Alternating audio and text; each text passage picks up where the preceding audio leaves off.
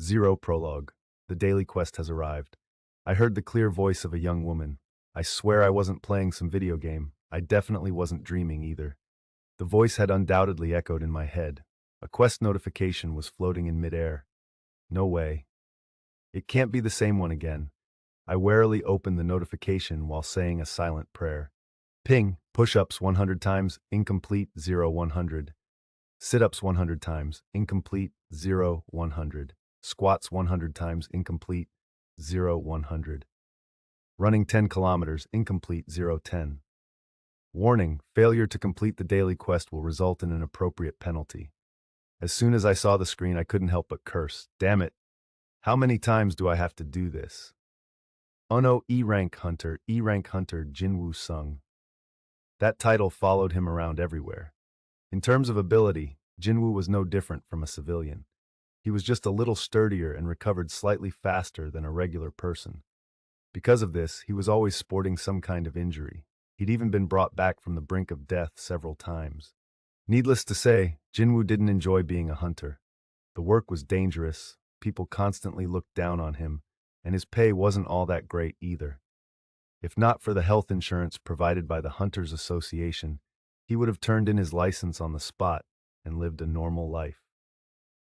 Unfortunately, as a man in his mid-20s without any employable skills, working as a hunter was the only viable way to pay for his mother's hospital bills, which cost him several $100,000 every month. In other words, he didn't have much of a choice. That was why Jin-Woo had steeled himself and participated in the association's raid that fateful day. Most hunters who worked in the same area knew one another well, given that they all gathered every time a gate opened. Those who arrived first exchanged greetings over coffee provided by an association employee. Hey, Kim, over here. Oh, Park, it's been a while. I thought you quit? It turns out my wife is pregnant with our second child. Ha ha ha ha! Well, as hunters, we know there's nothing like raids to make some big money. Embarrassed, Park chuckled along with Kim's loud guffaws before asking a question. So why hasn't the association been summoning hunters as often? Is there a shortage of gates? Nah, of course not. It's because the guilds are grinding harder than the association these days. Guilds get really fired up when there's big money. But this raid should be safe since the association organized it, right? Park glanced around furtively as his worry started to build. The absence of guilds typically meant there wouldn't be a large payoff, and while it wasn't always the case, that usually meant a low-rank gate. However, there is no such thing as a guarantee. Park wasn't the only one. Other hunters were looking around uneasily as well.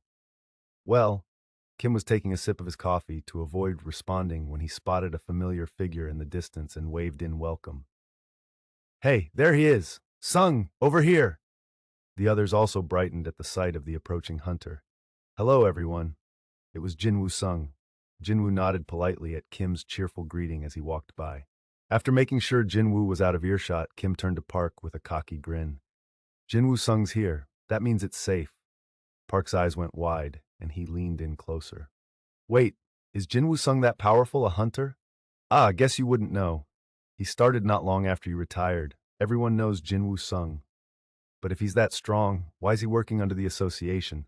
He'd be better off at some big guild or as a freelancer. Kim's grin faded, and he gave Park a wry look. Do you know what his nickname is? How would I know that? Stop beating around the bush and just tell me. The weakest hunter of all mankind. The weakest? Not the ultimate hunter? Come on, that's Jonggin Choi, the S-rank hunter.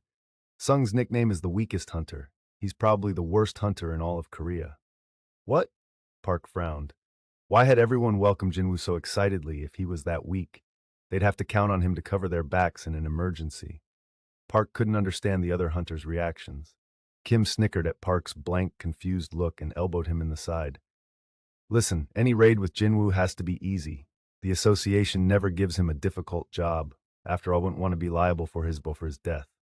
Finally, Park visibly relaxed. Really? Park's wife was worried sick, as it had been a while since his last raid. If he was being honest, he was nervous too, but Kim's words put him at ease. Kim continued. Rumor has it, Sung was hospitalized for a week because he got hurt in an E-rank gate. A hunter got hurt in an E-rank gate? Apparently, and the association didn't think anyone would, so they hadn't even bothered sending along a healer. So he was hospitalized for a week? Bwah! Kim shot Park a warning glance for laughing too loudly. Shh, Sung might hear us. Oops, didn't think about that. Park snickered to himself while keeping an eye on Jin-Woo. Luckily, it seemed Jin-Woo was too far away to hear them. He was wrong. I can hear everything, old man. Jin-Woo smiled bitterly while pretending not to notice their gazes. These were the times he cursed his sharp hearing. The raid wasn't yet ready to commence. Am I too early? Jin-Woo looked around for something to pass the time before finally making a beeline for the coffee. May I have a cup? Oh, Hunter Sung, I'm so sorry. I just ran out. The cold winter wind bit the tip of his nose. Jin-Woo rubbed it with his finger. It was just that kind of tragic day where even the coffee let him down. Why do you insist on working as a hunter? I'm sorry. Jin-Woo lowered his head. Joo-hee Lee, the beauty performing a healing spell on him, made her disapproval clear by sulking.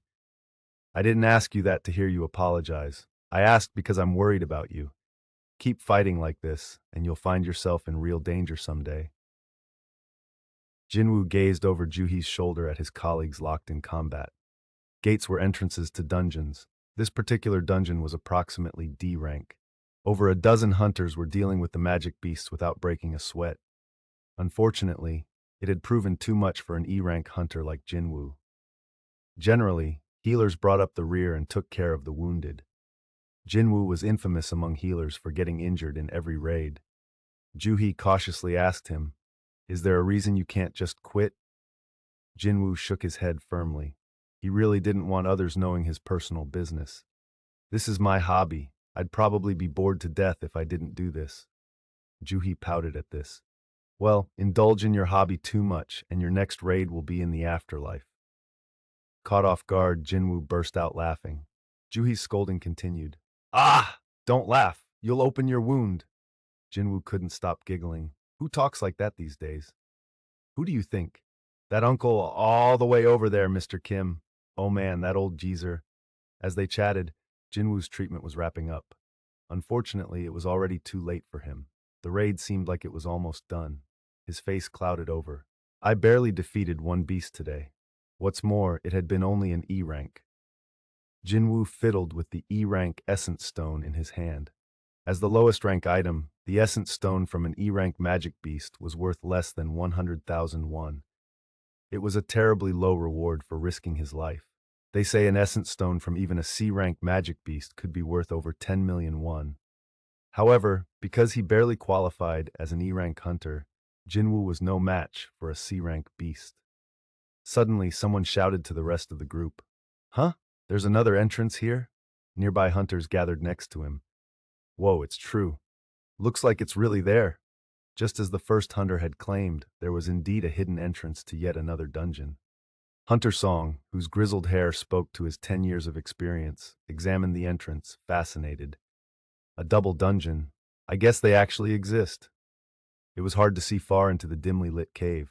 Song cast a fire spell, his specialty, and tossed it inside. The flame flew through the cave, illuminating the interior. The passage seemed endless. Eventually, the flame lost its momentum and fell to the ground, where it sparked for a bit, then fizzled out. Darkness engulfed the cave once again. Everyone, gather around, please. Song, the de facto leader of the party, summoned all the hunters to him. With Jin-Woo's treatment now finished, he and Joo-hee also joined them. Song looked at the group as he addressed them. As you all well know, a gate will not close until the boss is defeated. Even though we've cleared this area, the gate's still perfectly fine, so my guess is that the boss is in there. Song gestured at the entrance to the hidden dungeon. The others exchanged looks and nodded in agreement with Song's assessment. There was no other possibility. Song continued. Now, protocol dictates that we report this to the association and wait for their decision. But we'd make a lot less money if some other hunters showed up and stole our kill in the meantime. Everyone's expressions hardened. Park, who needed a big payday because of his wife's pregnancy, looked particularly displeased by the prospect. Postnatal care alone is so expensive these days. If they were paid less, it would mean risking his life to participate in this raid would have been meaningless. That's why I don't want to leave this dungeon without defeating the boss. What do you all think? Everyone was lost in their thoughts. No one's safety could be guaranteed in such an unusual situation. On the other hand, this was a very low-ranked dungeon. It was likely the level of difficulty of the hidden dungeon wouldn't be that high. Ahem. Song cleared his throat. There are 17 of us, so let's vote. Once a decision is made, no one can object. Does that sound good? Everyone nodded at Song's suggestion. There wasn't a single objection. I'm going in. Song raised his hand. As he did, others also warily raised their hands. Me too. I vote for going in too. Park was the first to raise his hand, and other hunters, including Kim, followed. Naturally, there were also many votes in opposition. Let's not go in. Wouldn't it be better to wait for the association's decision? With the tally for both sides being neck and neck, the voting continued until Jin-Woo and Juhee were the only two left. I'm sorry. Juhee bowed her head towards Song apologetically and opted not to go in. With her vote, it was 8-4 and 8 against. A tie. When Jin-Woo hesitated, Song addressed him point blank. How about you, Sung? It all came down to him. Jin-Woo gripped the E-rank essence stone in his hand tightly and looked to the person at his side. Juhee shook her head at him. She seemed unsettled by the situation. Jin-Woo also felt uneasy. Normally, he would never expose himself to such risk. He had neither the ability nor the courage for it. But he also had a sister who was going to college in the near future. I don't have any savings. Jin-Woo was 24 years old. For his part, he'd given up on higher education because he'd been unable to afford it. He refused to make his sister suffer the same fate. At the moment, there was nothing but lint in his pockets. Park wasn't the only one who needed a big payday.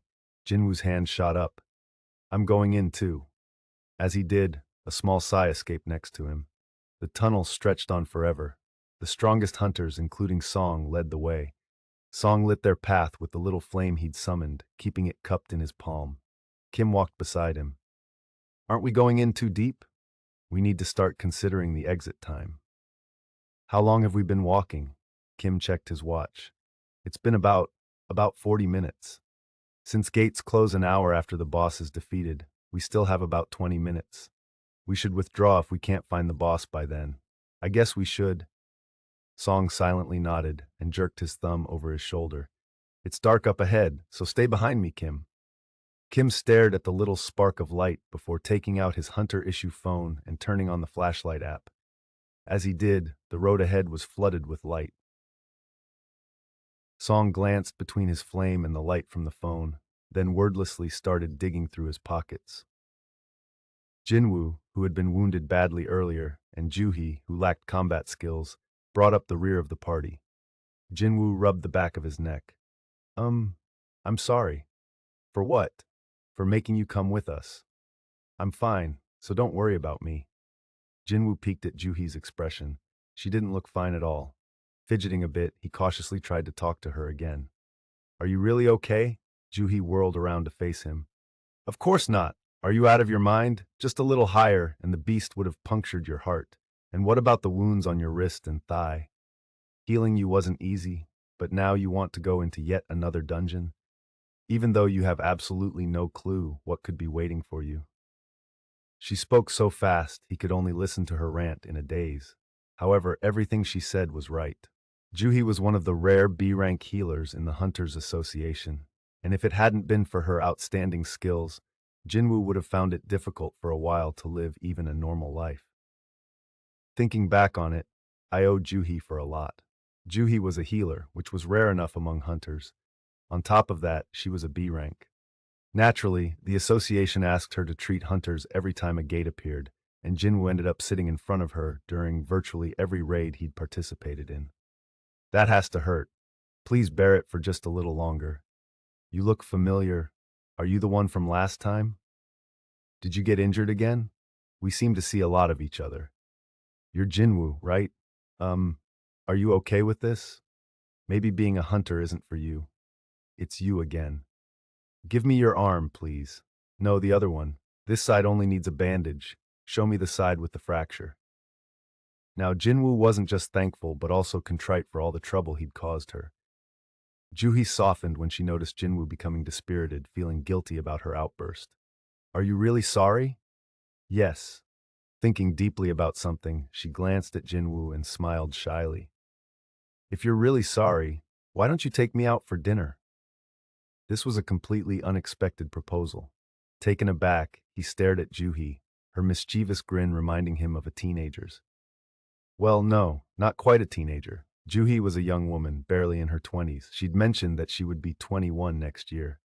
Had she been sporting a short bob haircut instead of her current long, straight hair and wearing a school uniform, she could have passed for a high school student. Jin-Woo reddened as he imagined her in a schoolgirl's outfit.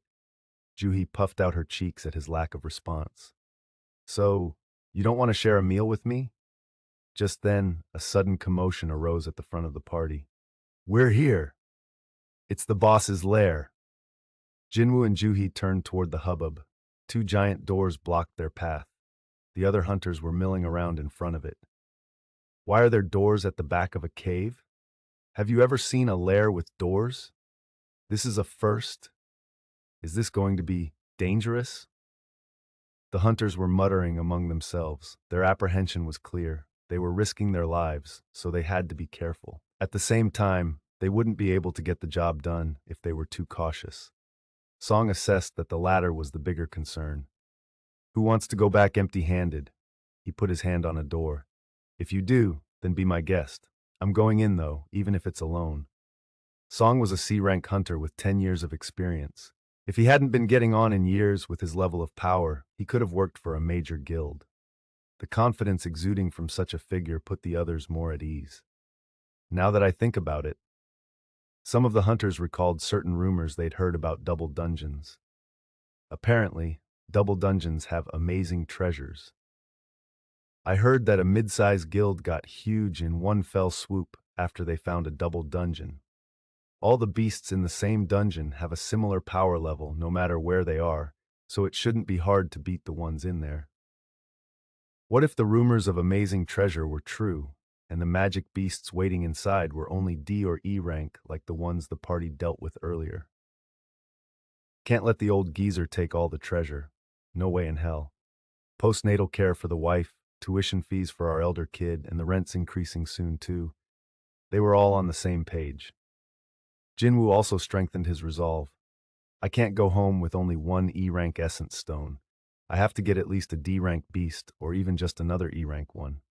It didn't have to be a magic beast either. Or if there's a treasure of some kind. It was customary to equally divide treasure or rare items found in a dungeon among all party members. This was different from battling magic beasts, because with magic beasts, they could harvest essence stones from only the ones they defeated themselves. I might be able to take it easy for a while if things go well. He gulped. Juhi caught sight of the determination on Jin-Woo's face. Is that the expression of someone who says hunting is just a hobby? Jin-Woo shrugged. Who risks their life to make money these days? You only do that as a hobby. What? Right as Juhi gave Jin-Woo an incredulous look, Song started pushing the doors and they swung back. They opened easily, even with a light shove like he'd triggered some sort of mechanism. Thud! The open doors revealed a spacious interior. The hunters rushed in. We should go too. Not wanting to fall behind, Jin-Woo grabbed Juhi by the wrist and pulled her along. Oh! She followed him, her face flushed. Torches that lined the walls flared to life as the party entered the lair. Foosh! They illuminated the entire room. What? Who lit the torches? I've never seen a dungeon like this. Something's different. They surveyed their surroundings. The room was reminiscent of an ancient temple. It brought to mind an old, damp sanctuary hidden underground. Moss grew between cracks in the floor, the walls, and even the ceiling. Some of the hunters shrank back and shivered. Why'd I just get the chills? Doesn't it feel like someone's watching us?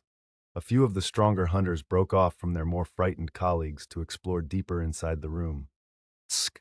Stop talking nonsense. Let's finish this and get out of here. The lair was unbelievably huge. The ceiling curved to make an enormous dome-shaped enclosure. It was as big as several Seoul Olympic stadiums combined, or possibly even larger than that. Despite the size, the space also felt confining. The reason why soon became obvious. Is that And no way, that can't be the boss. At the far side of the room sat a statue of an unimaginable size on a throne even bigger than it. That is, it looked like a statue of a god. Oh, hell no. Whoa! Exclamations could be heard from everyone. An image of the Statue of Liberty popped into Jin-Woo's head. Would the Statue of Liberty be around the same size if she were seated on the same throne? Even though Lady Liberty was modeled after a female figure, and this looked to be modeled after a male, the sheer size of this stone monolith brought the Statue of Liberty to mind. This one might actually be bigger. The hunters swallowed nervously as they stood before the graven image's feet. They were all fearful of the possibility that this might be the boss. However, the statue didn't move. There was a moment of huge relief. Phew. Song also breathed a sigh. Come on, let's split up. Now much more relaxed, the group scattered and started searching the area. I don't see anything that could be considered a beast. Right? Never mind a beast. I don't even see a single bug. Despite its huge scale, the room had a simple layout. Countless torches hung on the walls, and in front of them, various stone sentries slightly taller than the average human lined the perimeter. These are beautiful. They look like art pieces. Each statue held a different object. Some had weapons while the others had books, musical instruments, and even torches. They're like, Song finished Kim's sentence. They're like statues you'd find in a temple. He then noticed something beneath his feet. Is this a divination circle? There, in the center of the temple, was a divination circle, the likes of which he'd never seen before. Just then, Mr. Song, there's something written here. Could you take a look at this, sir? One of the hunters had found a unique specimen in a corner of the room. Song looked up from the divination circle and headed over. The other hunters also gathered around the statue of interest. This particular sculpture was the only one with wings and holding a slate. Everyone focused on the characters chiseled on the slate itself.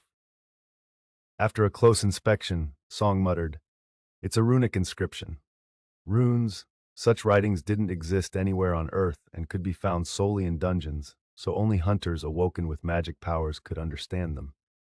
Song read the first sentence aloud. The commandments of the Kartanon Temple. Jin-Woo was nervously listening to Song when someone suddenly grabbed his arm. He looked behind him to see Juhi standing there, the blood drained from her cheeks. He was shocked at how ashen-faced she looked. "What's the matter? Are you feeling sick?" "Oh, over there." He turned to look in the direction she was pointing. It was the giant statue. Juhi was pointing right at its face. Jin-Woo cocked his head in confusion. The statue looked exactly the same as before. Juhi couldn't help stuttering. Its eyes, it just looked this way. What? No matter how many times Jin-Woo stared back at the statue, he couldn't detect any changes. You're probably just seeing things."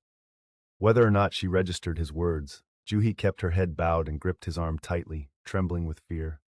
Wait. Suddenly, Jin-Woo was also filled with dread. It was strangely quiet. Why can't I hear?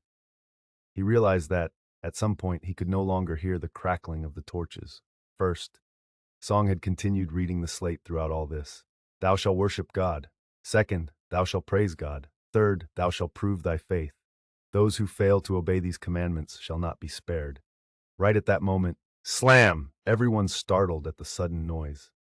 What? What was that sound? Jin-Woo was the first to realize what had happened. Because he had already been listening intently to his surroundings, he was able to quickly pinpoint where the noise had originated. The doors! The doors are closed. Everyone spun around at Jin-Woo's cry. The doors they'd left open were now shut tight. Damn it! I can't take this anymore. The man who'd first voted against exploring the double dungeon strode toward the exit, cursing on his way. I'm out of here, so whatever the boss or the treasure is, it's all yours. He glared at Song as if to issue a formal complaint. He then turned to face the door and forcefully grabbed the knob. As he did, Song's eyes widened. No! Whomp! The man disappeared from the neck up. His headless body toppled to the floor. Thud! Eek! Arg! The hunters screamed. The bloody stone statue carrying a mace calmly returned to its post beside the door, as if it hadn't just smashed in the man's head. It just moved. The hell? Does that mean all the figures here can move too? You expect to fight something like that? I couldn't even see it swinging the mace. But Jin-Woo knew the reality of the situation. He knew this wasn't the end of the tragedy. Juhi had just said it. Its eyes, it just looked this way. If she's right, a chill ran down the length of his spine. His neck was frozen stiff with fear, but he forced himself to look back. Osh! The enormous statue was glaring straight down at him. To first blood. Just then the statue's enormous eyes glowed red. Was it a hunter's hunch? No, this was the basic survival instinct of a living creature. Something was coming. Something they wouldn't be able to handle. Jin-Woo whipped around to the hunters behind him and screamed with all his might. Duck! Almost simultaneously, a red beam shot forth from the giant's eyes. Jin-Woo grabbed Juhi and flung them both to the ground. Zap! The beam struck right where Jin-Woo had been standing, 1/10 of a second, maybe even 1/100th of a second. He'd been that close to death. Unfortunately, not all the hunters were as lucky as Jin-Woo. The beam vaporized whomever it touched. Their remains were all that was left behind as the beam passed. The screams were not from the dead, but rather from those who had witnessed their deaths. What was that? Why is this happening to us? The hunters were horrified. Out of 16 people, only 11 had survived. They had never experienced an attack this terrifying before in their lives. I only made it because he said to duck. If Sung hadn't shouted, the other hunters gazed at Jin-Woo and licked their dry lips. He'd saved their lives. They got chills thinking of what would have happened if he hadn't been here with them. Jin-Woo examined the statue as he lay on the ground. Its eyes were still red, but it had ceased its attack. Is it over? He looked down. Poor, frightened Juhi was quivering in his arms. This was why she participated in easy raids with the Hunters Association instead of joining a large guild despite being a very talented B-rank healer. Her breathing was getting heavier and heavier. He couldn't leave her like that. Jin-Woo decided he had to do something and started to stand, but someone grabbed his shoulder and forcefully pushed him down. Do not stand up. Song had made his way over to them at some point. Taken aback, Jin-Woo followed Song's orders without question. Song called out to the other hunters as well. Everyone, don't move. Stay exactly where you are. Song looked around to make sure and then turned back to Jin-Woo. Those who moved were killed. Those who ducked, like you said, survived. I see, Song raised an eyebrow. Didn't you warn us because you knew what would happen? No, I just felt something dangerous was coming. Song's eyes twinkled. His senses are very sharp. He's an E rank. If only his abilities were slightly better. While Song was feeling sorry for Jin-Woo, the younger hunter was checking on Song's condition. His eyes widened in alarm. Sir, your arm. I'm fine. It's tolerable. But, Jin-Woo gulped. Song had pushed Jin-Woo down with his right arm, but his left was now missing. Song must have been in extreme pain, but he said nothing as he looked down at Juhi's prone figure, then tore a long strip from his shirt and wrapped it around his wound. Could you tie the ends together? It's a little hard to do this with one hand. Jin-Woo nodded. They finished up the basic first aid. Instead of a scream of pain or a wounded groan, Song breathed out a long sigh. That one sound exhibited all his years of experience. Whoa! With his emergency treatment done, Song surveyed the area with keen eyes. The situation wasn't any less grave despite the giant statue's attack seemingly stalled. Some time passed as they kept still. Hick sub! Why is this happening to us? Some hunters began to cry. We can't just stay like this forever. They were all slowly growing impatient. Jin-Woo agreed with them. We can't stay like this forever. But what could they do?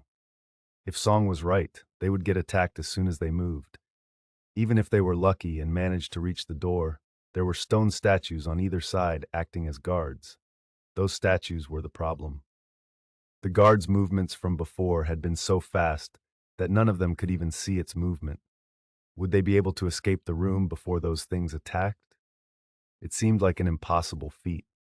That meant it was just a matter of time before they were all killed. Wait, a matter of time? Something about that last thought gnawed at Jin-Woo. Something that should have been impossible had occurred. Something nobody else had noticed. We missed something. The answer had to be here somewhere. Just as the thought occurred to Jin-Woo, don't move! Song yelled across the room to Ju, but Ju had run out of patience.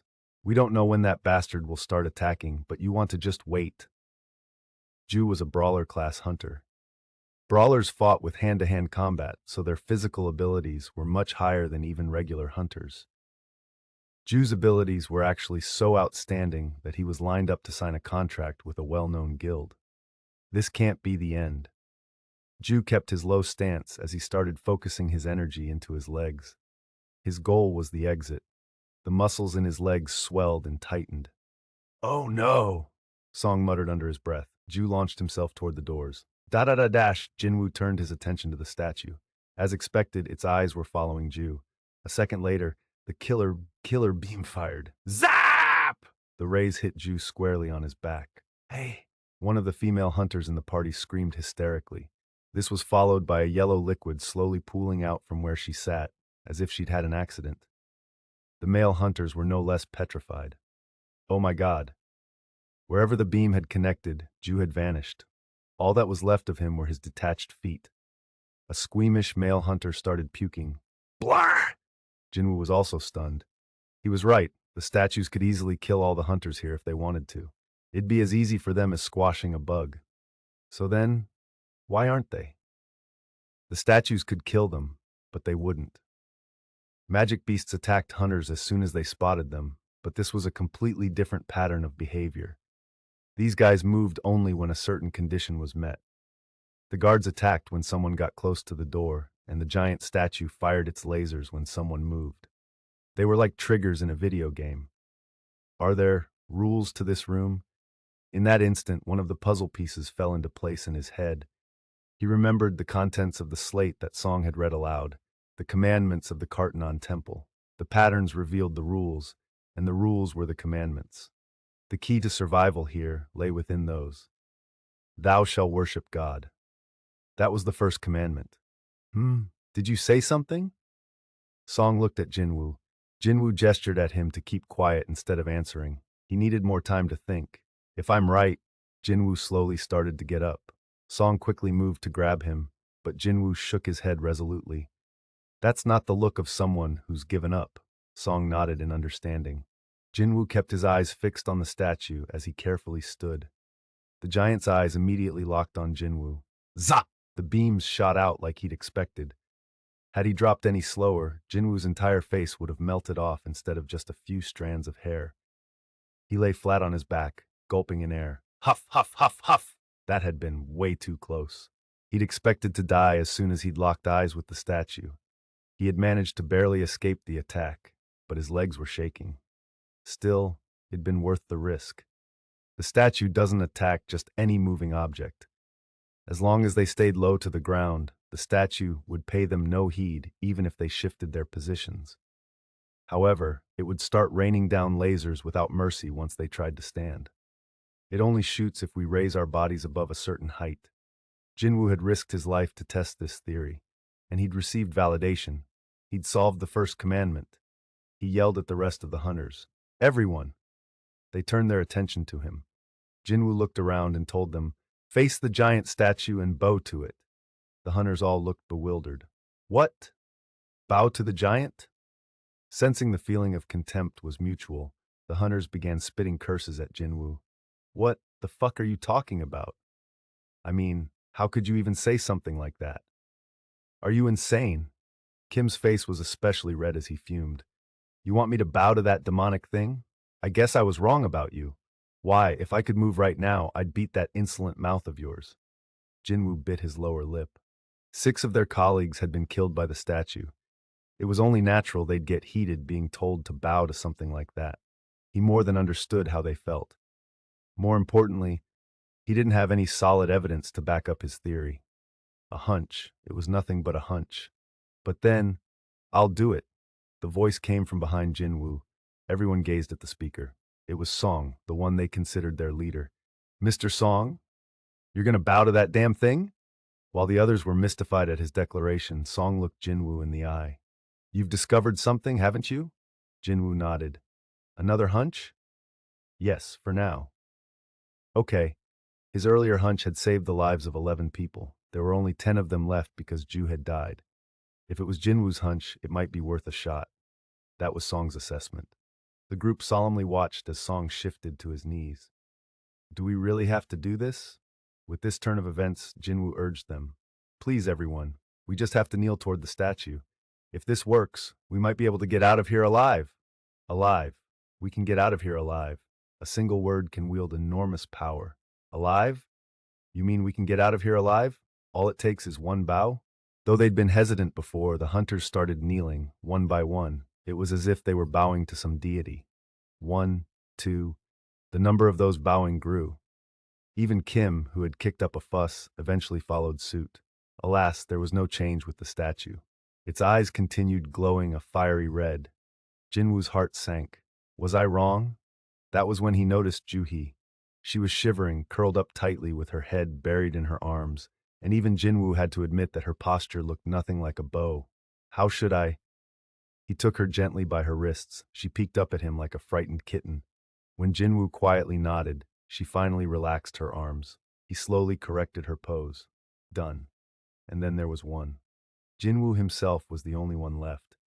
He went on his knees before the statue, placed his hands on the ground in front of him, and slowly lowered his head. As soon as he did, things began to change. Huh? The hunters who noticed it exclaimed. The statue! Look at the statue! Its eyes! The burning red light in its eyes was dissipating. What? Is it finally over? At long last, the deadly beams fizzled out. Yeah! Everyone cheered. The beams are off! We're alive! The overly excited hunters sprang to their feet to celebrate. Despite their recklessness, nothing shot out from the statue's eyes. Jin-Woo, the last to raise his head, let out a sigh of relief. Woo! It was just as he'd suspected. Then that means the game wasn't over yet. There were still 2 more commandments. The second, thou shalt praise God. The third, thou shalt prove thy faith. Right on cue.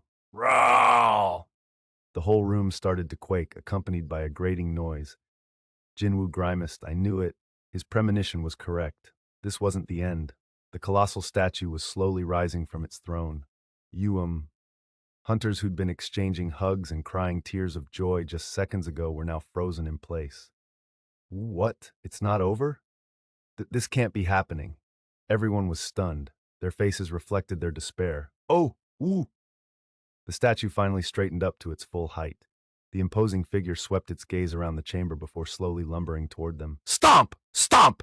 The entire room shook with the giant's every step. Stomp! It was so tall that its head seemed to almost scrape the impossibly high ceiling. Stomp!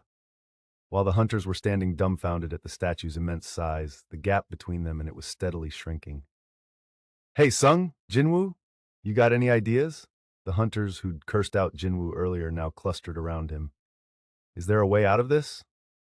Say something. Despite being fully grown adults, they all looked like they would burst into tears at any moment. Jinwoo was their only hope now.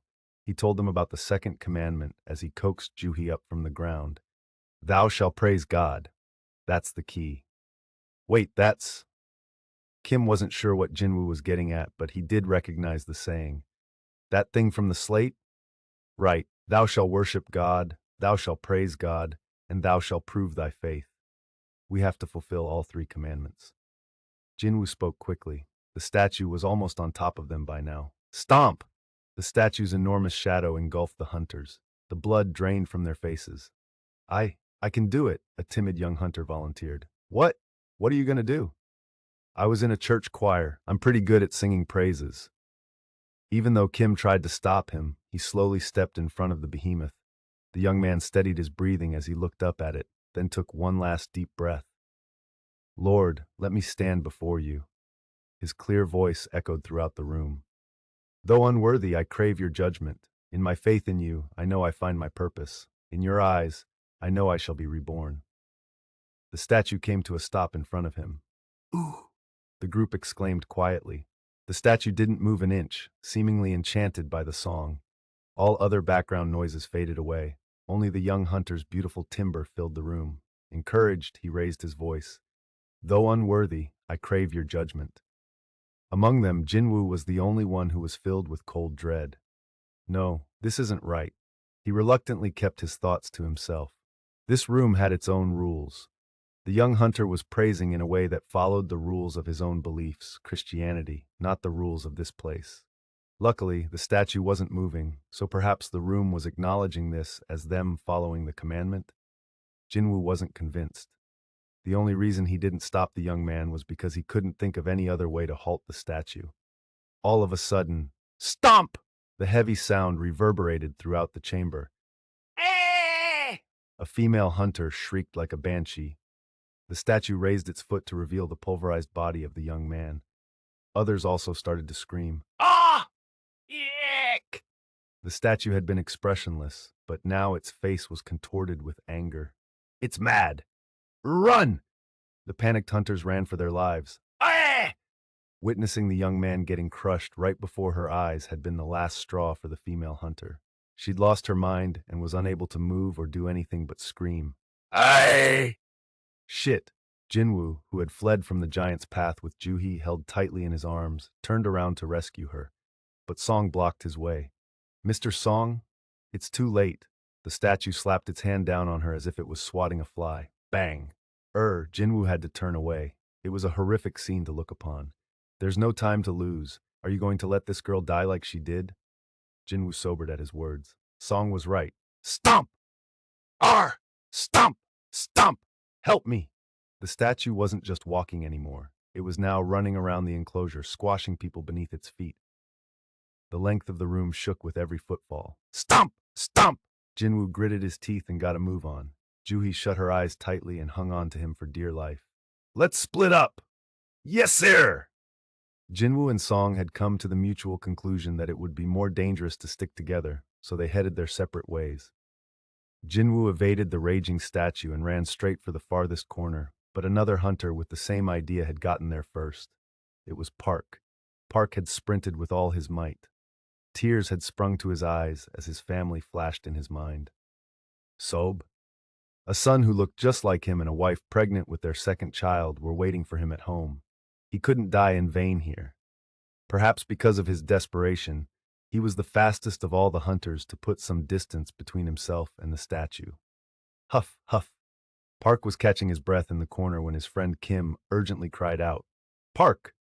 Park turned toward the familiar voice. Huh? Kim gestured wildly at something behind Park and yelled, Behind! Right behind you! Something sharp glinted behind Park. Ah! Shh! Park's body was split in half from head to groin. The halves toppled to the ground in opposite directions. Park! The stone statue that had bisected Park with a sword returned to its spot as if nothing had happened, just like the stone guard earlier. Kim was on the verge of tears. You fuckers! Stomp! Stomp! Stomp! On one side, the giant statue was trampling people to death, and the stone guards attacked those who were trying to hide from it in corners. Ack! My arm! My arm! Fear and confusion filled the room. Huff, huff. Jinwoo's forehead was dripping with sweat. His legs were slowly feeling heavy. His lungs were burning. He had just one thought in his head, though. Thou shalt praise God, thou shalt praise God, thou shalt praise God. The second commandment echoed in his mind. The key to the riddle was in this room. There had to be something they could use. However, when the hunters had first entered, they'd searched the whole place and turned up empty-handed. Those stone statues are the only moving things in here, both then and now. Wait, Jinwoo was struck with a revelation. The only moving things are the statues? Oh, his eyes widened. Why didn't I think of that before? If the stone statues were the only things allowed to move, that meant the statues were also the only things they could use. And the statues moved only when someone got too close.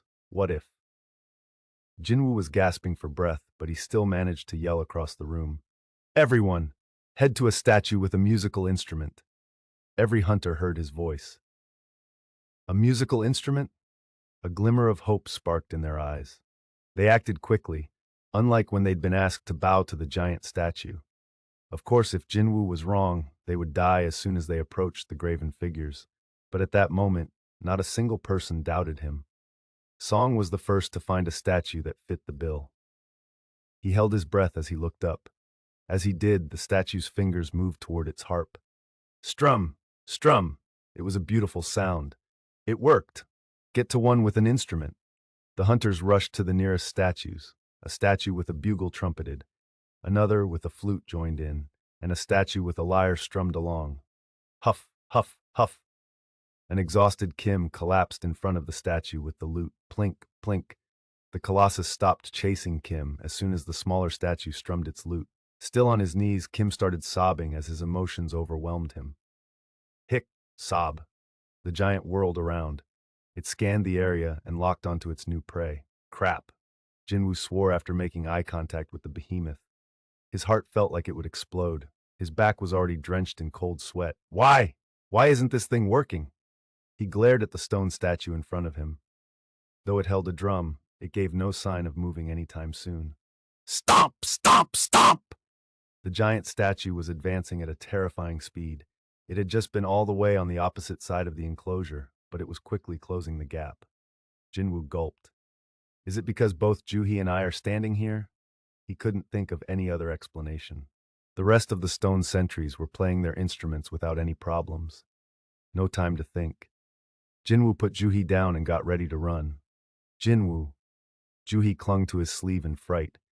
He quietly whispered to her, "If we stick together, we'll both die." Tears welled in her eyes.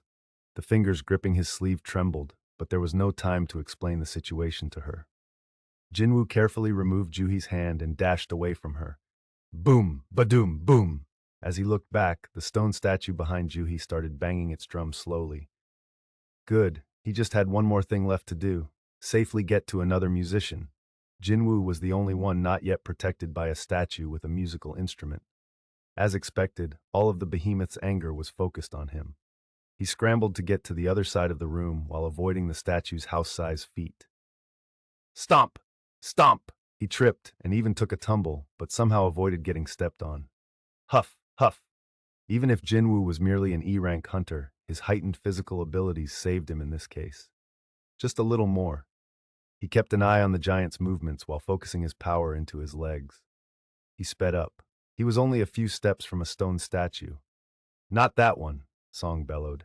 Jin-Woo, who'd been focused solely on the colossus, whipped his head to the front in surprise. Ah! Was it not holding an instrument? What Jin-Woo had seen as a musical instrument from afar was actually a shield. The statue struck down with the shield without any hesitation. Whoa! He threw his body to the side. No! Juhi screamed. Jin-Woo looked up from his roll to see that the giant was right on top of him. It's just one thing after another. His vision blurred as blood dripped in his eyes from a scrape on his forehead, presumably because of his hasty roll. His field of vision narrowed and he found he couldn't see far. Jin-Woo urgently looked around. An instrument. Instrument. No matter how hard he searched, there wasn't a statue with an instrument to be found. The giant raised its foot over him. Arr! Jin-Woo threw his body to the side again and barely escaped. Stomp! But he'd reached his limit. He felt faint and found it strangely difficult to maintain his balance. Please, if there was a god, he wanted to pray for mercy. At that moment, he noticed a statue holding neither a weapon nor a musical instrument. Is that... Jin-Woo put his last hope on that figure and half crawled to it. At last, he faced the approaching giant and flopped down. He had no energy left. Huff, huff. He tried to catch his breath as he watched the giant draw closer. Its scowl seemed to have deepened since Jin-Woo had evaded it so many times. The giant stood at attention in front of him. It was as tall as a skyscraper, and Jin-Woo felt suffocated with it closing in on him. Huff, huff. Did it consider Jin-Woo a mouse trapped in a corner? The giant did nothing but stare silently down at him. This is the end. Jin-Woo expected his inevitable death to come from the eyes focused solely on him. But then, la la la! Singing that could only be described as heavenly came from behind him. Jin-Woo looked over his shoulder. La! Every time the statue holding a book opened its mouth, beautiful notes spilled forth and echoed throughout the chamber. La!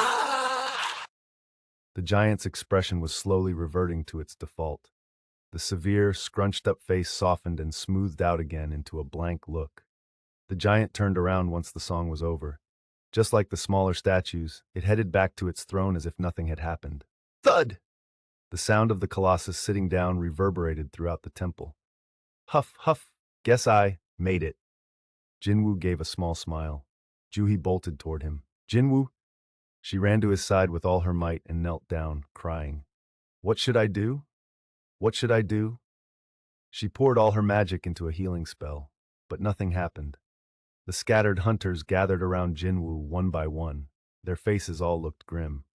Oh no, Jin-Woo. At this point, Juhi was weeping, completely distraught. What was wrong with everyone? Jin-Woo let out a gasp. He tried to ask them why they were upset, but when he opened his mouth, nothing came out. He tried to sit up, propping up his aching torso. From the waist down, he was a bloody mess. He soon realized why he'd felt so off. Oh! His right leg was severed at the knee. Jin-Woo sought out the stone statue with a shield. The blood on the edge of its weapon was clearly visible. The rest of his leg was right below the shield. Drip, drip. Juhi's nose started bleeding.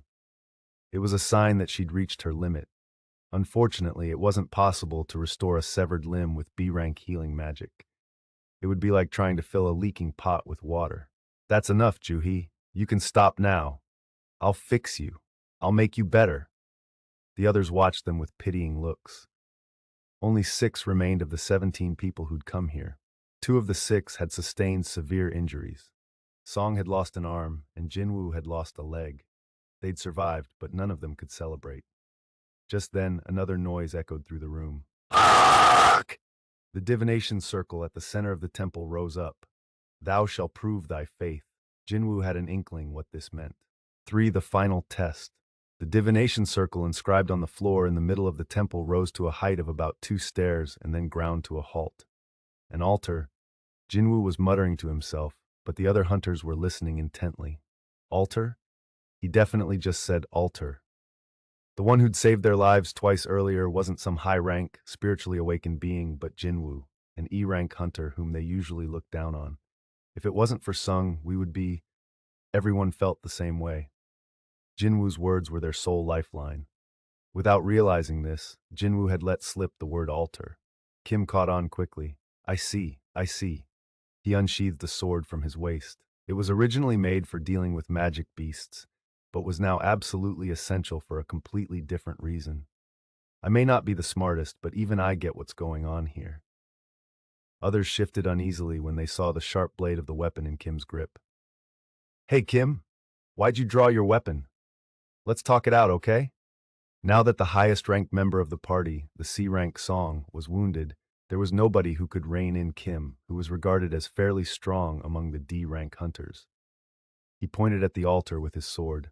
The last commandment is, Thou shalt prove thy faith, and an altar appeared in the middle of the room. He looked at Jin-Woo. Doesn't this mean we have to sacrifice someone, Sung? Jin-Woo nodded. He'd had the same thought. One of the 6 survivors was to become an offering. That's probably what the last commandment means. That was the conclusion Jin-Woo had reached. Sensing someone approaching, he looked up and noticed an unnerving look in Kim's eyes as the older man neared him. A bead of sweat slid down Jin-Woo's face. Mr. Kim, what? Shut up and stay still! Kim yelled, pointing his sword at Song, who had crouched beside Jin-Woo to inspect his injuries. Who dragged us in here? It was Song, right? Then shouldn't he take responsibility for this damn raid and see it through to the end? Mr. Kim! Enraged, Jin-Woo tried to stand, but he was stopped by Song's calloused hand. He looked at Song. Song wordlessly shook his head. His eyes were pleading with Jin-Woo to keep quiet. Jin-Woo had a lot he wanted to say, but he forced himself to swallow his words. Song heaved himself to his feet. Kim is right. I need to take care of this. Looks like we're talking the same language now, old man. Kim gestured at the altar with the tip of his sword. If you understand, let's get this over with. More than 10 people are already dead because of you. Kim's close friend Park had also lost his life. With his mind clouded by grief and rage, Kim had effectively forgotten that they'd all taken a vote before entering the double dungeon. Song spoke to Kim. I'll do this myself, so could you sheath your weapon? Kim immediately refused. Why should I trust you? Stop talking and keep walking. Song sighed and started walking toward the altar. Kim followed him, keeping his weapon leveled at Song's back. Jin-Woo bit his lower lip as he watched them. This isn't Mr. Song's fault. It had been a course of action agreed on by everyone. Song didn't deserve the blame just because things had gone south. But Jin-Woo didn't have the strength to stop Kim. Kim was one of the strongest D-rankers, and Jin-Woo was the weakest among E-rankers. The difference in their power levels was clear. To make things worse, Jin-Woo was also now missing a leg. If he went against Kim, he'd endanger himself as well as Juhi, who was still committed to treating him. Damn it. Jin-Woo squeezed his eyes shut. He'd never resented his own lack of power more than now. Song had already reached the altar. Whoosh! A single red flame flared up on its side. Everyone watched nervously for what would come next. However, nothing happened. The appearance of the flame was all that occurred. When nothing more transpired, no matter how long they waited, Kim, who'd forced Song onto the altar, and the others were bewildered. Kim looked back at Jin-Woo. Hey, Sung, were we wrong? Jin-Woo shook his head. I'm not sure either. They'd thought the third commandment would be fulfilled if they sacrificed someone on the altar. Maybe it's not about offering a sacrifice? This wasn't exactly bad news for them. If this wasn't about a sacrifice, that meant Song didn't have to die. Jin-Woo's face brightened. He tried to stand while sweating profusely from the effort, so two hunters rushed to help him up. I'd like to take a look at the altar, so could you help me get up there? Jin-Woo, your wound is still... Juhi stood with him. She was deathly pale from using too much of her magic. Thanks to her efforts, she'd managed to keep his bleeding and pain to a minimum. I need to hurry. Between Juhi's condition, Kim's temper, Song's injury, and the other hunter's fear, Jin-Woo was running out of time. He reached the altar with the help of the two hunters. Let's get on. The two hunters hesitated momentarily, but they put their faith in Jin-Woo and helped him up onto the altar. As they did, 3 more flames came to life. Whoosh! Whoosh! Whoosh! Jin-Woo's eyes flashed. The number of flames and the number of people are the same. Song, Jin-Woo, and 2 supporting him. 4 flames for 4 people. The flames encircled the circumference of the altar. Judging by the distance between these fires, the circle just needs 2 more. It was looking like their remaining companions would have to join them on the altar in order for anything to happen. Jin-Woo asked Song, will other hunters come to rescue us if we wait here? Song shook his head. It's been a week since the gate first opened. Those things will act before any rescuers can get here. I guess the association ignored the gate for too long, since it's D rank. You know how it is with the association. A gate would completely open after 7 days. The main purpose of raids was to defeat the boss of the dungeon in order to close the gate before a week was up. Failure to do so meant the magic beasts imprisoned within could freely exit to the outside world. Jin-Woo looked behind him. The giant was still sitting on the throne, looking down at them with arrogant eyes. If that thing gets out, the damage it would cause was unimaginable. Of course, if that happened, the people in this chamber would be the first slaughtered by either the Colossus or the smaller statues. The only certainty was that they couldn't afford to wait while doing nothing. Jin-Woo called for Juhi and Kim. I need you both to come up as well. Juhi climbed onto the altar first. Kim reluctantly followed suit. 2 more flames lit up, and the circle was complete. Whoosh! The hunters jumped in surprise. Huh? What's going on? Something was happening, just as Jin-Woo had predicted. It's starting. Tiny blue flames ignited along the very edge of the altar, forming a circle. There were easily more than 30 of them, tightly arranged. 34, 35, 36. Jin-Woo quickly counted a total of 36 small blue fires. 6 red flames matched the number of people, but 36 blue flames, what do they mean? Just then, thud! Without warning, the doors suddenly swung open. The hunters reflexively twitched. Every part of them screamed to run toward the exit, but having witnessed what had happened to the young hunter from the choir, they couldn't bring themselves to take even 1 step forward.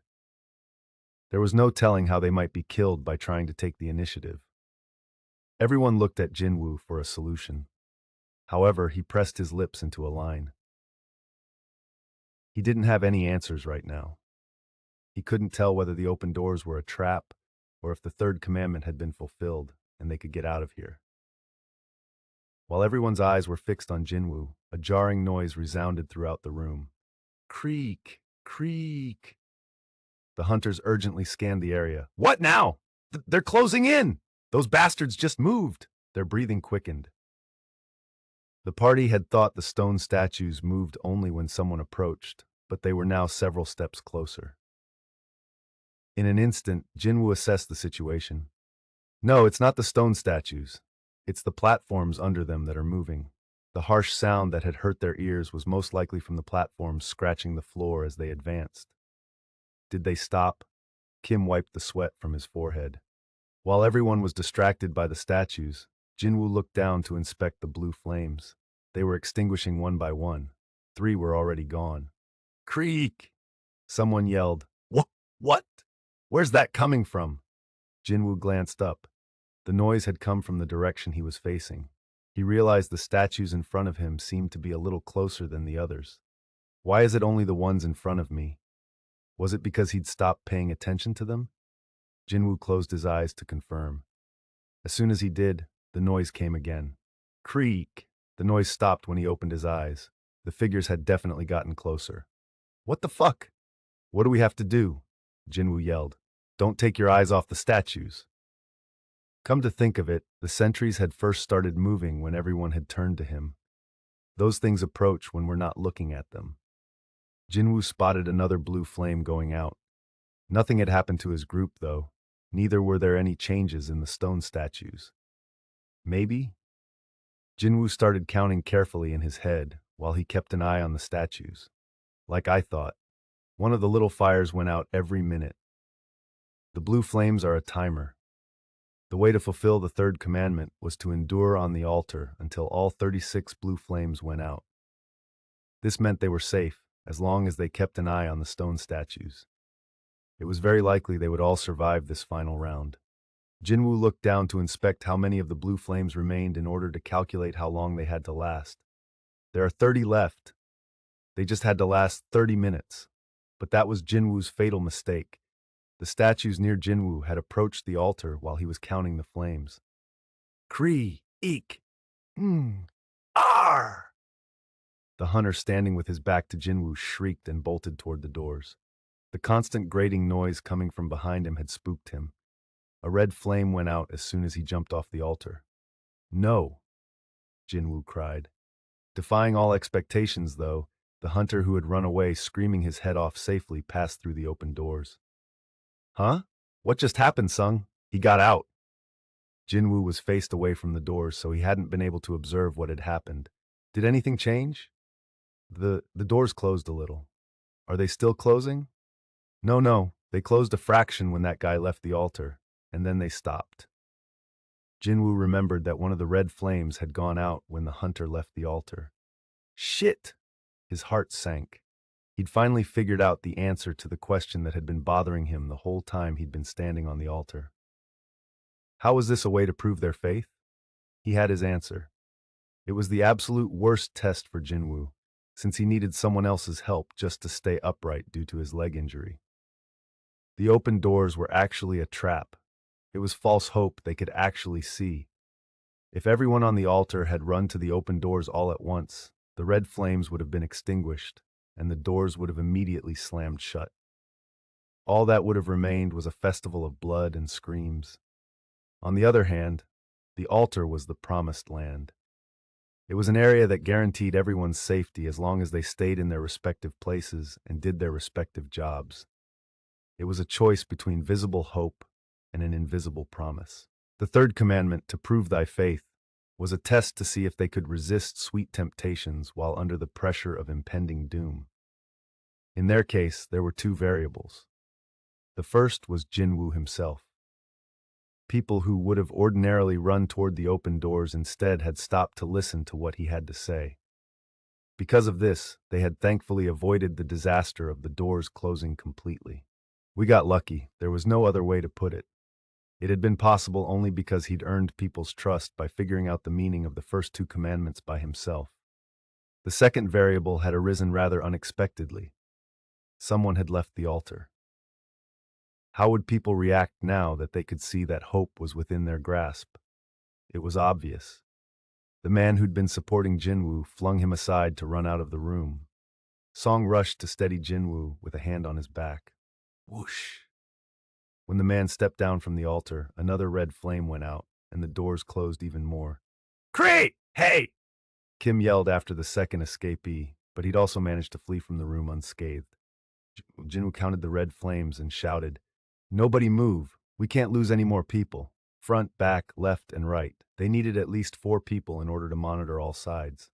Jin-Woo, Juhee, Song, and Kim remained. If they lost a single person, there would inevitably be a blind spot. Kim wiped his forehead again. Sung, what's going on? Explain it to us. We just have to stay here like this until all the blue flames go out. Jin-Woo shared everything he had figured out so far. Kim nodded and listened intently. After his quick explanation, Jin-Woo added one more statement at the end. We can get out of here alive. Each commandment indicated a way to survive the room. The last couldn't be any different. All we have to do is stay where we are. Jin-Woo was absolutely sure they could survive without any more injuries if they trusted one another. Kim, however, had a different perspective. He asked hesitantly, Sung, you may be right, but the doors might also completely shut when the time is up, right? Jin-Woo couldn't answer.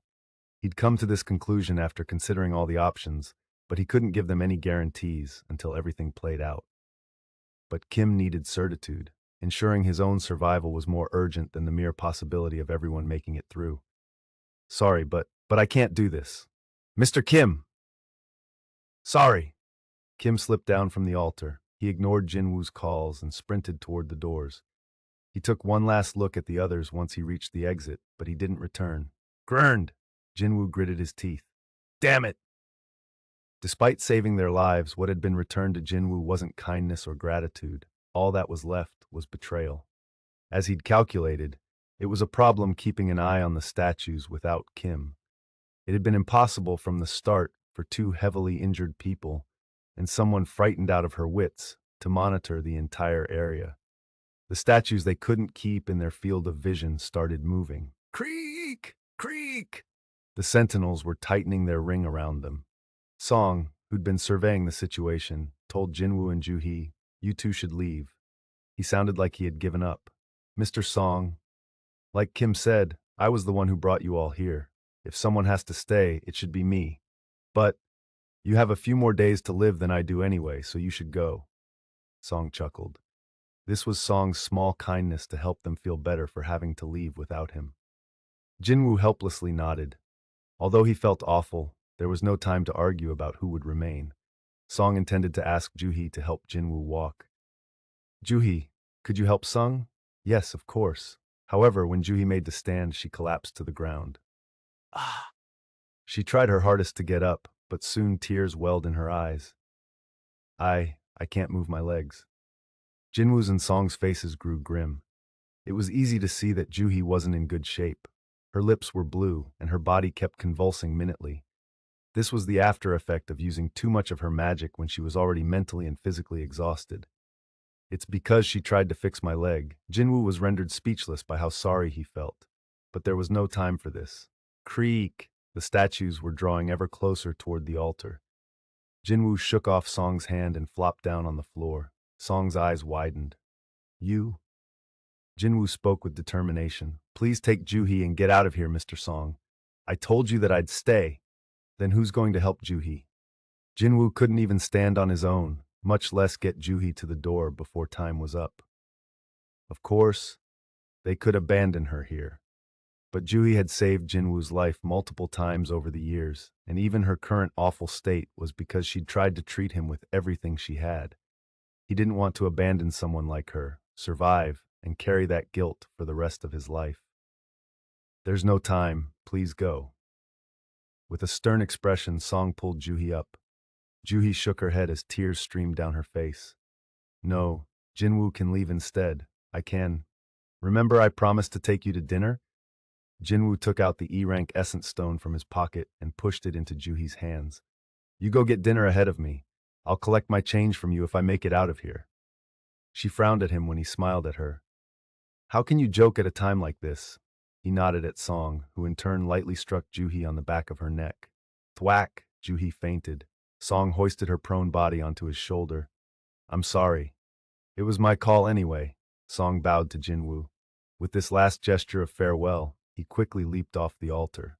Creak! Creak! While they were talking, the stone statues had come within striking distance. Jin-Woo knelt and took a deep breath. Whoa! He noticed the sword that Kim had abandoned next to him. He stretched out his hand and grabbed it. If I'm going down, I'm taking at least one of them with me. He looked back in time to see Song escaping safely with Ju-hee. That was a relief. Glad I'm the only one dying.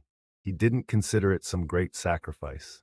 It was what he thought would be the best choice, all things considered. He'd have had to live the rest of his life without a leg. Not only would it have been impossible to continue working as a hunter, but he wasn't even sure he could live a normal life. He was a high school graduate with no special skills, so making ends meet wouldn't be easy. My mother's hospital bills, and my sister's tuition. He figured it'd be better for his family to claim the life insurance. Was it 300 million won or 400 million won in insurance money for the family of a hunter who dies in a raid organized by the association? The money was more than enough compensation for the life of a worthless E-rank hunter. Creak! Creak! Thud! The bastards had finally arrived. The first stone statue to reach the altar took its initial step up. Jin-Woo leveled the sword at it as he watched. Come at me! But the attack came from behind him. Shook! A long spear pierced through Jin-Woo's body from behind. Gak! He coughed out blood.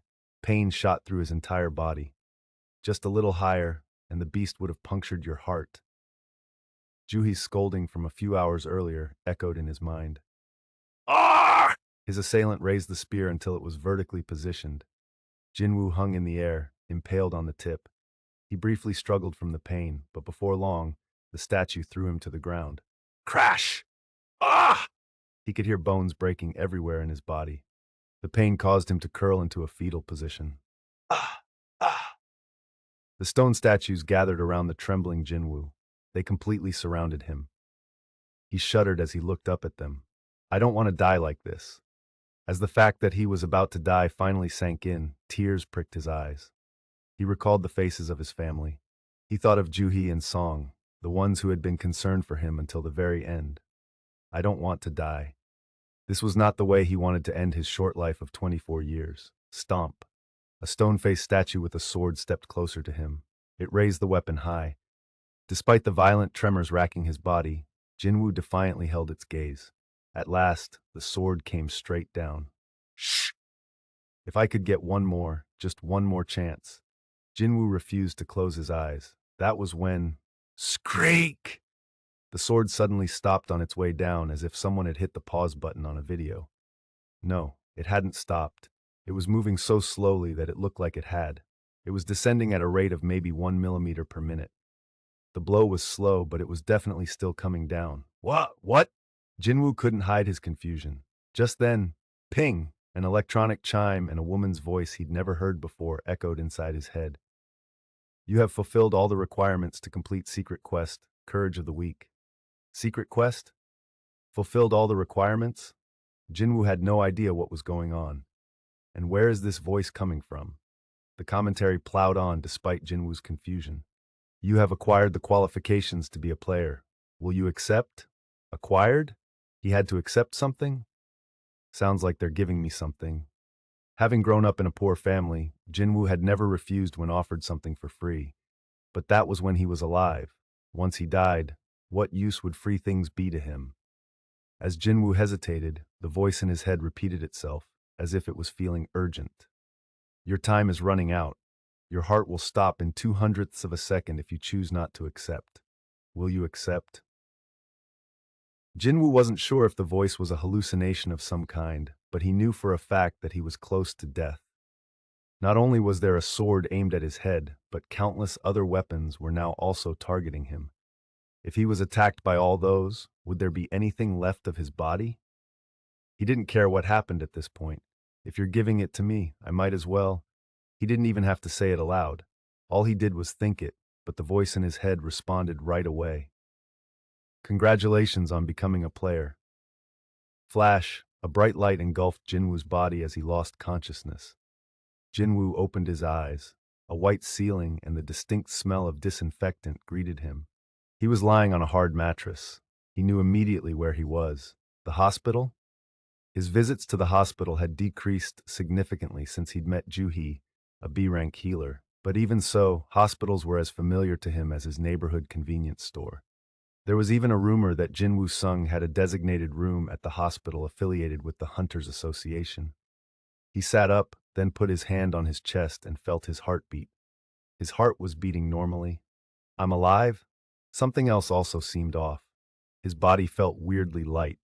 Usually, whenever he woke up in a hospital, Jin-Woo was often dazed and had difficulty moving around.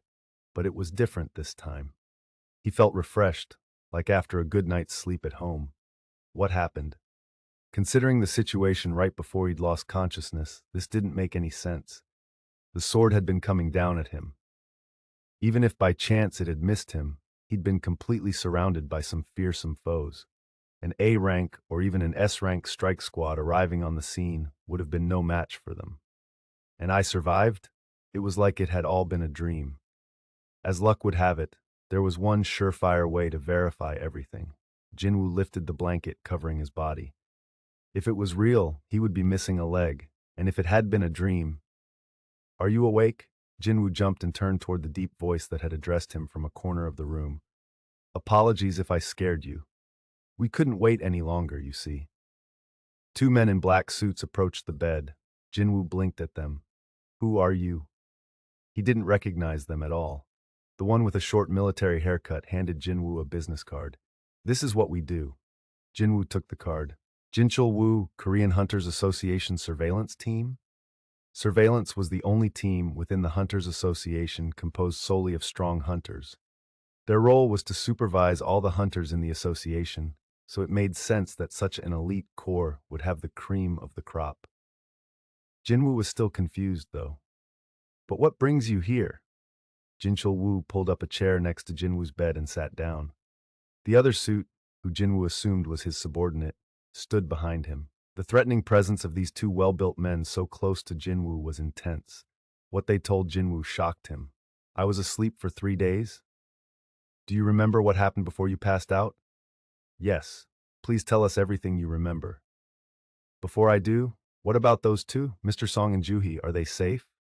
Jinchul met Jin-Woo's earnest gaze and nodded. "Yes, they're completely safe. Both were in severe condition, but they are thankfully alive and well." "Phew." As Jin-Woo let out a relieved sigh, Jinchul quietly asked, "Now, could you please tell us what you remember?" He told them everything that had happened until he'd lost consciousness, except for the strange hallucinations he couldn't understand. "And then you lost consciousness. Is that correct?" "Yes, the next time I opened my eyes, I was here." Jinchul and his subordinate exchanged glances. They seemed a bit troubled that their only potential witness didn't know anything. The truth was, Jin-Woo was the one who most wanted to know what had really happened. "If I may, how did I get here? Did a big guild get rid of them?" "The thing is," the troubled Jinchul took his time answering. "Taking survivors' reports into account, the surveillance team brought along members of the White Tiger Guild. But when they arrived at the room, everything— The White Tiger Guild was a huge guild that ranked as one of the top 5 in Korea. Bringing White Tiger on board meant the association had recognized just how dangerous the situation was. What exactly had happened over there? Jin-Woo gulped. Everything? Everything was gone. There was absolutely no trace of the giant statue or the other stone sentries. There was nothing except you lying there unconscious. Excuse me? Jin-Woo stared at him, incredulous. We couldn't believe it either. If the survivors' stories weren't perfectly consistent, or we hadn't found the remains of the other hunters, we would have thought different. Jinchul rubbed his chin. This was his 6th year working in the surveillance team after awakening as an A-rank hunter. He was confident he had experienced all sorts of adversity and enemies, so this was a first. He'd even sought the advice of guilds as well as associations of other countries, but they'd all been dead ends. And so, here's what we think, Jinchul said cautiously. There was definitely something powerful in that room, and those things were defeated by someone or several someones. That's what we concluded, since nothing escaped into our world before the gate closed. They had to be open to all kinds of possibilities. They had to consider all the scenarios, however unlikely or impossible. The association had contemplated the situation again and again, and had ultimately come up with one theory. Jinchul watched for Jin-Woo's reaction as he continued. We believe that you had a second awakening, Hunter Jin-Woo sung. A second awakening. Jin-Woo's eyes widened. It was rare, but a person who had already awakened as a hunter could have a second awakening. This was also known as a reawakening. Most of the hunters who experienced this process came out much stronger than they'd been previously. Once a hunter's rank was set, there usually was no way to change it. A hunter's ability was established when they awoke as a hunter.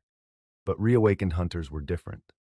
They surpassed their limits, and a C rank hunter could level up to an A rank, and a B rank hunter could even level up to an S rank. Jinchul swallowed nervously. Jin-Woo sung, if he reawakened as an S ranker, or maybe even more powerful than that, it would have been possible for him to defeat all those beasts. The survivors had specifically pointed out that the giant statue had vaporized C-rank hunters using only its eyes. How powerful would an individual have to be to defeat that kind of magic beast while unconscious? The association had classified this case as top secret and made sure everyone involved kept it absolutely confidential. Those who'd come to visit Jin-Woo in the hospital had been given only minimal information about his current state. For the same reason, Jin-Woo had been assigned a private room and the best doctors in the hospital. Jinchul's heart sped up. To think that we might finally have a national rank hunter in Korea.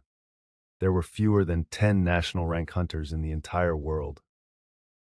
They were said to hold more power than a nuclear weapon, and if Korea could have one too. Fortunately, it wouldn't be difficult to verify whether he'd had a second awakening. One must strike while the iron is hot, so to speak. Jinchul gave an order to his subordinate. Bring it here.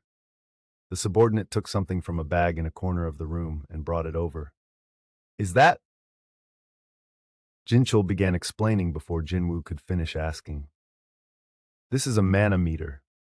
He explained that the device was a smaller, though no less effective version of the one found at the Hunters Association headquarters. All you have to do is place your hand on this essence stone. A fist-size essence stone sat embedded in the middle of a round board. It was an ebony stone that looked like a black hole one could get sucked into. It was the highest rank essence stone in existence, harvested from an A rank or higher magic beast. An essence stone in good condition could go for more than 1 billion won. Jinchul spoke up in a serious tone when Jin-Woo continued to wordlessly stare at the essence stone.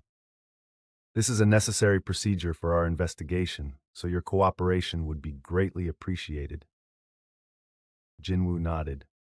If this really was the reawakening he'd often dreamed of, his life would take a complete 180. They were offering to verify it at no cost, so he had no reason to refuse. He placed his hand on the essence stone, and it started to emit a faint glow. Both Jinchul and his subordinate were sweating in anticipation. Psh! The light surrounding the stone faded. Jinchul hurriedly took off his sunglasses and checked the result. He blinked in disbelief. That can't be. He double-checked the number, but it remained the same. What? How could someone with a hunter's license have only 10 mana? When one took into consideration that E-rank hunters averaged between 70 and 100 mana, Jin-Woo's mana level was closer to a regular civilian's. However, so is it a reawakening? What's my new rank looking like? Jin-Woo's palms were sweating. The result must have been extraordinary if the two surveillance agents were reacting this way. Jinchul nodded after comparing Jin-Woo's current result with his previous data. The result from his initial test was 12. Now, 4 years later, the result is 10. Even though it went down by 2, that's within the margin of error. The mana meter wasn't broken. Jin-Woo's mana was simply unbelievably low. Frankly, it was a miracle he'd survived until now. There must have been a misunderstanding. I apologize. Jinchul decided staying any longer would be a waste of time and quickly stood up. Let's go. Yes, sir. They quickly packed their bags. Could you please tell me? Jinchul turned slightly and merely responded, Thank you for your cooperation. If you remember anything else, please contact us. The two men in black rushed out of the room like they had somewhere else they urgently needed to be.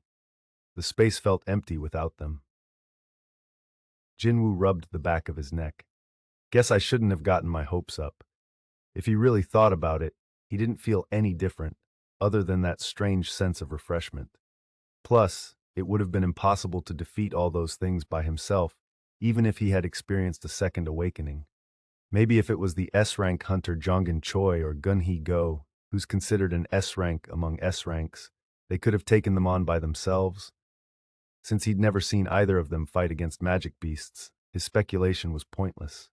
Not much was known about S-rank hunters. They were like gods among men. Lost in thought, he shifted his gaze up to the ceiling. Huh? As soon as he did, he saw letters floating in the air. You have unread messages. Jin-Woo tried closing and then opening his eyes again. You have unread messages. The letters were still floating in midair, unchanged.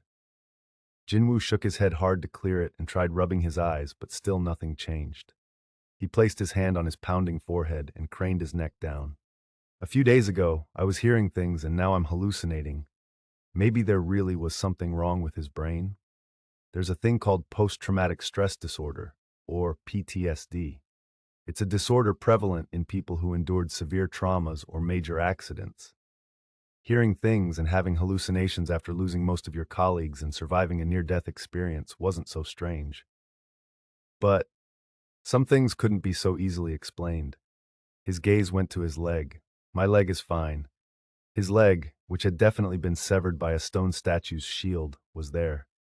The underground temple of the double dungeon, the voice he'd suddenly heard, his completely healed leg, and now the message floating in front of him.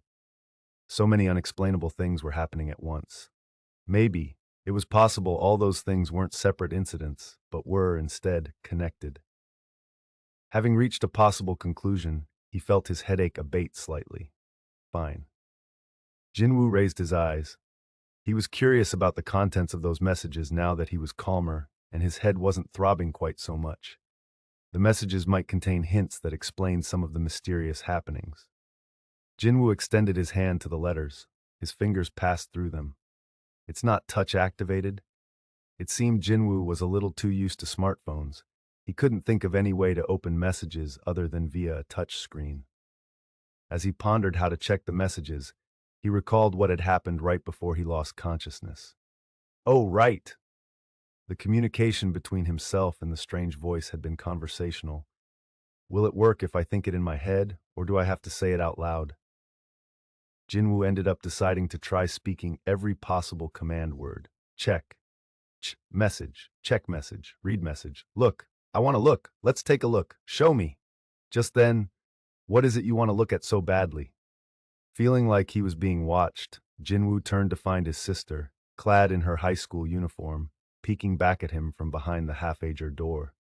Jin-Woo didn't know what to say. He'd been caught begging someone to show him something while staring up at the ceiling. He didn't really have any explanation for his behavior. You sure you didn't hit your head? Jin-Woo shook his head at his sister's question, posed from a distance. No. Jina-sung continued regarding him suspiciously, even after his response. Are you really okay? I said I'm fine. She looked him up and down as if to assess his condition before charging toward him like a raging bull. Jin-Woo quickly raised his hands to defend himself as she started smacking him. I told you to stop getting hurt. Do you know how worried I was? I'm sorry. Other hunters are always fine, so why do you always get hurt? Sorry. Gina's blows weakened and she eventually bowed her head and started crying. Jin-Woo gently stroked his sniffling sister's back. His heart felt heavy. How could I even think about dying and leaving her behind? He was glad to be alive. The giant's eye lasers, the shield that had severed his leg, the spear that had impaled him. Thinking back, there had been more than a few times when he'd felt his life was in danger. It was almost like he'd woken up from a horrific nightmare. Jin-Woo's gaze drifted to the letters hovering in the air. You have unread messages. It's like I still haven't woken up from that dream. There was so much that was unexplainable, but none of that mattered. The important thing was that Jin-Woo was still alive and could see his family again. Sniff. Luckily, his brave sister soon stopped crying, though she continued nagging him for another hour afterward. Got that? If you get hurt one more time, I'm going to drop out and get a job and make you quit being a hunter. Jina's sharp eyes, which didn't suit her lovely face, were very much like Jin-Woo's. Okay. He nodded with an expression that indicated he was sick of this lecture. She made him promise several more times before she was satisfied, then stood to leave. Where are you going? School. I only got permission to check on you briefly. I have to go back. He nodded in understanding. Your university entrance exam is next year. Jinna had never once had a private tutor or taken any extra classes after school, but she was always at the top of her grade. Jin-Woo was fiercely proud of her. Jinna's dream was to become a doctor. A few years back, she'd only liked hanging with her friends and playing video games. After their mother fell ill, though, she'd made up her mind to become a doctor and become glued to her desk. Jin-Woo wanted to make sure her dream came true. Wait a minute. A video game? Jin-Woo's eyes flashed. Okay, I'll see you later. He quickly called to her before she could leave the room. Gina. What? When you play a game? She grinned. I don't really play these days. I'll be a senior soon. I know. But I have a question. Really? About what? Have you started playing? Perhaps because this used to be her area of expertise, Jinna seemed eager to help. Jin-Woo quickly glanced at the words still floating in the air. What do you do if you have an unread message that you want to check in a game? Well, first, you'd open your inbox. Open your inbox. Ping. As soon as he said open, the hidden messages were revealed with some kind of alert sound effect. You have 2 unread messages. Congratulations on becoming a player. Unread. Daily Quest strength training has arrived. Jinwoo's face lit up. Yes, her brother's sudden giddiness made Gina uneasy. What? Which game is it? Should I help you? Jinwoo shook his head firmly. No, I want to try it by myself. How would his sister react if he told her what he was currently experiencing? I don't want her to think I'm crazy. Jinwoo swallowed the words he desperately wished he could say. Jinwoo made sure Gina got in the elevator under the pretense of seeing her off, then hurried back to his hospital room. Can't make the same mistake again. Click. He even locked the door to make sure there would be no witnesses. Preparations complete, Jinwoo sat on the edge of his bed and started reading through the messages. Congratulations on becoming a player. On Rayleigh Quest, strength training has arrived. He felt like he'd seen the title of the first message somewhere. Where have I heard that before? It sounds familiar. Jin-Woo decided to start with the first message. Congratulations on becoming a player. Check. Ping. This system is designed to assist the development of the player. Failure to comply with the system may result in a penalty. The rewards have been delivered. He belatedly remembered where he'd heard those words. That had been the last thing the voice had said to him before he'd passed out. It mentioned a player or something back then, too. He hadn't understood what that meant then, and he didn't fully understand it now. System, development, penalty, rewards. They were just a bunch of vague terms to him. How the heck is it going to help me develop, and what kinds of rewards are they planning to give me? Because it was using video game terminology with no good explanation of what it all meant, Jin-Woo couldn't help but be confused. He decided to move on and open the next message. Daily Quest strength training has arrived. Gulp. Jin-Woo involuntarily reacted to the noteworthy subject line. His heart started racing. Check. Ping. Push-ups 100 times, incomplete, 0 100. Sit-ups 100 times, incomplete, 0 100. Squats 100 times, incomplete, 0 100. Running 10 kilometers, incomplete, 0 100. Warning, failure to complete the daily quest will result in an appropriate penalty. After reading the message, Jin-Woo laughed in spite of himself. Haha, seriously, it was a big letdown, to say the least. Despite having such a grandiose subject line like strength training, the daily quest message had merely been an endurance training exercise regimen. Jin-Woo couldn't argue that he'd definitely be in slightly better shape if he completed it. Were those the development and rewards mentioned? Now that I think about it, he'd once read in a book that those going through an inner conflict should lend an ear to their inner voices. Guess I'm just seeing what I want to see. How badly did he want to get stronger that his mind was conjuring these unbelievable delusions? He let out a bitter laugh. If I could have become a stronger hunter with this kind of thing, why would I have endured all those hardships? He shook his head. He thought himself pathetic for trying to search for answers to his doubts in a message that might be a hallucination. Whatever. Jin-Woo sprawled out on his bed and wordlessly stared at the ceiling. Time flew even though he wasn't doing anything. He started feeling the weight of the silence filling the hospital room. He abruptly sat up. What if something really would happen? Half full of anticipation and half doubtful, Jin-Woo's mind filled with the thought of trying it out. I have nothing to lose anyway. If he considered it some light exercise, there was no reason not to do it, right? He finally made a call. He'd do it. Jin-Woo got out of bed and, after a light warm-up, gripped the bed frame and started slowly doing push-ups. 1, 2, 3. His count increased quickly. 97, 98, 99, 100. He finished 100 push-ups, but to his disappointment, nothing changed. Nothing except that his arms were now a little bit sore. What did I just do? He snorted and straightened up. Congratulations on becoming a player. Daily quest, strength training has arrived. The status of the messages had changed from unread to read. There were no more unread messages, and he wasn't in the mood to play along with the delusions any longer. That was enough of that. Jin-Woo closed the message screen without hesitation. Ah! He yawned hard and climbed back into bed. Perhaps it was because this was the most active he'd been in a while, but he was getting drowsy. The sky outside the window was being painted in the colors of a sunset. It's already this late. The two agents from the surveillance team had told him the association was going to foot his hospital bills.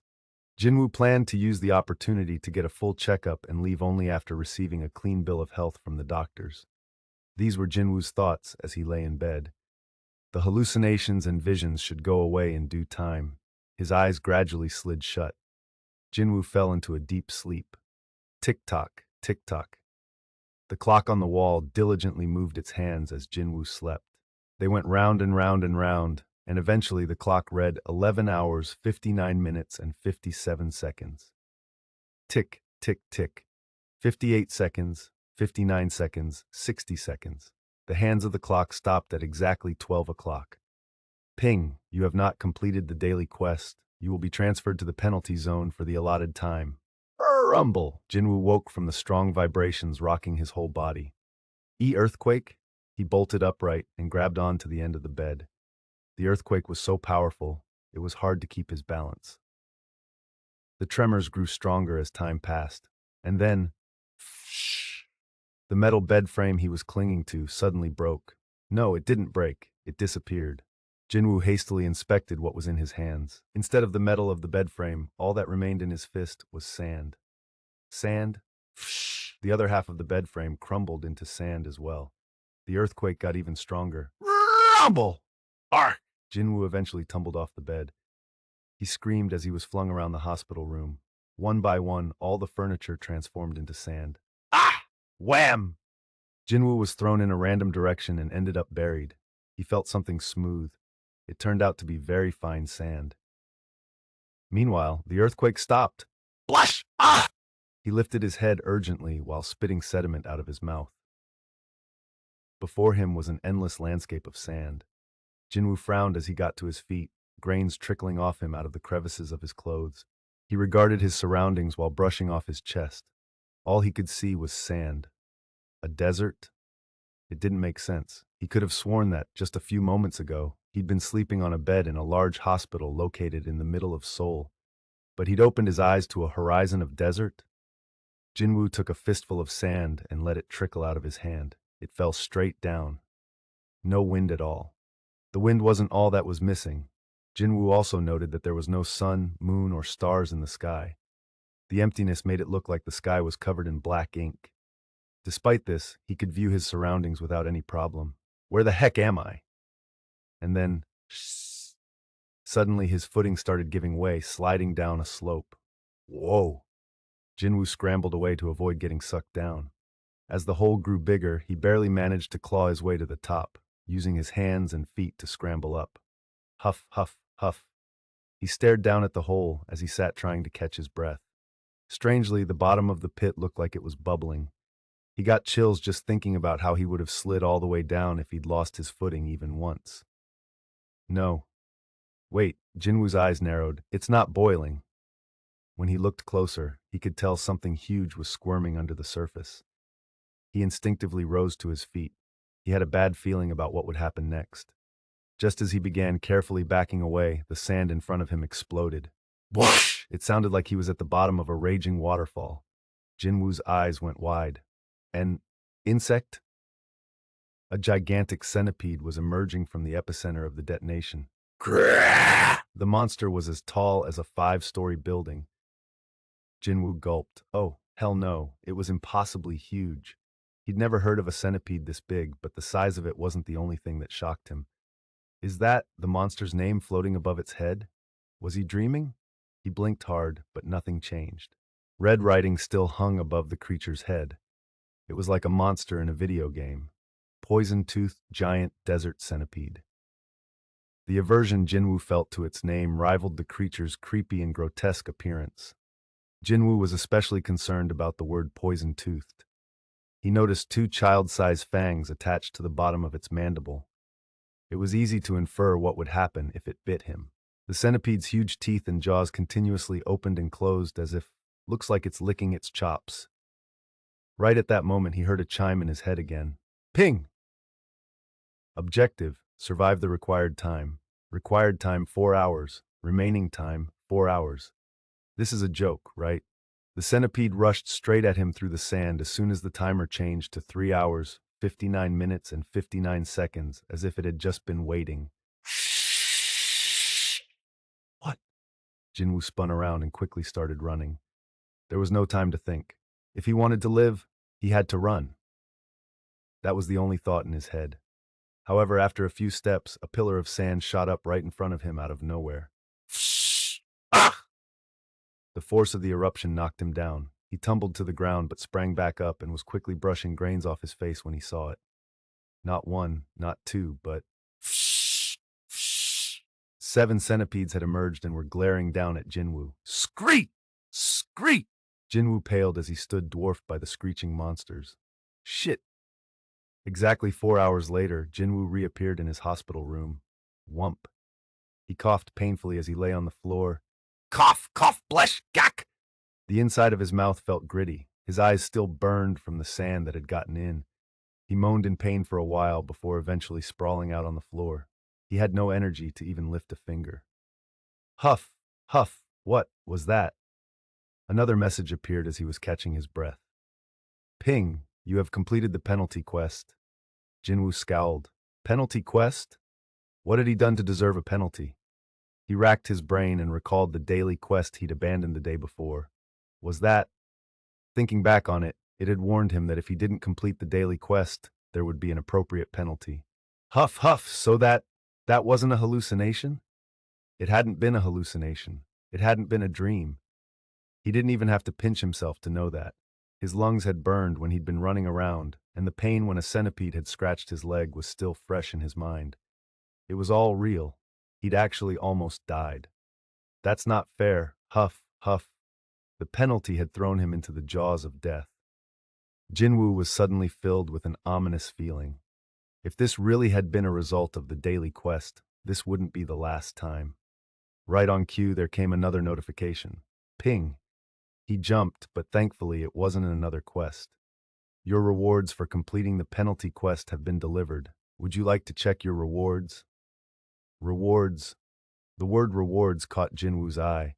The problem was that he didn't have the energy to check. The situation just didn't allow for it. Forget about rewards. Let's get some rest first. His vision slowly blurred. Soon he fell into a deep sleep.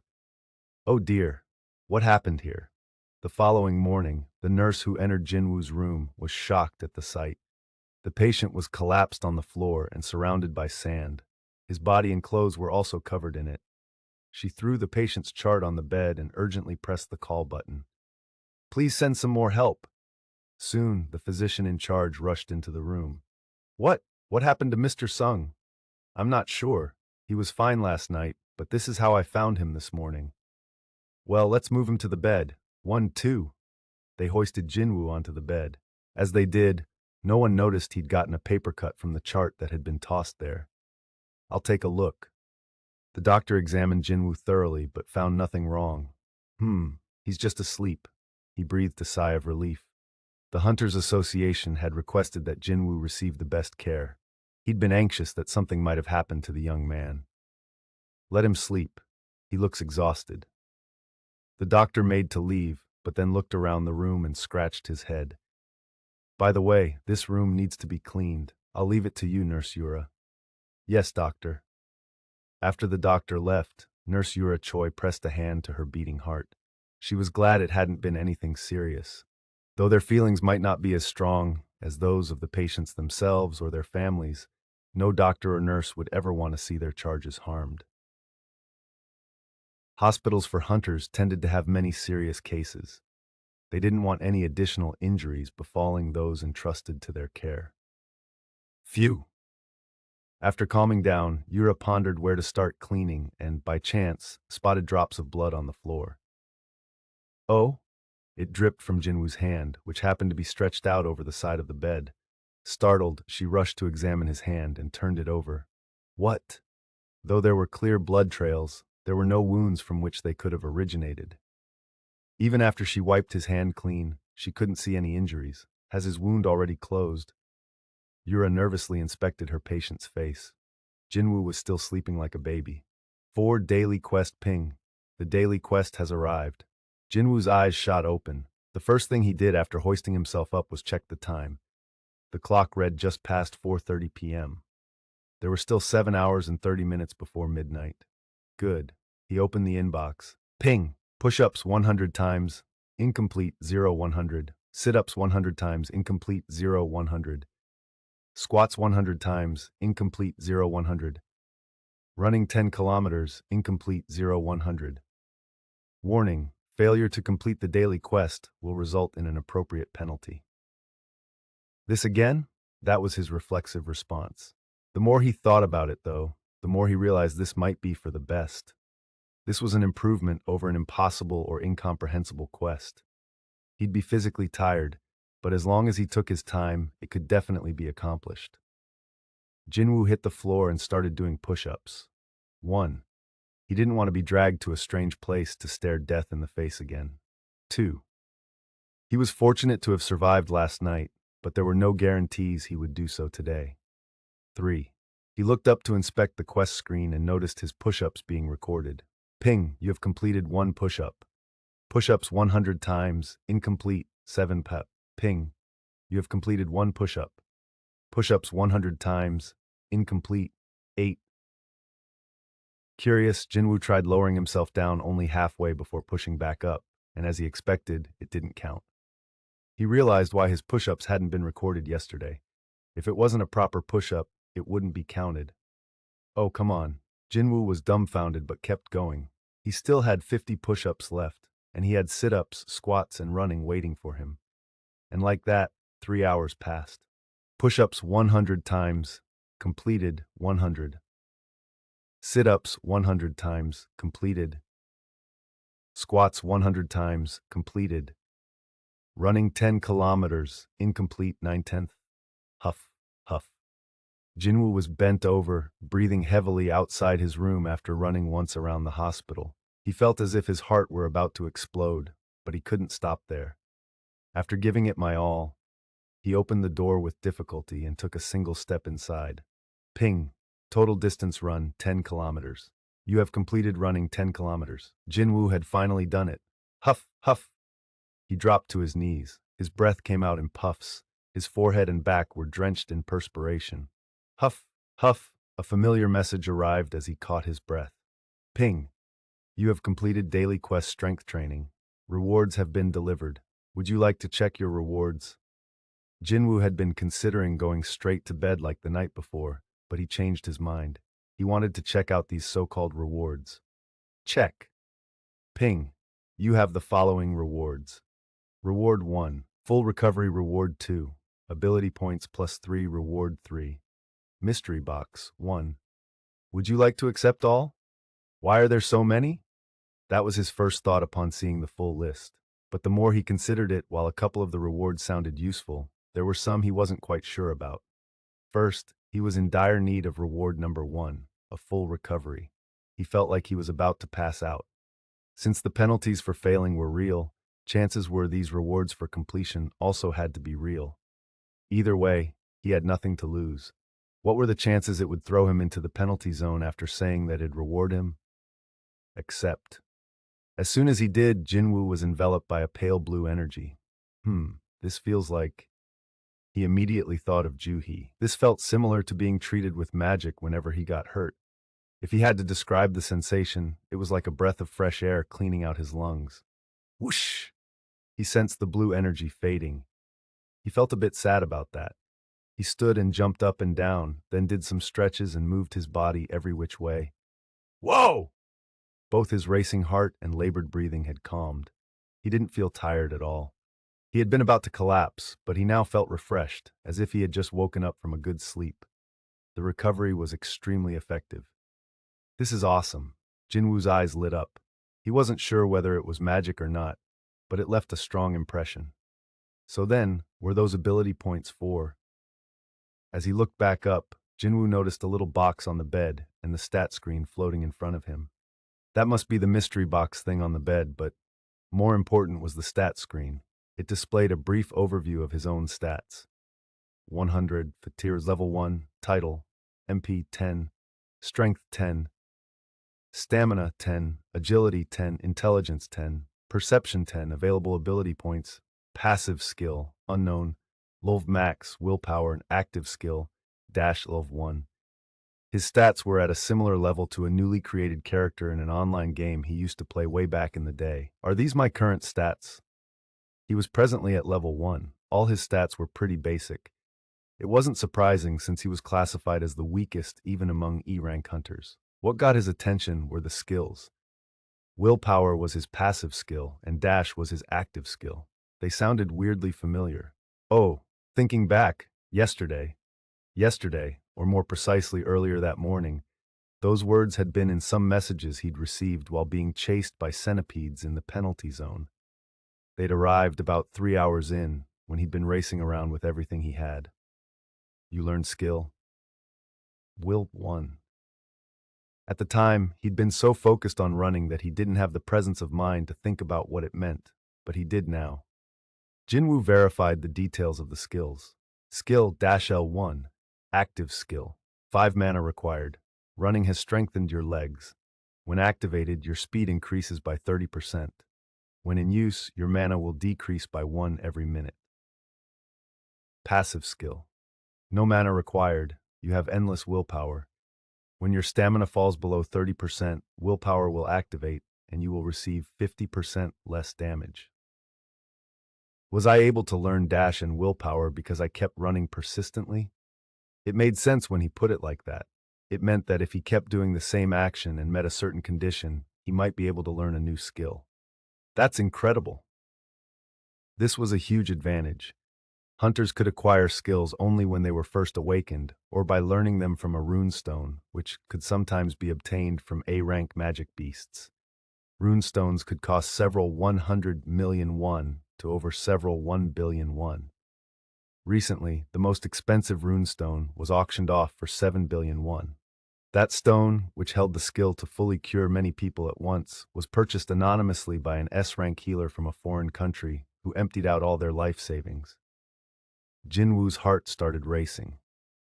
Increased speed and decreased damage.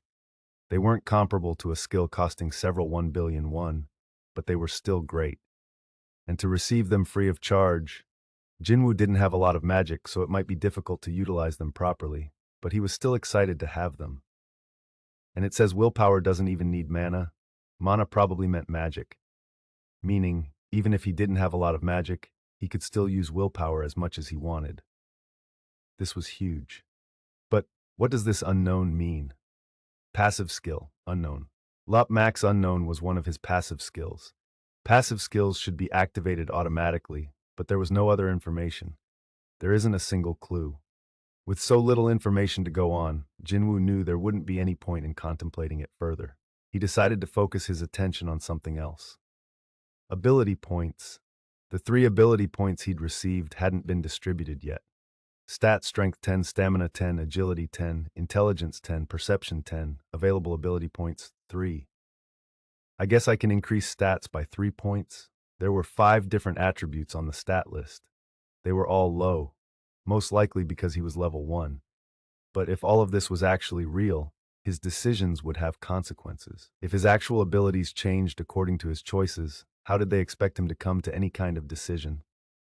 Jin-Woo's expression grew serious. Strength probably means power. He could guess what strength, stamina, and agility meant. They were common enough terms in video game stats. The problems were intelligence and perception. And like before, the system wasn't very user-friendly with its lack of explanations. If he raised his intelligence, would he get smarter? If he raised his perception, would he have keener senses? Whatever intelligence and perception were, they didn't seem particularly useful to him. Jin-Woo was a combat hunter. What he needed was power, speed, or even stamina. If I had to pick one of those three, it'd have to be power. Becoming stronger would be quite convenient. He also wanted to see what changes occurred physically if his stats went up. Ultimately, he invested all his points in what he thought would result in the most obvious change, his strength. 3 points to strength. Ping! Stats: Strength 13, Stamina 10, Agility 10, Intelligence 10, Perception 10, Available ability points 0. Is that it? That was it. The only change was the number in the strength stat going from 10 to 13 in the hologram screen before him. He didn't feel any hidden energy rising up from deep inside him like in an anime or a movie. Has anything changed? Jin-Woo decided to test his strength. He positioned himself next to the bed and tried lifting it. He could feel its weight, but it was easier to lift than he expected. Still, he wasn't sure if this was because he'd gotten stronger or if the bed simply wasn't that heavy. I should have tried lifting it before I added the points. It was hard to make a before and after comparison now that he'd already used up his points. If only I had more. He was pursing his lips when he suddenly remembered something. The rewards for the penalty quest. The daily quest wasn't the only thing he'd completed today. He'd almost gotten killed, but he'd also completed the penalty quest and seen the notification saying that he'd received rewards. Jin-Woo hurriedly called up his inbox. Your rewards for completing the penalty quest have been delivered. Would you like to check your rewards? I knew it. He pumped his fist. Of course he would. You have the following reward 1. Ability points plus 3. Reward 2. Mystery box 1. Would you like to accept all? Unlike the daily quest rewards, full recovery wasn't an option, but Jin-Woo was interested only in the ability points. He was worried there would be a difference in the amount awarded, as it was the reward for a penalty quest, but fortunately, he was given 3 points this time as well. Jin-Woo excitedly yelled, add 3 points to strength. Ping, strength 16, stamina 10, agility 10, intelligence 10, perception 10, available ability points 0. His strength stat jumped from 13 to 16. He positioned himself next to the bed and flexed his arms. He found it easier to lift the bed than before. He had now verified there was an actual difference. It really works. He'd actually gotten stronger. According to the stats, he'd increased his strength by 60%, so there was no way he wouldn't feel a difference. Exhilarated, Jin-Woo started lifting various pieces of furniture in his hospital room, making a racket.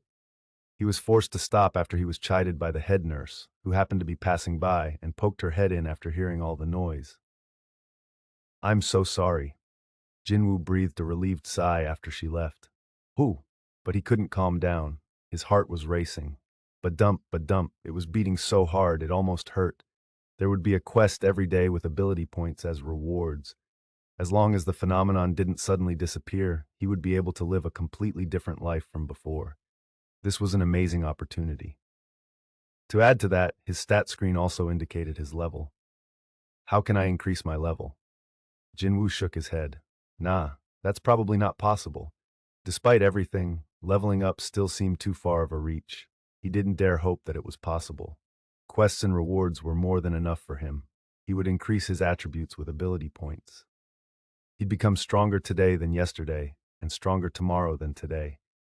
He'd strengthen himself more and more every single day. Me, the weakest among E-rank hunters, the weakest hunter of all mankind, getting stronger? Never mind S or A-rank hunters, his C and D-rank colleagues would laugh if they heard him. They'd probably fall over themselves, making fun of him. Jin-Woo Sung becoming stronger? Jin-Woo Sung, the weakest hunter of all mankind? But Jin-Woo didn't care if people laughed at him. In fact, he was used to being mocked. He was just glad to have this opportunity. But he did begin to wonder, is this how a reawakening goes? It was rare, but there were cases in which a low-rank hunter became one of the best through reawakening. Did that mean all the hunters who got stronger via reawakening had experienced this phenomenon? I need to do some research. Curious, Jin-Woo sat down in front of the computer situated in the corner of the room. There were quite a few amenities in these VIP accommodations provided by the association. Taka-taka-tak. His fingers moved quickly over the keyboard. He searched and searched and searched some more. He visited countless websites. This included a site that could be accessed only by those with hunter licenses. He even shelled out to access some promising documents that were locked behind a paywall. Even so, there was not so much as a single case comparable, much less identical, to his. It's not the same. What he was going through was totally different from a reawakening. Reawakened hunters seemed to get their new powers in a manner similar to when they first awakened as hunters. No one had experienced anything like Jin-Woo, whether it be hearing things at death's door, or being able to see their stats like in a video game, or increasing their power with points. Just in case. He made an anonymous post on a hunters-only forum. Title: Something Strange Happened. Contents: I started seeing my stats on a floating screen like in a video game, and I can even upgrade them.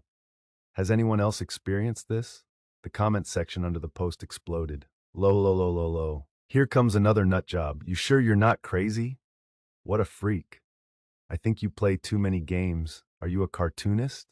Get to a hospital for. I want to hear more details. Stop accepting anyone with a hunter's license and do some spring cleaning on this site.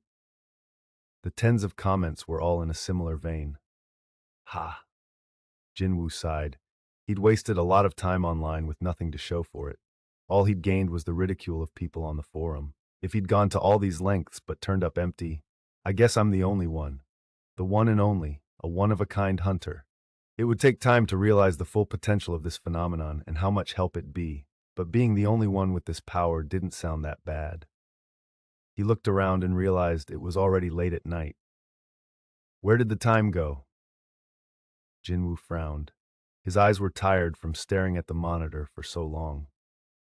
He massaged his temples for a while and then got up to do some light stretching. He moved his body to and fro. While doing some side stretches, he spotted two boxes that had fallen to the floor. Oh, the mystery boxes. The small boxes were covered in simple wrapping paper and tied with plain ribbons, again reminding him of something from a video game. I guess they fell when I was making a mess. He'd forgotten that he'd received the boxes as rewards. Jin-Woo picked up the one closest to him and opened it. A bandage? When he stared hard at the object that appeared to be a bandage, its information popped up in green letters. Normal bandage. Good for small wounds, may be kept in your inventory. It's an actual bandage. He thought it might have a special power like treasures found in dungeons, but it seemed like that wasn't the case. Though I guess I've never heard of bandages appearing in a dungeon. He opened the other box, feeling half disappointed and half expectant. Inside was a ballpoint pen. He looked at it from every angle and pressed the top to make the ballpoint appear, but it really was just a regular pen. An ordinary ballpoint pen, good for writing memos, may be kept in your inventory. It looked like mystery boxes generated miscellaneous items at random. It hadn't been a complete loss, however. Although he wasn't in need of a bandage or a pen, thanks to the items, he'd learned of the existence of an inventory. Information screens for other items in the room didn't appear in green letters, so it was safe to assume this was a feature that pertained to items from mystery boxes. Inventory. At his command, a screen consisting of a graphic with dozens of empty squares materialized in midair. A level, one user's inventory should have been empty, but his wasn't. There in the very first space was an item that was all too familiar. Is that? Jin-Woo took it out. Ping! Attack power plus 10. It was Kim's sword that Jin-Woo had grabbed in the underground temple. He thought he'd dropped it there. Good to see you again, bro. Jin-Woo couldn't help smiling. Maybe because it had survived the near-death experience with him, he was happy to see it again. Also, it was too high quality to be left in that world. Didn't Mr. Kim say he paid 3 million won for this? Hunter-grade weapons look ordinary but aren't. A magic beast can't be hurt unless the weapon is imbued with mana. Because of this, weapons made for battling magic beasts are naturally expensive. I should use this guy for now. Jin-Woo had fought against magic beasts with his bare hands until now because he couldn't afford a weapon. Even if it was a used sword, he was grateful to have it. This is mine now. If Kim saw it in Jin-Woo's possession, he'd probably be frothing at the mouth trying to get it back. He was selfish to the point where he'd run away and abandon the one who'd saved his life. Jin-Woo had both this sword and this new opportunity because he'd risked his life. He had no intention of giving up the weapon that easily. His eyes narrowed. He'd learned two things in that underground temple. First, he needed to get stronger. He'd almost died a number of times simply because he was weak. But that wasn't the only thing. He hadn't stopped the young choirman even though he'd known what the result would be. And he hadn't stood up for Song even though he knew Kim had been in the wrong. He'd turned a blind eye even though he'd known what needed to happen in order to survive. If he didn't want to feel ashamed, he had to become stronger. And the other lesson, no good deed goes unpunished. Jin-Woo's good deeds had been met with betrayal. 3 of his colleagues had abandoned him even though he'd needed their help just to stand. He'd begged them to come back, but none of them had. They couldn't remember who had saved their lives. Give and take. From now on, he would never put his own life on the line for someone else out of the kindness of his heart. After all, wasn't one's own life the most important thing? These were the lessons Jin-Woo learned after being on the brink of death. Be stronger and be tougher. I can do this. He was not one to make the same mistake twice.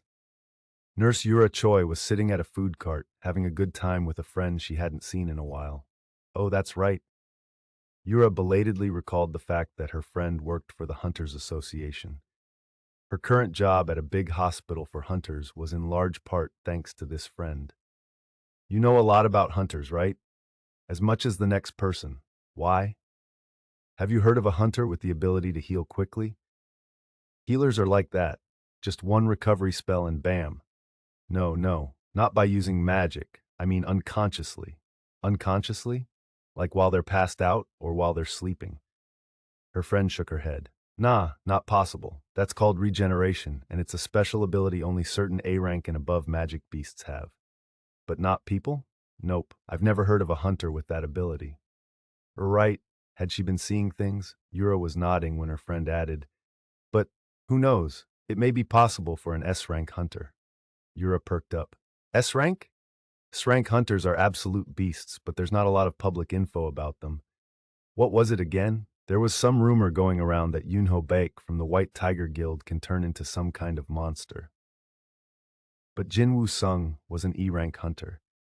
Hunters' ranks were public knowledge and on the association's website for anyone to look up if they so desired. After the incident from this morning, Yura had searched for Jin-Woo online out of curiosity. His rank is too low to have any special ability. Oh! A reawakening. She remembered hearing something about a reawakening when she'd passed by his hospital room yesterday or the day before. Did he reawaken as a high-rank hunter? Never mind being friends with an S-rank hunter, it wasn't easy for the average person to even meet one. Not only were they rare, they were also incredibly busy. What were the chances she'd have such an outstanding person as her patient? A hunter who'd just gone from E rank to S rank. Since people don't know how great he is yet, if she could score some points with him now, it might benefit her down the road. Opportunities to befriend an S-rank hunter didn't come easily. Some even tried paying fortunes just to meet S-rank hunters and failed. Yura's grin grew bigger as she daydreamed. Hey girl, did something good happen to you? Why are you smiling like that? No, it's nothing. Even as Yura shook her head, she found it hard to hide her smile. Wow, check him out. Did that patient always look so yummy? 2 young female nurses whispered to each other as they passed Jin-Woo in the hallway. He pretended not to hear them and went back to his room. It had been a week since he'd started doing the daily quests. A lot had begun to change, including his body. Jin-Woo stood in front of the mirror placed in the corner of the room. Ahem. Jin-Woo looked himself over in the full-length mirror.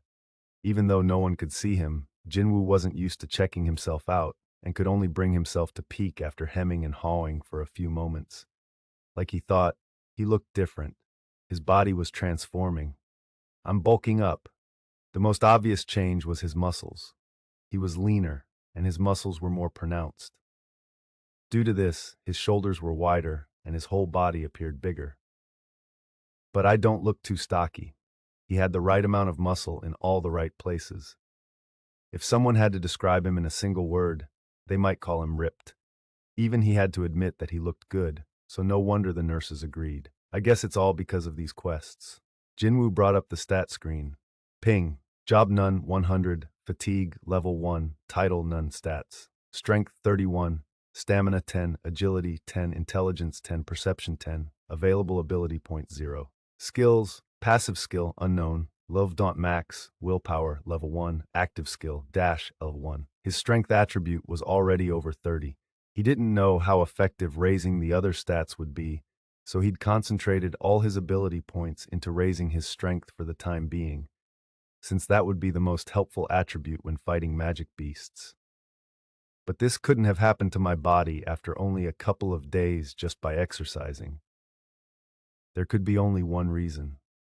As his strength increased, his muscles were changing in response for optimum effect. He couldn't think of any other explanation. He'd been slightly worried about investing his points solely in strength, but after seeing the results, he'd been very satisfied and his worries had faded. Still, I do think I'm attracting too much attention. The nurses were talking about Jin-Woo more and more. Since their job required knowledge of human anatomy, it was inevitable that they would quickly notice the change. Because of his keen hearing, Jin-Woo was very aware of this. Looks like it's time to get out of here. All this attention wasn't good. He not only felt burdened by it, but he wanted to avoid anyone else finding out about the system. There was no point stirring something up for no reason. He wanted to upgrade his ability level in peace without anyone knowing. Getting discharged shouldn't be a problem. Luckily, all the test results had come back normal. He could leave at any time.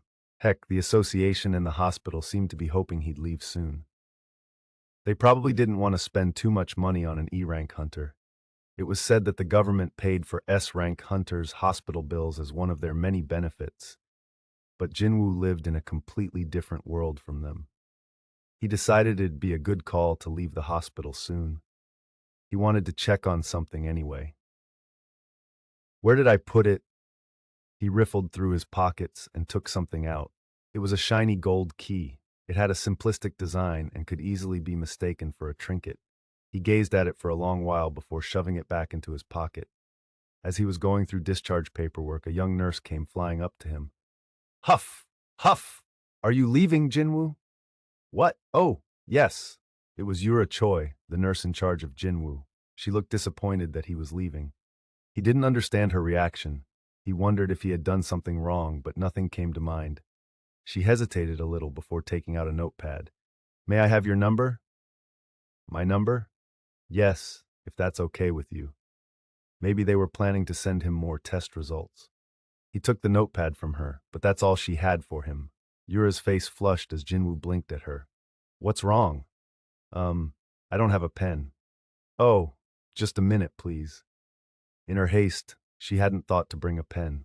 She looked around, all flustered. Oh, wait a minute. If it's a pen...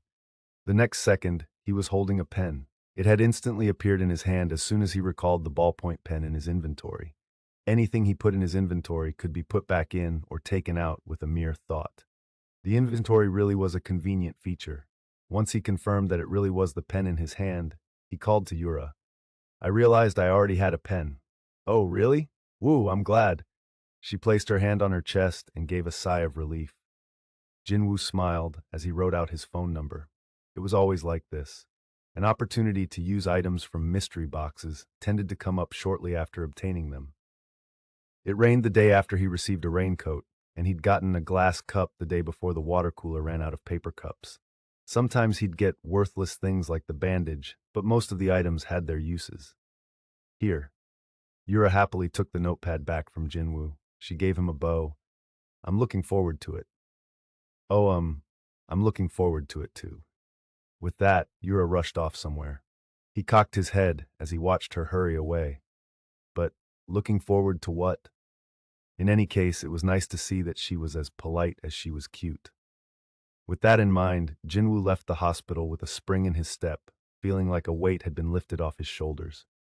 Jin-Woo's first stop was the Hunters Association headquarters in Gurogu, Seoul. Hunter-issue smartphones used specialized technology, so Jin-Woo had to put in a request directly with the association. The employee checked their monitor and then informed him, "It'll take 2 weeks to get your phone." "Excuse me, it takes that long?" Jin-Woo's eyes went wide. His old phone had been totaled while he was being chased by the gigantic statue. To think it'd take 2 weeks for a new one. "If you need a phone right away, you can rent one temporarily for 50,000 won. Forget buying, simply renting a phone cost as much as 50,000 won. It was too expensive for him, considering his financial situation. No one ever calls me anyway." The association would contact his house directly if they couldn't reach him by phone, so there was no reason to waste money on a rental. Jin-Woo shook his head. "I'll just wait for the new one." "Understood. We'll send your new phone to your house as soon as it is available." "Thank you." Jin-Woo got up. He was now finished with his errands. He'd already diligently completed his daily quest, and signing up for a new phone had gone faster than he'd expected. He fished the gold key from his pocket after exiting the association building. "I guess it's time to figure this out." The key's info screen popped up in green writing. Acquisition difficulty E, category key. A key that will take you to an instance dungeon. It can be used at exit 3 of the Hapjeong subway station. The key had come from a mystery box he'd received after finishing a daily quest. At first, he dismissed it, but when he saw the display indicating the level of difficulty to acquire it, he figured it couldn't be a regular key. This had been the deciding factor for leaving the hospital. A key to an instance dungeon. Instance or not, a dungeon was a dungeon. Jin-Woo had many painful memories related to dungeons. Once, he'd participated in an E-rank raid and was hurt so badly that he'd ended up hospitalized for a week. At least he'd made it out alive thanks to his colleagues. If he used the key to go to a dungeon, he'd have to do it alone. After much thought, he came to a decision. It shouldn't be a problem if I take a quick peek. He could run away if it came to it. Since he was jogging 10 kilometers daily these days, he was confident in his ability to get away, at least. Jin-Woo was mistaken. Knock, knock. Where did this wall come from? He knocked on the invisible wall and yelled at passersby, but that was all in vain. People kept going their own busy ways. Sometimes they approached exit 3 to enter Hapjeong station, but they vanished from his view once they reached the invisible wall. It was as if he were in a different dimension. When Jin-Woo tried to force his way out, he received another message. Ping! You cannot leave the dungeon. You must either kill the boss or use a teleportation stone. He'd been getting the same message for a while now. The dungeon's key had disappeared as soon as he stepped through exit 3. Realizing something was wrong, he'd turned back only to find the entrance was already blocked. He had been expecting there to be a gate or a secret door somewhere near exit 3, but that clearly wasn't the case. To make matters worse, unlike a typical dungeon, it was impossible to leave of his own accord. This isn't a normal dungeon. Jin-Woo sighed and turned to get his bearings. The subway station had transformed into a jungle. Vines covered the walls, and the stench of a rotting corpse hung in the air. He could hear some animal howling in the distance every so often. It wasn't that there was a dungeon near exit 3 of Hapjeong Station. The station itself was the dungeon.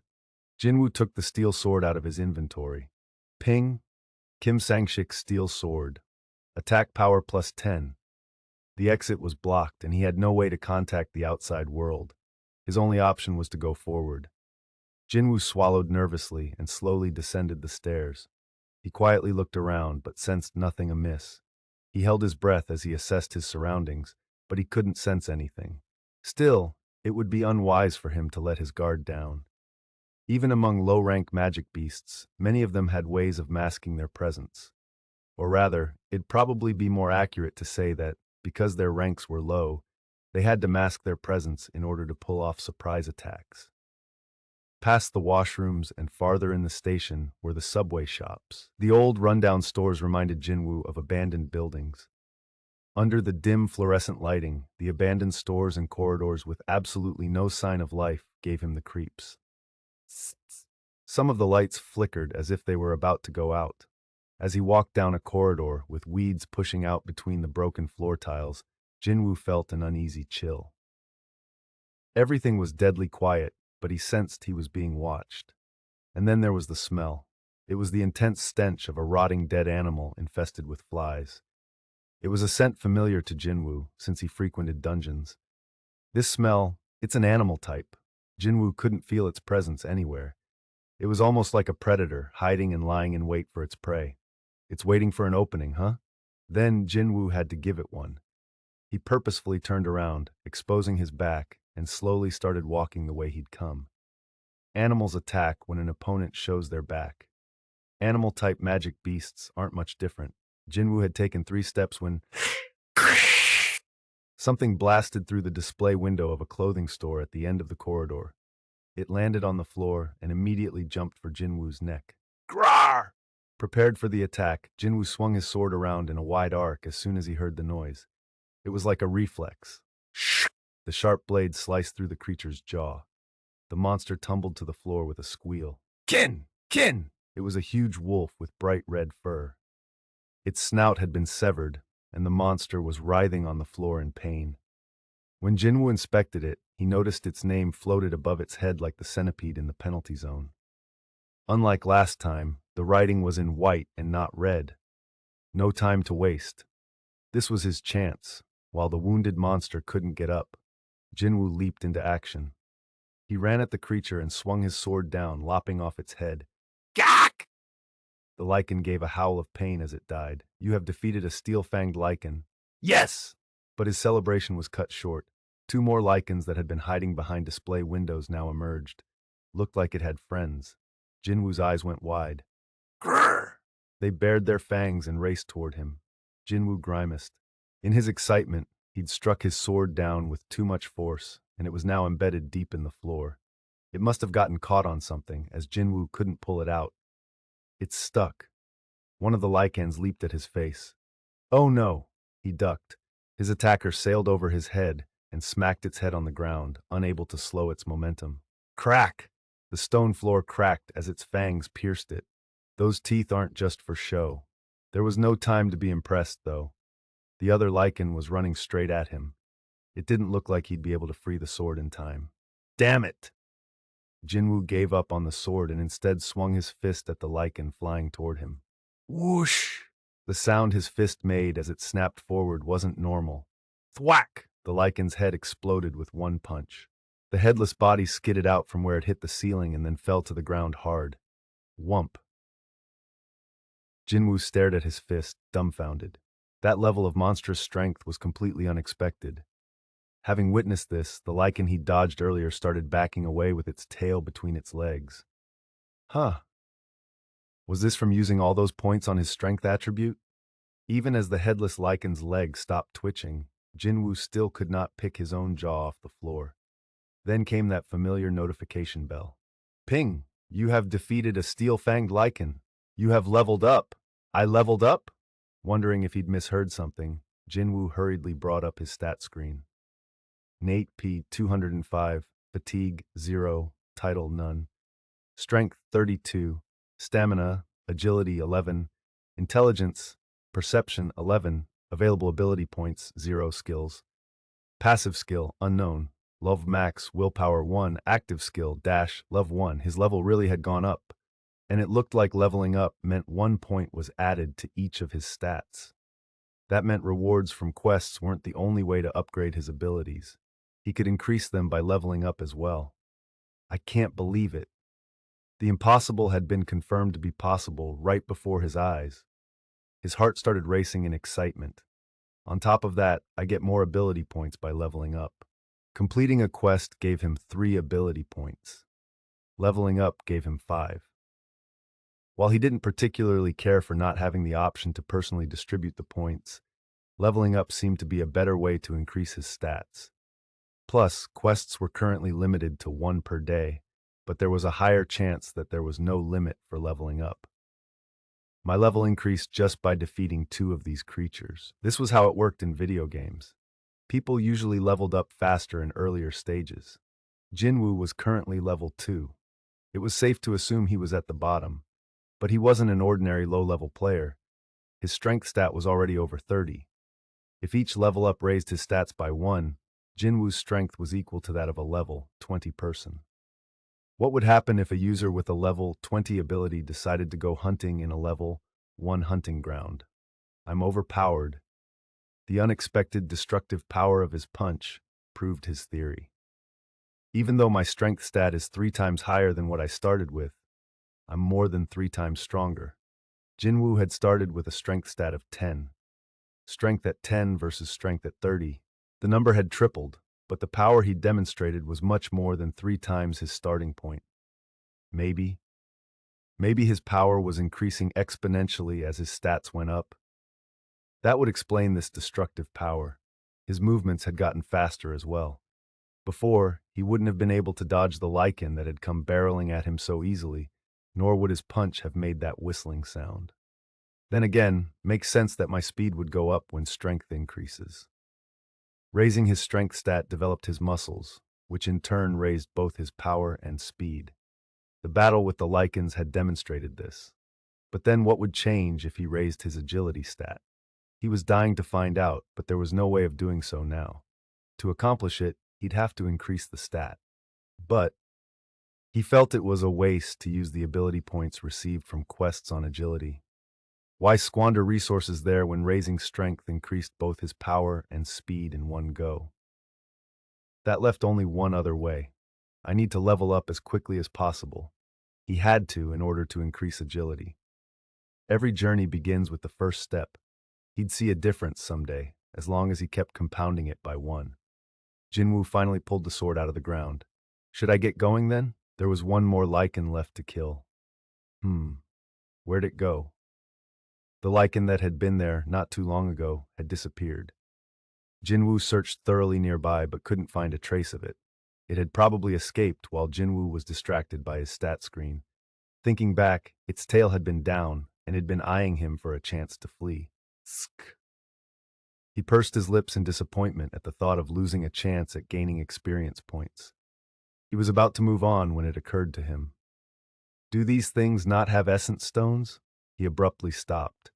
Magic beasts found in gates had at least one essence stone in their body, if not several. If you were lucky, you might also get a rune stone from one. Both rune stones, which held hidden skills that hunters could learn, and essence stones, which had a variety of uses, could fetch a high price.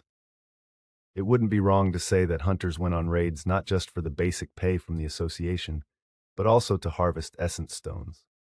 Jin-Woo was no different. He was disappointed to find no such items despite his success today. Just in case, he cut open the dead lichen's stomach, but it was a waste of time. These things were totally different from the magic beasts he knew. He'd been in many dungeons in his time, but had never seen a magic beast that resembled a wolf. Jin-Woo shook his hand clean as he stood up. Something shiny in the lichen's mouth caught his attention. He forced its jaw open. One of its teeth was shining. When Jin-Woo extended his hand toward it, a message popped up. You have discovered item Lichen Fang. Would you like to acquire it? Acquire. Acquisition. Difficulty. None. Category miscellaneous. A lichen's large, sharp fang. It can be placed in the inventory or sold in the shop. Jin-Woo blinked at the fang in his hand. There's a shop? This system really wasn't user-friendly. A user had to figure things out on their own as they experienced different scenarios.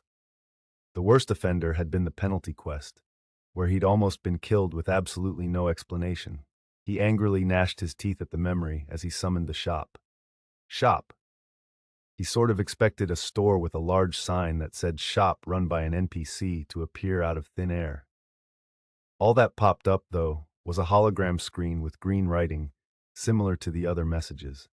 There were 2 words, buy and sell. It was quite a simple setup. Jin-Woo chose to buy. He had no money, but he was curious about the shop's inventory. Alas, the system was very strict. You cannot buy anything at your level. He was used to being treated like dirt when it came to establishments that required payment. Yeah. He turned his attention to selling. Would you like to sell item Lichen Fang? Sure. His inventory screen appeared with the sound of jingling coins. All the way at the bottom of the inventory, the space labeled gold had the number 20 written inside. It had been blank yesterday. 20 gold. It wasn't actual money he could use in real life, and he couldn't buy anything in the shop yet, so he couldn't really grasp how much 20 gold was worth. I guess it'd be worth as much as something from an E-rank dungeon? While an instance dungeon wasn't the same as an actual dungeon, it had to be about the same level. Jin-Woo figured it'd be better to be safe than sorry and went to retrieve the other Lycan's fang, but then facepalmed when he realized something. I crushed its head. His shoulders slumped as he changed direction. The lost 20 gold weighed heavily on Jin-Woo's mind, even if he wasn't sure how much they'd be worth. But he couldn't justify wasting time looking for a fang that could be anywhere in this darkness. His disappointment quickly dissipated when he turned around. Grrr! Grrr! Grrr! The Lycan he thought had run away had come back with reinforcements. A delighted smile bloomed on Jin-Woo's face. There appeared to be at least 20 of them. Eureka! Was this the right time to use that word? Well, whatever. It was definitely used when expressing happiness. He gripped his sword tightly. I'll beat every last one of you to a pulp and leave only your fangs. The Lycans flinched in fear at the murderous glint in the eyes of this man who was hungry for cash. Then Jin-Woo leaped toward them. You have leveled up! You have leveled up! You have leveled up! Jin-Woo's level shot up quickly, as he'd expected. He'd already reached level 7 after scouring the first floor and exterminating all the Lycans. He'd jumped up 5 levels. Wine! An odd message popped up after he killed the last Lycan, which was trying to run away with its tail between its legs. Ping. You have acquired title Wolf Assassin. Title? A title given to those skilled at hunting wolves. When battling an animal-type monster, all abilities will increase by 40%. When he opened his stat screen, his title had changed. HP 766, Fatigue 3, Title Wolf Assassin 81. Stats, Strength 37, Stamina 16, Agility 16, Intelligence 16, Perception 16, Available Ability Points 0. Skills, Passive Skill, Unknown, Elfbont Max, Willpower 1, Active Skill, Dashla 1, and Ability Boost when fighting against animal-type monsters. It was limited to only a certain type of target, but a 40% boost would still be a big help. Will this apply to animal types in regular dungeons too? If that was true, he'd be able to defeat the magic beasts in a raid with just a snap of his fingers. In any case, Jin-Woo had managed to gather quite a haul. 34 Lycan fangs, 2 dull daggers, a traveler's cloak, and a transportation stone. He'd discovered that items could occasionally be found in a dead Lycan's stomach. Unfortunately, none of them seemed very useful. The dull daggers didn't have much attack power compared to his steel sword, and the traveler's cloak was less a clothing item and more of a miscellaneous item to sell to the shop. He ended up receiving more than 1,000 gold for selling everything. 1,060 gold, but I'm not particularly happy about it. No matter how much gold he saved, he had nowhere to spend it. The only thing left was the teleportation stone. Back at exit 3, when he'd made a fuss about leaving, he'd received a message that said he could leave once he found a teleportation stone. He could leave here if he wanted. He had 2 options now. The stairs leading down to the second underground floor were right in front of him, and he had the teleportation stone in his hand. Push forward or retreat. The old Jin-Woo would have chosen to wait until his next opportunity without hesitation. That was how he'd survived so many raids despite his dismal abilities. People said it was a miracle, but it was actually due to smart decision-making. However, things were different now. He didn't want to go back. If he gave up now, he felt like he'd never be able to move forward. I've done a lifetime's worth of retreating. Shouldn't he try to clash with what was ahead for once in his life? He put the teleportation stone back in his pocket. His footsteps as he headed down to the second floor were as light as air. You have leveled up! You have leveled up! Unlike regular dungeons, monsters respawned in instance dungeons. Those on the first basement floor respawned while Jin wiped out the ones on the second basement floor, and vice versa. You have leveled up! You have leveled up! Jin-Woo went back and forth between the first and second underground floors, defeating monsters until his level no longer increased. Since I don't know when I'll get this kind of opportunity again, at a certain point, he'd even memorized where and how monsters would come out and attack him. A monkey falls from the ceiling. He swiftly avoided the long claws of the monkey-like monster dropping from overhead and stabbed it in the chest. Eek! Cats on both the left and right side. He beheaded the two black leopards that attacked him from either side. Rah! Grah! You have defeated a razor-clawed Brigga. You have defeated a black shadow Razan. You have defeated a black shadow Razan. That was the end of the second underground floor. Jin-Woo had cleared the floor once more, but it had been a while since his stats had frozen at level 15. It seemed like this was as far as he could progress on these floors. Stats: Strength 45, Stamina 24, Agility 24, Intelligence 24, Perception 24, Available Ability point 0. By level 15, his stats had increased quite a bit. His agility was almost at 25. He'd clearly realized the difference between strength and agility once the latter had surpassed 20. Agility didn't make Jin-Woo faster, but rather made it seem like his opponents were moving slower. It's like everything's in slow-mo. When a monkey fell from the ceiling or a leopard leaped toward him, they looked slowed down. It felt like he was seeing everything move frame by frame. This made it easy to avoid monsters as well as successfully pull off attacks. As advertised, he'd become more agile. Speed was relative. As his agility stat went up, the gap between his and his opponent's skills widened to the point where, to them, it looked like he was moving at superhuman speeds. If my strength and agility keep increasing, that combo is going to be incredible. That was the conclusion he reached regarding the agility stat. So, Jin-Woo turned his head. What should I do about that? He was looking at the stairs going down to the third underground floor. There was a reason he'd kept to the first and second basement floors, even though there was a clear path to the third. I've got chills. As his perception stat increased, he detected more and more of a foreboding aura coming from the third underground floor. Something powerful was down there. He didn't need to see it to know that. Jin-Woo remembered the message he heard at the exit. You cannot leave the dungeon. You must either kill the boss or use a teleportation stone. The big boss. Jin-Woo had kept going back and forth between the first and the second floors in order to level up as much as he could in preparation for taking out the boss. Even though he'd done that much preparation, he still felt nervous at the top of the stairs. Jin-Woo lightly slapped his cheeks. Since I'm already here, I can't go back without at least seeing its face, can I? A healthy dose of stress was necessary to keep him on his toes. This was just the right amount. Jin-Woo gripped his sword with both hands and slowly descended the stairs. 5 boss round. Why did it seem like there were more steps than usual? Jin-Woo licked his dry lips. It was way darker here than on the first and second floors, but he had no problem seeing. Maybe because of the perception stat, he felt like his eyesight was much better than before. He cautiously went down a bit farther and spotted the subway tracks. Or rather, he could see the space where the tracks were supposed to be. Instead of rails, the area was filled with black water. What is that? It didn't look like a subway track, more like a river or stream. It happened the moment Jin-Woo took a step forward for a closer look. In the blink of an eye, a large log-shaped object burst out of the water. Shh! Coming in hot! What suddenly appeared before him was no log. It was a snake as thick as one. Whoa! Jin-Woo hurriedly swung his sword at its head. Clang! Jin-Woo looked incredulous. What the?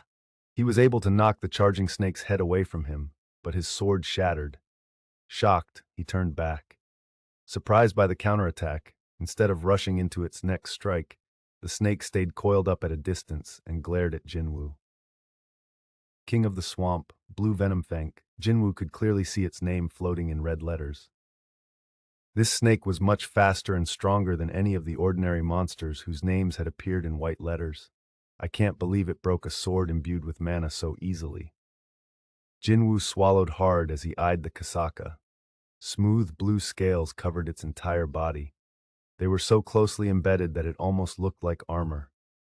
Sword attacks had proven futile on these scales. Would punching it do anything? As Jin-Woo was trying to come up with a strategy, the Kasaka seemed to finish sizing him up and charged once again. Its speed was incredible. Jin-Woo squinted. It's coming. His eyes had trouble following the Kasaka before, but after focusing all his senses on it, he was starting to make out its movements. It was thanks to the agility stat. As the Kasaka lunged at him with its mouth wide open, Jin-Woo quickly twisted around and grabbed it in a tight headlock as it passed by. Creak crick! Jin-Woo's strength stat was close to 50. He applied as much pressure as he could to the snake's artery. The reptile thrashed and writhed in pain as Jin-Woo refused to let up. Jin-Woo gritted his teeth and squeezed harder. Wham! Wham! Even as the snake smashed Jin-Woo into the walls and floor, he clung to it for dear life. If I hadn't maxed out my level as much as I could. Once the mind thinks what if, it's difficult to stop. So many thoughts raced through Jin-Woo's mind. What if he hadn't leveled up? What if he hadn't upgraded his strength stat? This Kasaka would have kicked his ass. This place could have been his grave. Not going straight down to the third underground floor had been a smart call. He'd made the right decision. The sound of the Kasaka's skull breaking was unsettling. You have defeated King of the Swamp, Blue Venom Fang Kasaka. You have leveled up! You have leveled up! As expected of a boss, after defeating the Kasaka, Jin-Woo went up by 2 levels. Jin-Woo pumped his fists. His level had been stuck at 15, but it was now 17. He'd gone from level 1 to level 17 in a single day, which was an absolutely insane amount of growth. That's all great, but no one tackled a dungeon boss for the experience points. The best part of defeating a boss was the loot. As he examined the lifeless snake, Jin-Woo saw 2 things shining in its stomach. Are there 2 because it was a boss? He happily extended his hands. Ping! You have discovered item Kasaka's Venom Fang. Would you like to acquire it? You have discovered item Kasaka's Venom Gland. Would you like to acquire it? Acquire all. A dagger seemingly made from bone and a pouch with some kind of liquid appeared in Jin-Woo's hands. Acquisition difficulty C. Category Dagger Attack Power plus 25. A dagger made from a Kasaka's Venom Fang. It contains Kasaka venom and causes paralysis and drain debuffs when used to attack. You may keep it in your inventory or sell it in the shop. Debuff, paralysis, opponent cannot move for a set time. Debuff, drain, opponent's HP will decrease by 1% every second for a set time. Jin-Woo nodded in satisfaction. Looks like it's a dagger made out of a fang, not bone. Based on its info, it seems like a pretty good item. Next up was the pouch. Acquisition difficulty. A category poison. This pouch contains refined Kasaka poison. Harvesting this from a Kasaka is very rare. Once you drink it, your skin will harden, but your muscles will be permanently damaged from the poison. Buff. Kasaka's armor scales. Decreases physical damage by 20%. Debuff. Damaged muscles. Strength minus 35. Jin-Woo's face showed his conflicting delight and dismay. Kasaka's Venom Fang was an excellent replacement for his broken steel sword. Not only was its formidable attack power twice as high as the broken sword's, but Jin-Woo was especially happy about the paralysis and drain debuffs. But the Venom Gland is... He had initially been excited when he saw it was an A-rank item in terms of acquisition difficulty, but his excitement was mitigated by a careful reading of the description. The part about decreasing damage by 20% seemed like an effect fitting of an A-rank item, but it had a fatal penalty of decreasing the strength stat by 35 points. Since Jin-Woo had been especially focused on increasing his strength, that caveat cut him deep. It was like a double-edged sword, or no, it was more like a white elephant. Maybe it'd be worth using once his strength stat was so high that even losing 35 points wouldn't have much of a consequence, but it was impossible for Jin-Woo as he was now. Let's just put this away. He grimaced as he stored the dagger and poison in his inventory. He would have been less disappointed if it had been an A-rank dagger and some C-rank poison. At least he'd have felt okay throwing away the C-rank poison. As he did, a message popped up. As the boss has been defeated, the dungeon will now revert to its original state. Everything went blurry for a few moments before Jin-Woo's eyesight reverted back to normal, though he did feel slightly dizzy. When he looked around, he saw an ordinary subway station. The lights were bright, and the water that had once filled the tracks was gone. But why is there no one here? Not only were there no people, but there were no subway trains either. He checked the time to see if transit hours were over. It was currently 10 o'clock. He'd stepped into Hapjeong Station at around lunchtime, so he'd spent over 9 hours here. Time flies. If his fatigue levels hadn't reset with each level up, he probably would have passed out a few times from exhaustion by now. Either way, the subway should still be running. No matter how long he waited, no train came, so Jin-Woo shrugged and decided to leave the station. He didn't see anybody along the way to the exit. As he trudged up the stairs, though, someone yelled at him. "Hey!" He didn't realize how welcome another person's voice would be. He looked up. It was a soldier with a gun. "Who are you? What were you doing there? Did you not hear the news?" Jin-Woo tensed at the soldier's stern expression. What happened? What kind of question is that? As the soldier approached, he saw the broken sword in Jin-Woo's hand. The broken sword wouldn't go back into the inventory, but Jin-Woo had been hesitant to abandon it in the dungeon and had brought it back with him. The soldier's eyes changed at the sight of it. He examined Jin-Woo's appearance. Upon closer inspection, he noticed the signs of combat on Jin-Woo's clothes. The soldier's expression softened. "Are you a hunter?" "Yes, I am." "My apologies for being rude. This way, sir. Please follow me." Okay. Jin-Woo figured things would get too hard to explain if he tried to clear up a possible misunderstanding, so he decided to just go along with the soldier. He glanced around. Looks like something wasn't right. The street was totally empty. The only people he could see were soldiers and police officers. He also spotted the carcasses of dead magic beasts, trashed cars, and wrecked buildings. Jin-Woo realized what must have happened. A gate must have opened near here. While it was rare nowadays, what with the hunter system being so well established, sometimes a gate materialized in an out-of-the-way location and wouldn't be discovered until it was too late. Whenever that happened, the nearest army base would respond until hunters could arrive on the scene. Unfortunately, soldiers' weapons have no effect on magic beasts, but they had to be prepared to make some sacrifices in order to give civilians a chance to escape safely. To put it bluntly, they were essentially human shields. Someone had to do it, and the burden fell on the shoulders of the young men of the country. "Thank you." The soldier leading Jin-Woo spoke up. "Pardon?" "We're safe thanks to the hard work of hunters like you." "Oh," he'd said, "thank you."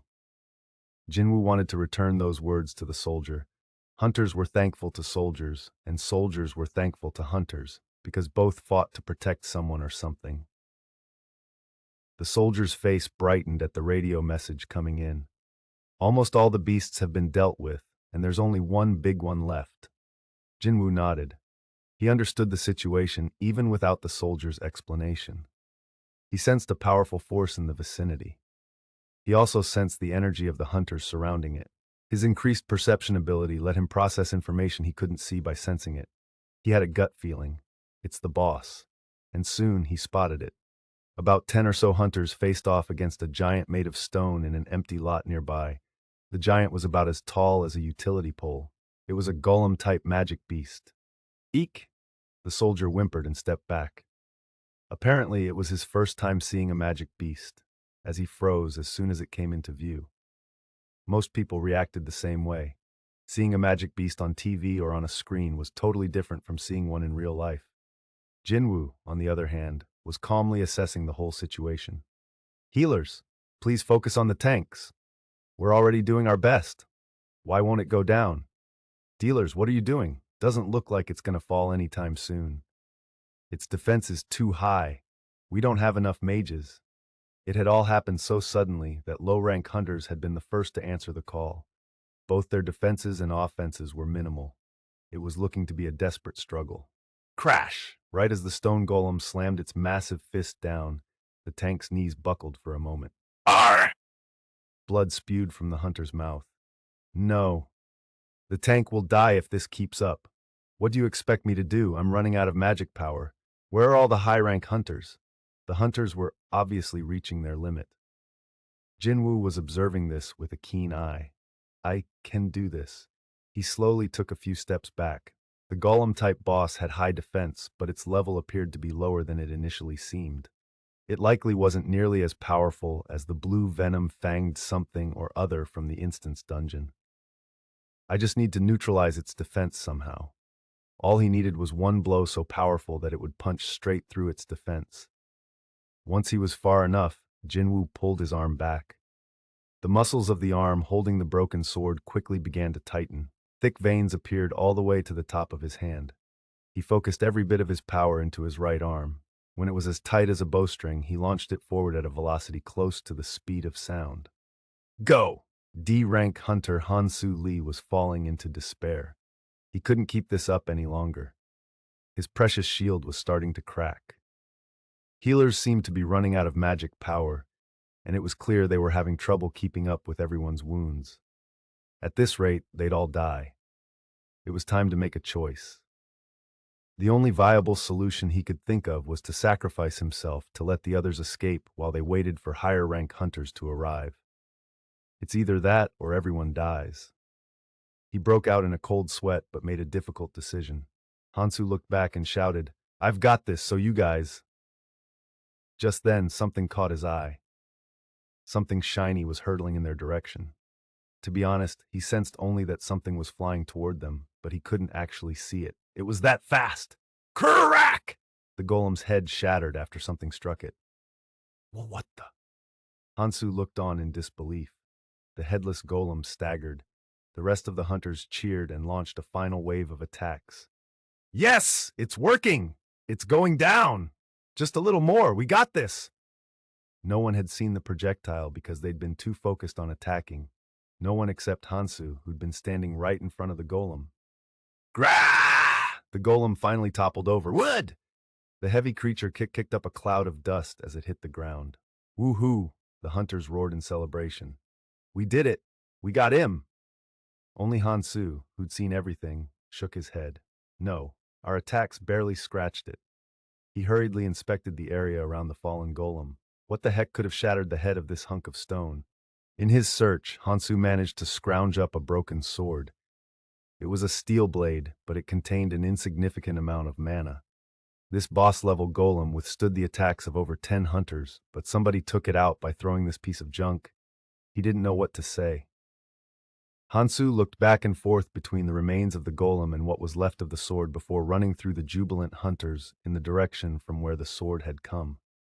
Excuse me? There was a single soldier standing there. Yes? Did you mean me? Yes, you. The soldier swallowed nervously as a hunter of considerable mass lumbered toward him. It just went to show how overwhelming the mere presence of a hunter could be to a regular person. Han-Soo showed him the sword. Did you throw this? Oh, that was... The soldier blinked in confusion as he turned to look behind him. Huh? There was definitely another hunter here a second ago. There was nobody behind the soldier. Han-Soo scratched his head and looked down at the broken weapon fragment as the soldier glanced around in confusion. The power, that destructive force, was a high-rank hunter here? There was no way to verify this, since whoever it was had disappeared. By that time, Jin-Woo was heading back home. He'd turned around as soon as he saw the golem stumble. He'd killed the thing. He knew that for certain. All profits from killing a magic beast went to whomever killed it. If he wanted to, he could have claimed that he had the rights to the golem. But the problem is, I'd have to prove it was actually me. Who'd believe that a gigantic golem had been felled by an E-rank hunter's attack? He didn't have any decisive evidence either. Neither the broken sword nor the soldier's testimony would have helped much. That wouldn't even be the end of it. He'd have to reveal how he'd gotten strong enough to defeat the golem. The more he thought about it, the more cons there were than pros. He had the extraordinary ability to level up. Jin-Woo couldn't justify revealing his secret just to claim a single golem. Too bad, but I have no choice. It hadn't been a total loss, however. In fact, he'd gotten something huge. He'd received a message the moment the golem fell. You have leveled up. Thanks to the golem, his level had increased once more. I level up even when I kill a regular magic beast. This was excellent news. That was enough for him for now. Jin-Woo's apartment was on the 9th floor of an old, shabby building on the outskirts of downtown. He found his key and opened the door. It was dark inside. Gina's really doing her best. It looked like his sister was still at the library. The food on the table was cold by now. His sister had made it. Their mother had been in the hospital for a few years now. The notepad on the table had a message written in his sister's bubbly handwriting. Don't skip dinner. I'll check if you finished everything. Even though she was busy with her studies, she'd gone out of her way to make him something because he was getting discharged from the hospital. Jin-Woo smiled gently and sat at the table, but he wanted to check something first before eating. Stat screen. None 2220, fatigue, title 18, 350, strength 48, stamina 27, agility 27, intelligence 27, perception 27, available ability points, zeros. Passive skill, unknown, Lulvbot max, willpower 1, active skill, dash love 1. It had been a long day, but thanks to this long day, his level was already at 18. His strength stat was already almost at 50, and his other ability stats were noticeably higher as well. He'd found out how his agility and perception worked. On top of that, I got a very useful dagger with a bunch of debuffs and tons of gold, even if I'm not sure how to use them yet. He didn't bother counting the strange poison as part of the day's achievements. All in all, his raid on the instance dungeon had been a big success. People who leave home early in the morning are usually careful not wake up their family, and so Gina locked the door quietly so as not to disturb her brother, who was usually in a deep sleep at this time of the day. But when she turned around, going to school? Huh? Gina's head jerked up, startled by the voice coming from nearby. Jin-Woo was jogging slowly toward her. He was dressed in sweats and running shoes. With the way he had his hood pulled down low, it looked like he'd been out jogging. Gina's naturally big eyes got even bigger. Wait, you were already up? Been up for a while. Look out for traffic. She watched, confused, as her brother went inside the apartment. Huh? He actually got up before me. Jin-Woo wasn't lazy by any means. Rather, Jinna tended to wake up unusually early for someone her age, so she was often the first in the family to start the day. Somehow, she got the feeling that her brother's back seemed wider than before, but that didn't make sense. The human body wasn't an elastic band that could get bigger or smaller in the span of a few days. I'm probably just seeing things. She was shaking her head when Jin-Woo suddenly handed her an umbrella. What's this for? Gina took the umbrella and stared up at the sky. It was the crack of dawn and consequently still dark outside, but the sky looked pretty clear. It doesn't seem like it's gonna rain. Take it with you. But it's heavy. Take it anyway. It's a folding umbrella, so it's not that heavy. Don't be a baby. Slam. He closed the door on her. What the? So bossy. Gina lightly kicked the door to show her disapproval, but shoved the umbrella in her bag and headed off. Wait. She mentally calculated where her brother's eye level had just been. That was weird. It was definitely higher than before. Do men get taller even in their 20s? Nah, that couldn't be it. She shook her head again and hurried off to school. Click. Meanwhile, Jin-Woo locked the door and called up his inventory as he walked into the apartment. Storage. Storage. Inventory. He'd found out after a few experiments, but the command word didn't matter as long as the meaning got across. It was the same when opening his inbox. Open, access, reveal, etc. As long as the command word indicated that the inbox should open, it worked. He stuffed the umbrella he'd acquired from today's mystery box in his digital inventory. Another dud. It had been 4 days since he'd first entered an instance dungeon. He hoped for another key to an instance dungeon every time he opened a mystery box, but it seemed to be a pretty uncommon item, and he hadn't gotten another yet. That's that for now. He went to his bedroom and sat on the edge of his bed. He had a decision to make today. Stats. Stats, strength 48, stamina 27, agility 27, intelligence 27, perception 27, available ability point 12. He'd been accumulating ability points for the past 4 days. He hadn't missed one daily quest, and of course he'd made sure to accept every single reward. He hadn't been distributing the ability points though. The problem was, it's too hard. Indeed, he was finding it too difficult to make a decision. Strength, a good stat. He'd never regret investing any points there. Agility, also a good stat. Agility didn't matter against a weak enemy, but it was crucial for the high-rank ones, since speed was relative. Then there were stamina and perception. Stamina was obviously better the higher it was, and perception was proving more useful than he'd expected. Intelligence. Well, there lay the problem. It was the only stat whose function he wasn't sure of. Even though it had increased quite a bit, he didn't feel any smarter than when he'd started. He hadn't gotten any better at memorization or math. This stat's probably related to magic, but perhaps he didn't need that one quite yet. That still left four, though: strength, agility, stamina, and perception. Still too difficult to choose. Eliminating one option hadn't helped at all. He just couldn't be sure. He knew that strength and agility worked well together. Being able to deal a lot of damage was useless if he couldn't hit a target, and vice versa. Being able to hit a target was pointless if he couldn't deal much damage. He could regard strength and agility as a set. It'd be a good idea to increase agility to the same level as strength. If he increased agility, stamina wouldn't be as important for now. Agility and stamina weren't very compatible. With his agility up, there was less of a chance he'd get injured, but stamina was only really useful when he was in a position to receive a lot of damage. I can't not invest in stamina, but it seemed inefficient to increase agility and stamina simultaneously. With that, he'd finally decided on the order of importance. First was agility, second was perception, and stamina was third. Since he'd already invested heavily in strength, he'd put it on the back burner, and since he was planning to increase agility, it made more sense to raise perception instead of stamina for now. With that in mind, Jin-Woo first added 2 points to strength.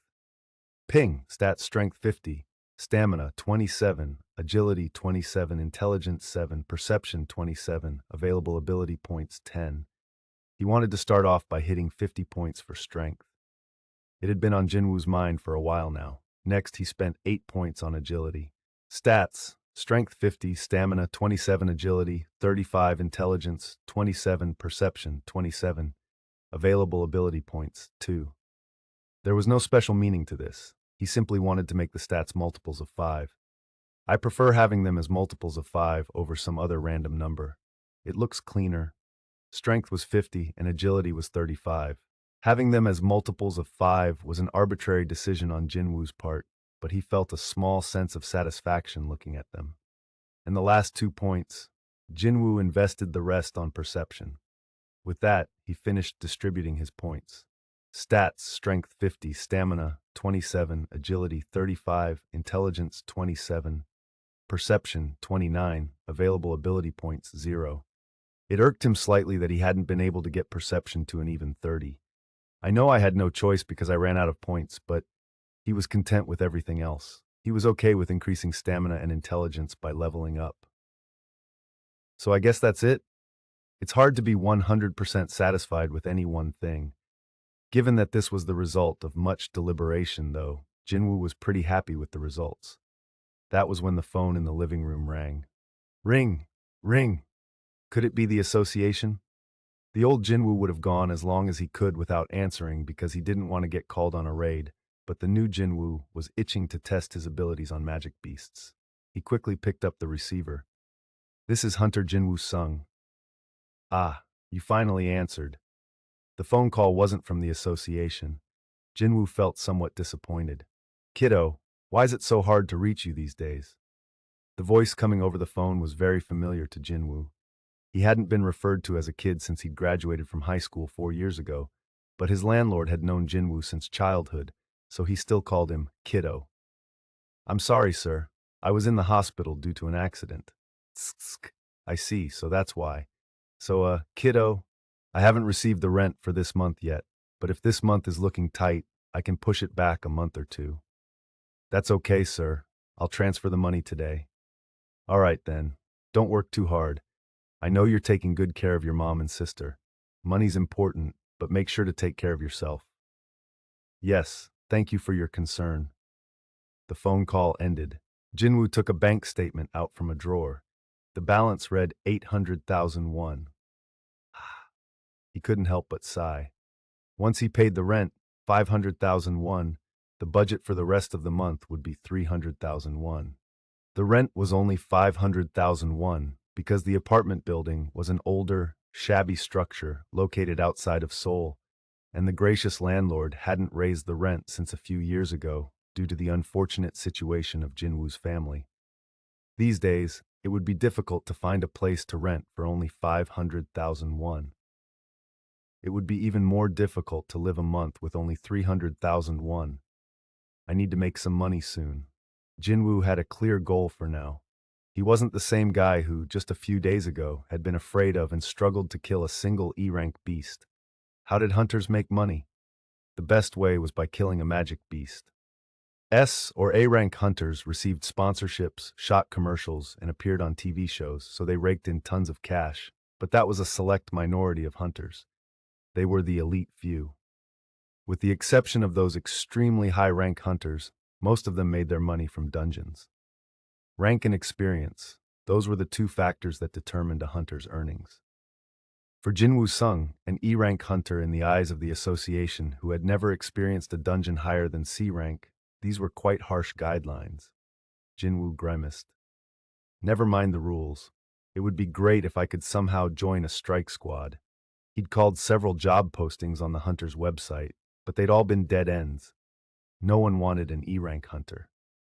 Most of those who posted these job openings were freelancers, so they tended to be extremely careful when forming their strike squads, as they'd often have to watch their own backs in fights. They were usually hunters who weren't good enough to join a guild, but were too skilled to stay with the Hunters Association. This made them outsiders. I've heard that even those hunters make more than 10 million won a month. It was high risk, high return. They made big money in exchange for risking their lives. There was a reason hunters were often the targets of envy. But it was frustrating for Jin-Woo. Would it be easier to get reevaluated and raise my rank? He shook his head. No matter how many times he considered it, he concluded it would be a stupid thing to do. An E-rank hunter becoming a high-rank hunter. It didn't matter if it was a promotion to an A, B, or even C rank. A reawakening was always newsworthy. People liked to gossip, and hunters were hot topics. When there were 5 mouths, there were also 10 eyes, meaning the more people talked about him, the more eyes there'd be on him. And since his abilities would keep increasing, it'd be only a matter of time before people found out his secret. A hunter who can keep increasing his abilities? He gets stronger as time passes? Which hunter is that? How is that possible? How can I be like him? He'd get way too much attention. There had never been a hunter like him. It would be inevitable that some of the people who showed interest would either want to use him or harm him. And if those people are powerful, he felt queasy just thinking about it. He still wasn't strong enough. Jin-Woo didn't want to reveal his secret until he was absolutely sure he could protect himself. Getting reevaluated wasn't an option. But I still have to make money somehow. It wasn't like he could do some ordinary part-time job, since he didn't know when the association might call him. He couldn't pass up an opportunity to make money and gain experience at the same time via a dungeon just because he was too busy trying to make ends meet. As he pondered what to do, a new job posting caught his eye. Urgent. Hunters of any rank welcome, as long as they get here quickly. Jin-Woo's eyes lit up, a hot post that had just been uploaded. He quickly skimmed the details and noted it wasn't far from home. He gave them a call right away. The other side must have also been in a hurry, as they answered the phone before the first ring completed. Hello? Jin-Woo gave a brief explanation of why he was calling and calmly awaited the other person's response. Okay, so you're an E rank? That wasn't a bad reaction. That's fine. We just need you to help meet a head count quota. But it's a C rank gate, so you might have difficulty hunting. We can divide the spoils among the rest of us and compensate you 2 million won. What do you think? Can you get here right away? 2 million won for a day's work. That was a lot of money for helping to fill a quota. It was a pretty good deal. It was unfortunate he wouldn't get a share of any other rewards from the dungeon, but he didn't want to be greedy and potentially miss out on the 2 million won. Let's put out the fire first. This kind of opportunity didn't come around often.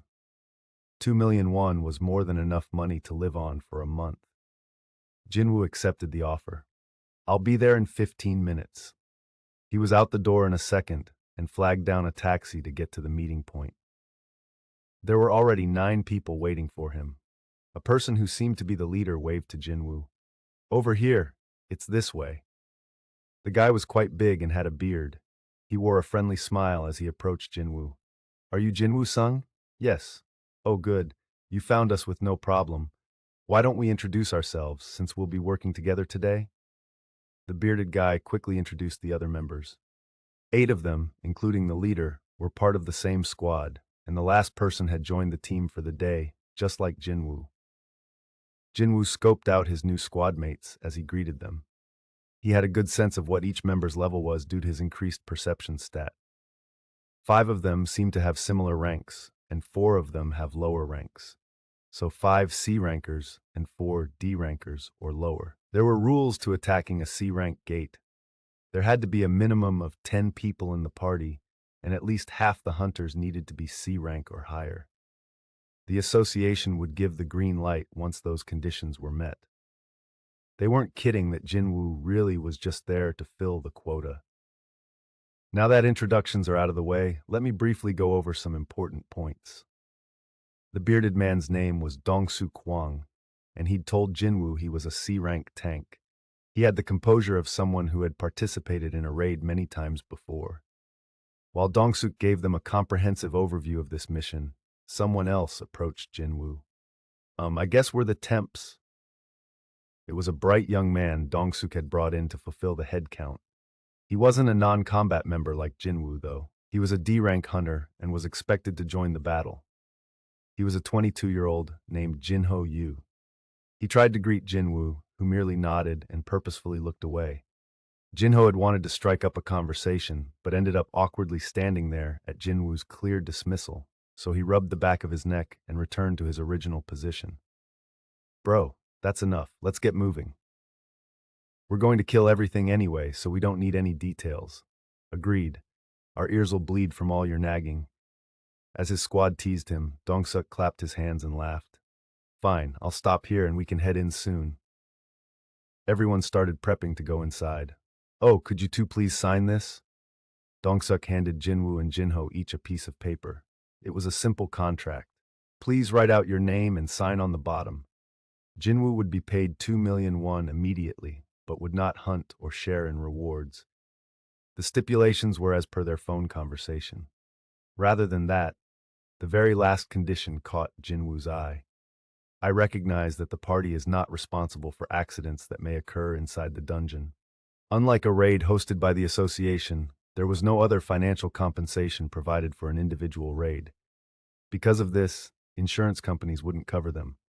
Hunters had to protect themselves.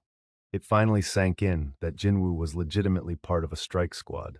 As he read over his contract, he sneaked a peek at the details of Jin-Ho's contract. As expected, unlike Jin-Woo's contract, Jin-Ho was supposed to get a share of the rewards instead of 2 million won. Jin-Woo turned to Dong-Suk before signing the document. So what do you need me to do? Nothing special. You can just carry the gear and follow us. Gear? Dong-Suk pointed at the huge backpack his colleagues were unloading from a pickup truck. It has our lunches, extra clothes, weapons, first aid kit, etc. Wait, a first aid kit? That piqued Jin-Woo's curiosity. Are we going in without a healer? You know how hard it is to have a healer in a strike squad. This is just how we roll. Dong-Suk smiled awkwardly. A strike squad that barely met the association's requirements, a temp who apparently thought a raid was a social gathering, and the lack of healer in a party made of tanks and damage dealers. The temp's expression hadn't changed even after hearing there was no healer. That proved he was a complete newbie. Jin-Woo swallowed his derisive laugh. They're full of crap. Nevertheless, he still signed the contract, not because he desperately needed 2 million won, but because he was confident he could protect himself. Here you go. Mine too. Dong-Suk took their signed agreements and, as if the papers had raised his spirits, energetically bellowed at the others. Well then, let's go. 6 the lizards. The squad made its way to where the gate had appeared. It was an abandoned construction site for an apartment building. They say the economy isn't doing so well. Dong-Suk clicked his tongue in disapproval. Unfinished apartment buildings stood scattered in the area like huge tombstones. If there was a cemetery for giants, it would have looked like this. Did you know? Jin-Ho leaned in closer to Jin-Woo and whispered to him. The president of the company embezzled 900 billion won and escaped abroad 2 months ago, leaving all the employees and investors in a tough spot. No matter how many hints Jin-Woo had given him, Jinho wouldn't leave him alone. It seemed like Jinho wasn't able to quite fit in with the 8 others, since they were all original members of the squad. Dude, you always this quiet? He'd started calling Jin-Woo dude at some point. Jin-Woo was growing weary of ignoring him. Can't you take a hint? Hee, I'm not very used to taking hints from other people. Was this guy an optimist, or was he just clueless? Jin-Woo raised an eyebrow at Jinho's bright smile. But Jin-Woo tended to get more sensitive whenever he approached a gate. It wasn't something he could control. For other hunters, raids were all about money, but for Jin-Woo, it was about survival. It dredged up a ton of painful memories, so he couldn't help but get twitchy. Here we are. Dong-suk stopped. Wow, the hunters looked impressed. Are you sure this is a C-rank gate, bro? Seems a bit big. You really think the association would bullshit us? They said the investigators checked it out twice. The portal floating in midair was reminiscent of a black hole. This was what they called a gate. A gate's rank was determined by a measure of the magic wavelengths emanating from within. The Hunters Association notified people of the rank after they evaluated the level. After that, strike squads or guilds would request permission to raid it. A or B rank gates were mostly taken by large guilds because they were too dangerous for freelance strike squads. Freelancers usually dealt with low rank gates, with C rank being the highest they could safely tackle. Dong-suk stepped in front of the gate and looked back. All right, everyone, I'll head in first. Please stick close. One by one, the other hunters followed as the tank led the way. Just in case. Jin-Woo started to do some light stretching. Next to him, Jinho produced his weapons. His sword and shield seemed to sparkle. They were obviously very expensive, not the sort of thing a newbie could easily purchase on his own. He said he's not used to taking hints from others, so maybe his family's rich? He hadn't struck Jin-Woo as that type. Jinho sensed Jin-Woo's stares and puffed out his chest. You're an E rank, right, dude? I'll make sure to protect you, so please just stick with me. Jin-Woo blinked. Who'd protect whom? Well, thanks, I guess. We should get going, too. Putting aside Jin-Woo's doubts, the two of them safely passed through the gate. It was quiet inside the dungeon. It was quiet and dark. Dong-suk gave his first order. Juwon, light up. Yes. Juwon-jo, a mage hunter, conjured a sphere of light. The place flooded with radiance. Dong-suk lowered his shield and cocked his head. What? Where are all the beasts? Yeah, and why were the lights off? Typically, glowstones lodged in the walls of the dungeon lit the way.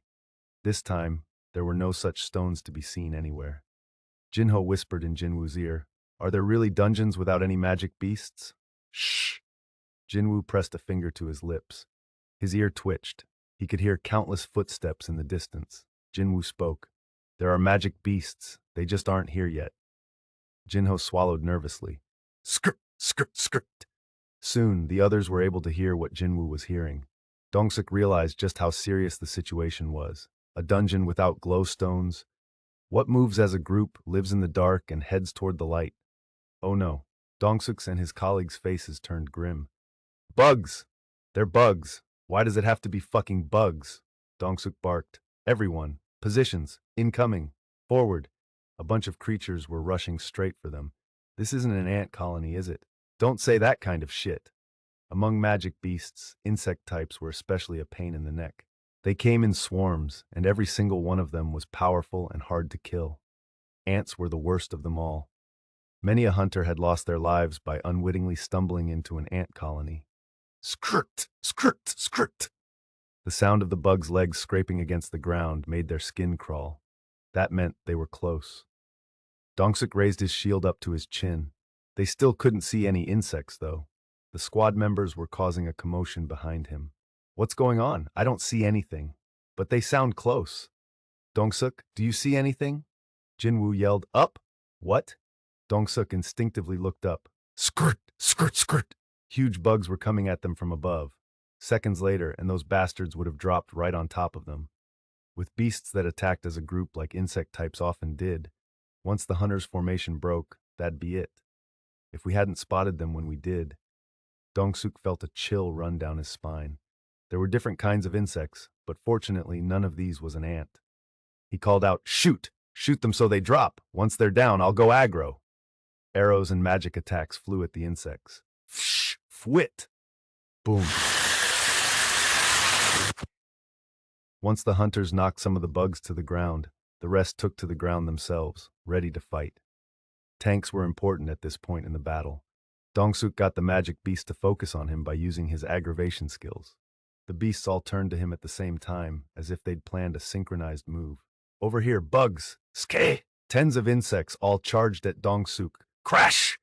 Kren! Crash! Crush! His shield blocked all of the insects' attacks. Their powerful jaws and claws couldn't break through the shield. Dong-suk the tank kept the horde back with his steady stance. Wait for it! Wait for it! He was priming for just the right moment. He held steady, waiting for the ideal time for a counterattack even as the insects relentlessly assaulted him. He was looking for an opening when the bugs were in a position that would allow aggro to continue working on them, even as the damage dealers launched their attacks. This is it. This was the start of the real battle. This was the reason people called them hunters. Dong-suk yelled out a single word, "Go." With that one command, the squad unleashed all their firepower on the bugs. Skrrr! Scraw! Magic beasts were screeching everywhere. Jin-Woo watched the battle from the back of the party. That had been the agreement. He imagined how he would handle the situation while watching the others fight. This is frustrating. He had to stop himself several times from joining them. He could see the beasts' weak points. He could also see the hunters making frequent mistakes and missing those weak points. No wonder Jin-Woo was frustrated being forced to stay back and watch. Because of their group chemistry, though, Dong-suk's squad wasn't sustaining much damage. Dong-suk's laid-back attitude before the battle hadn't been all bluster. Jin-suk, 11 o'clock. Bro, they're coming from the right too. Juntae-sukmin Juwon, take the right. Got it. Chuljin, your wrist is swollen. Fall back for now. This is nothing, bro. Do you think we're done after this? We don't know how long this will go on, so take it easy. Pace yourself. All right. It might have been because they'd been a squad for a long while, but the communication among them was excellent. Good communication makes for good teamwork. They were completely different from the disorderly association hunters. And that one isn't so bad either.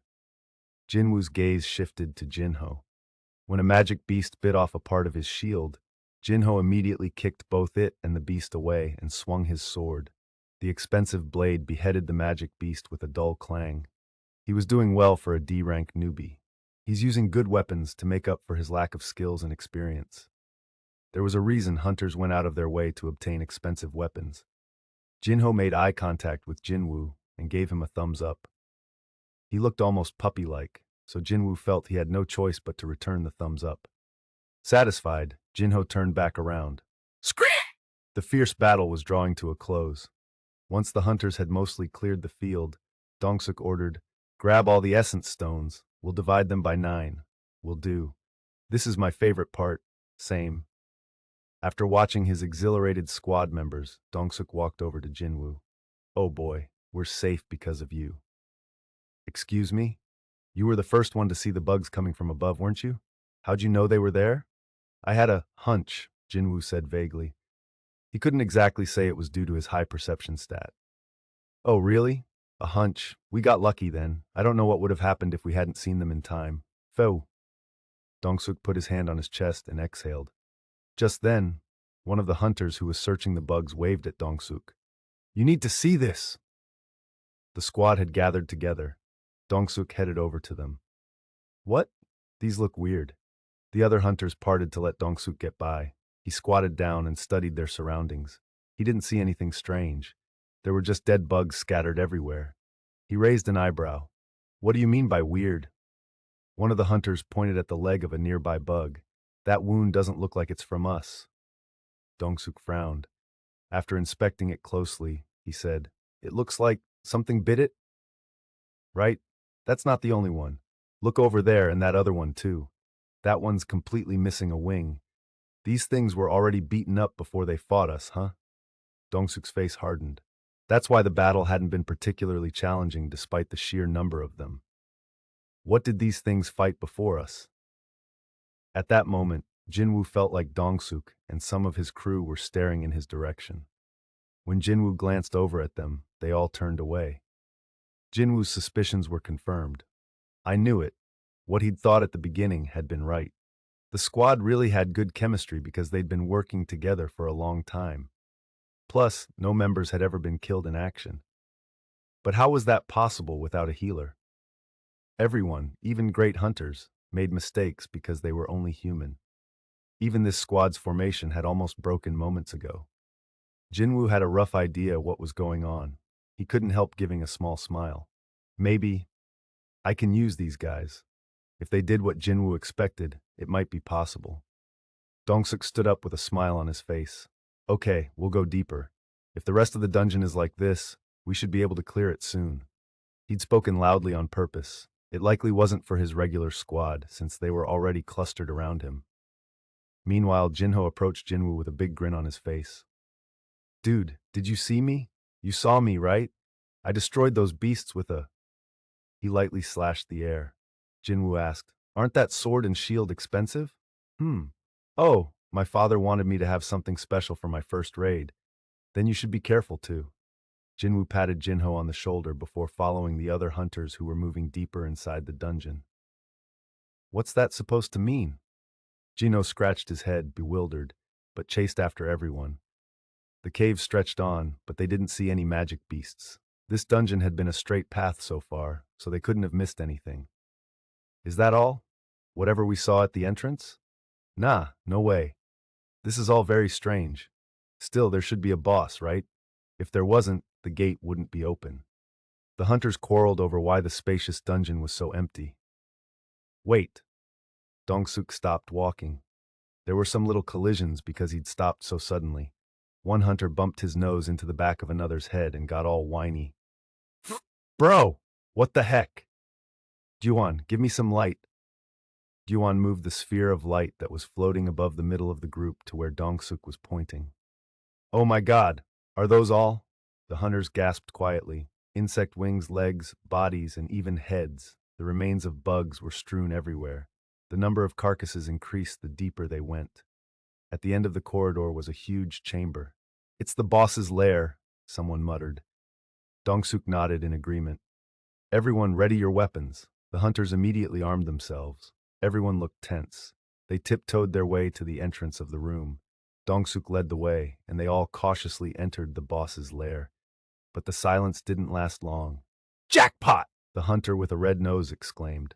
He was the one who'd bumped into someone's back earlier. It was normally taboo to yell like that in a dungeon.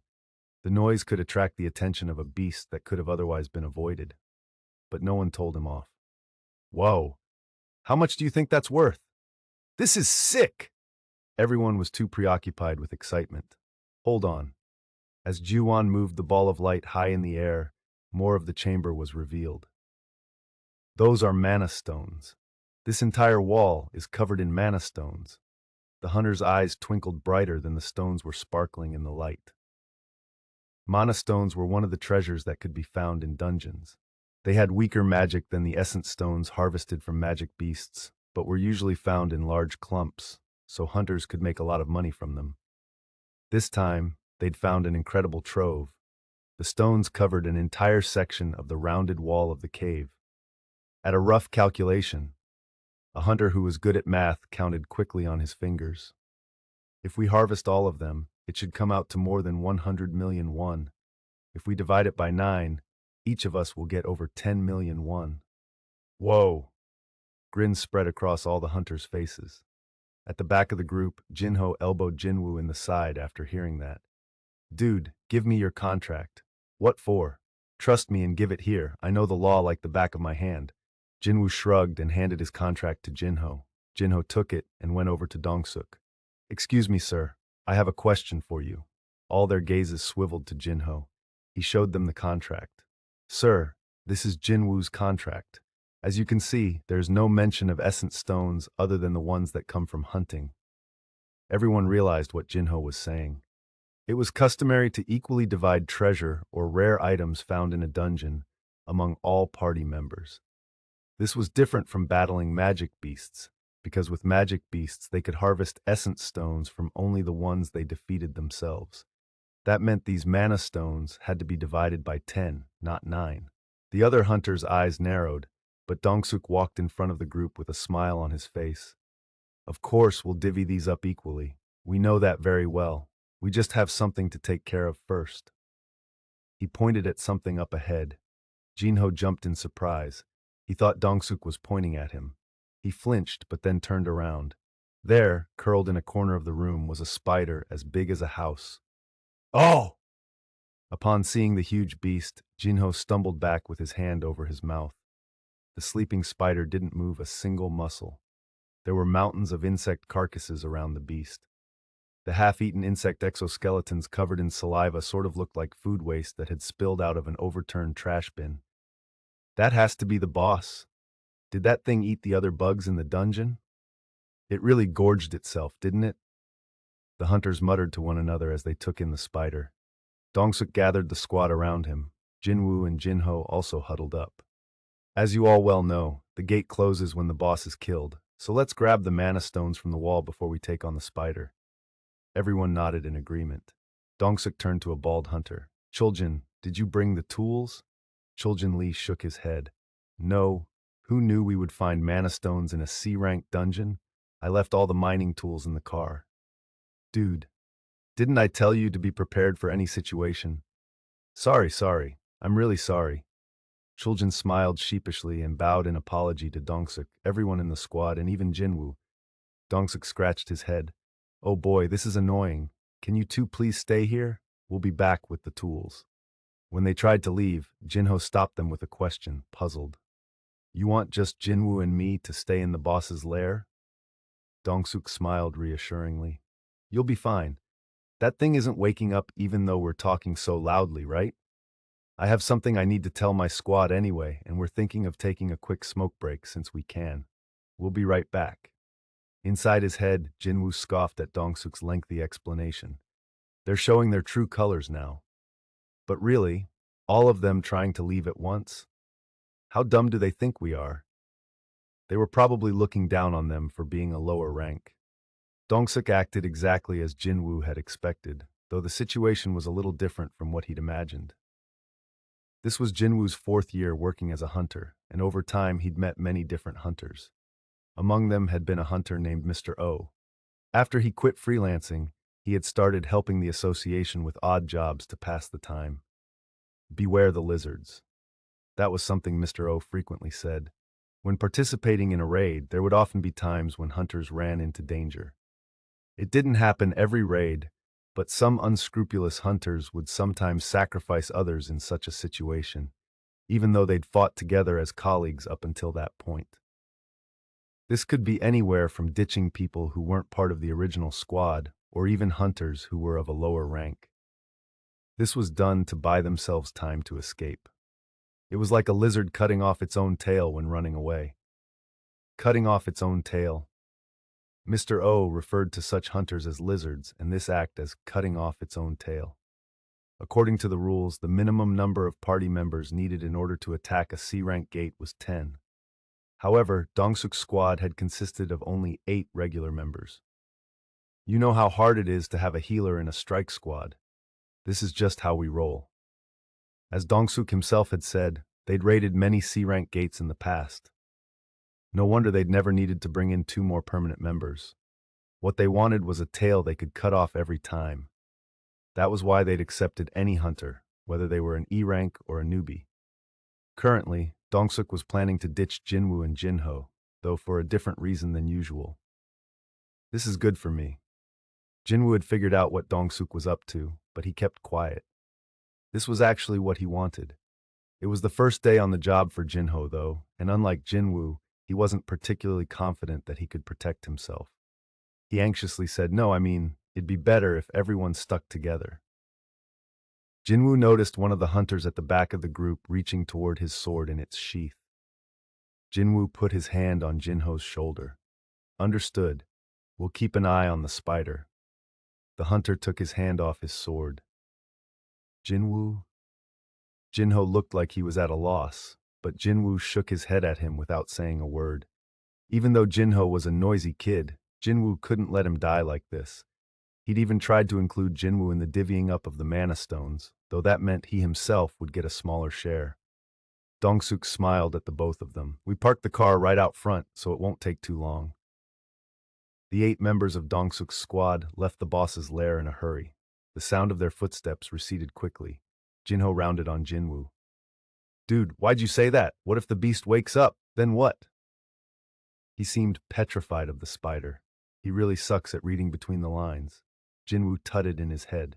Explaining every little thing would be a pain too. Instead of responding, he started stretching.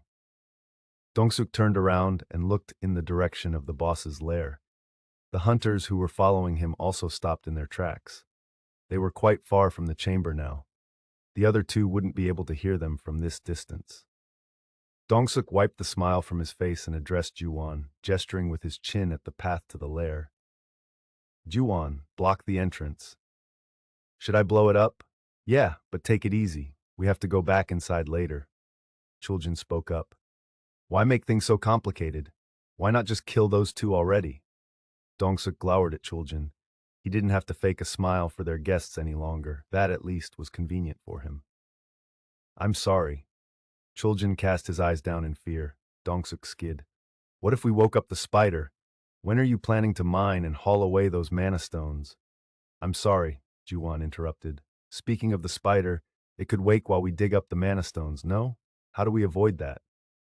The spider had filled its stomach with hard-to-kill insect-type magic beasts. They could sustain a lot of damage if the spider attacked them while they were preoccupied. That's why, Dong-suk smirked. I want to feed those two to the spider.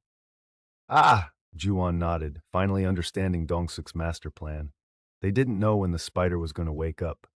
It could be 10 hours, 1 hour, or 1 minute from now. So the plan was to rouse and feed the spider in advance. The shockwave from a collapsed entrance would wake even the most lethargic beast.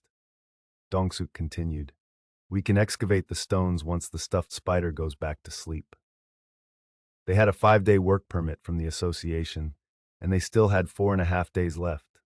They could afford to wait a while, and even if the spider didn't go back to sleep in time, they could still kill it and harvest as many mana stones as possible before the gate closed. It wouldn't be possible to dig them all up in an hour, but they wouldn't have to share them with Jin-Woo and Jinho, so it wouldn't be much of a loss.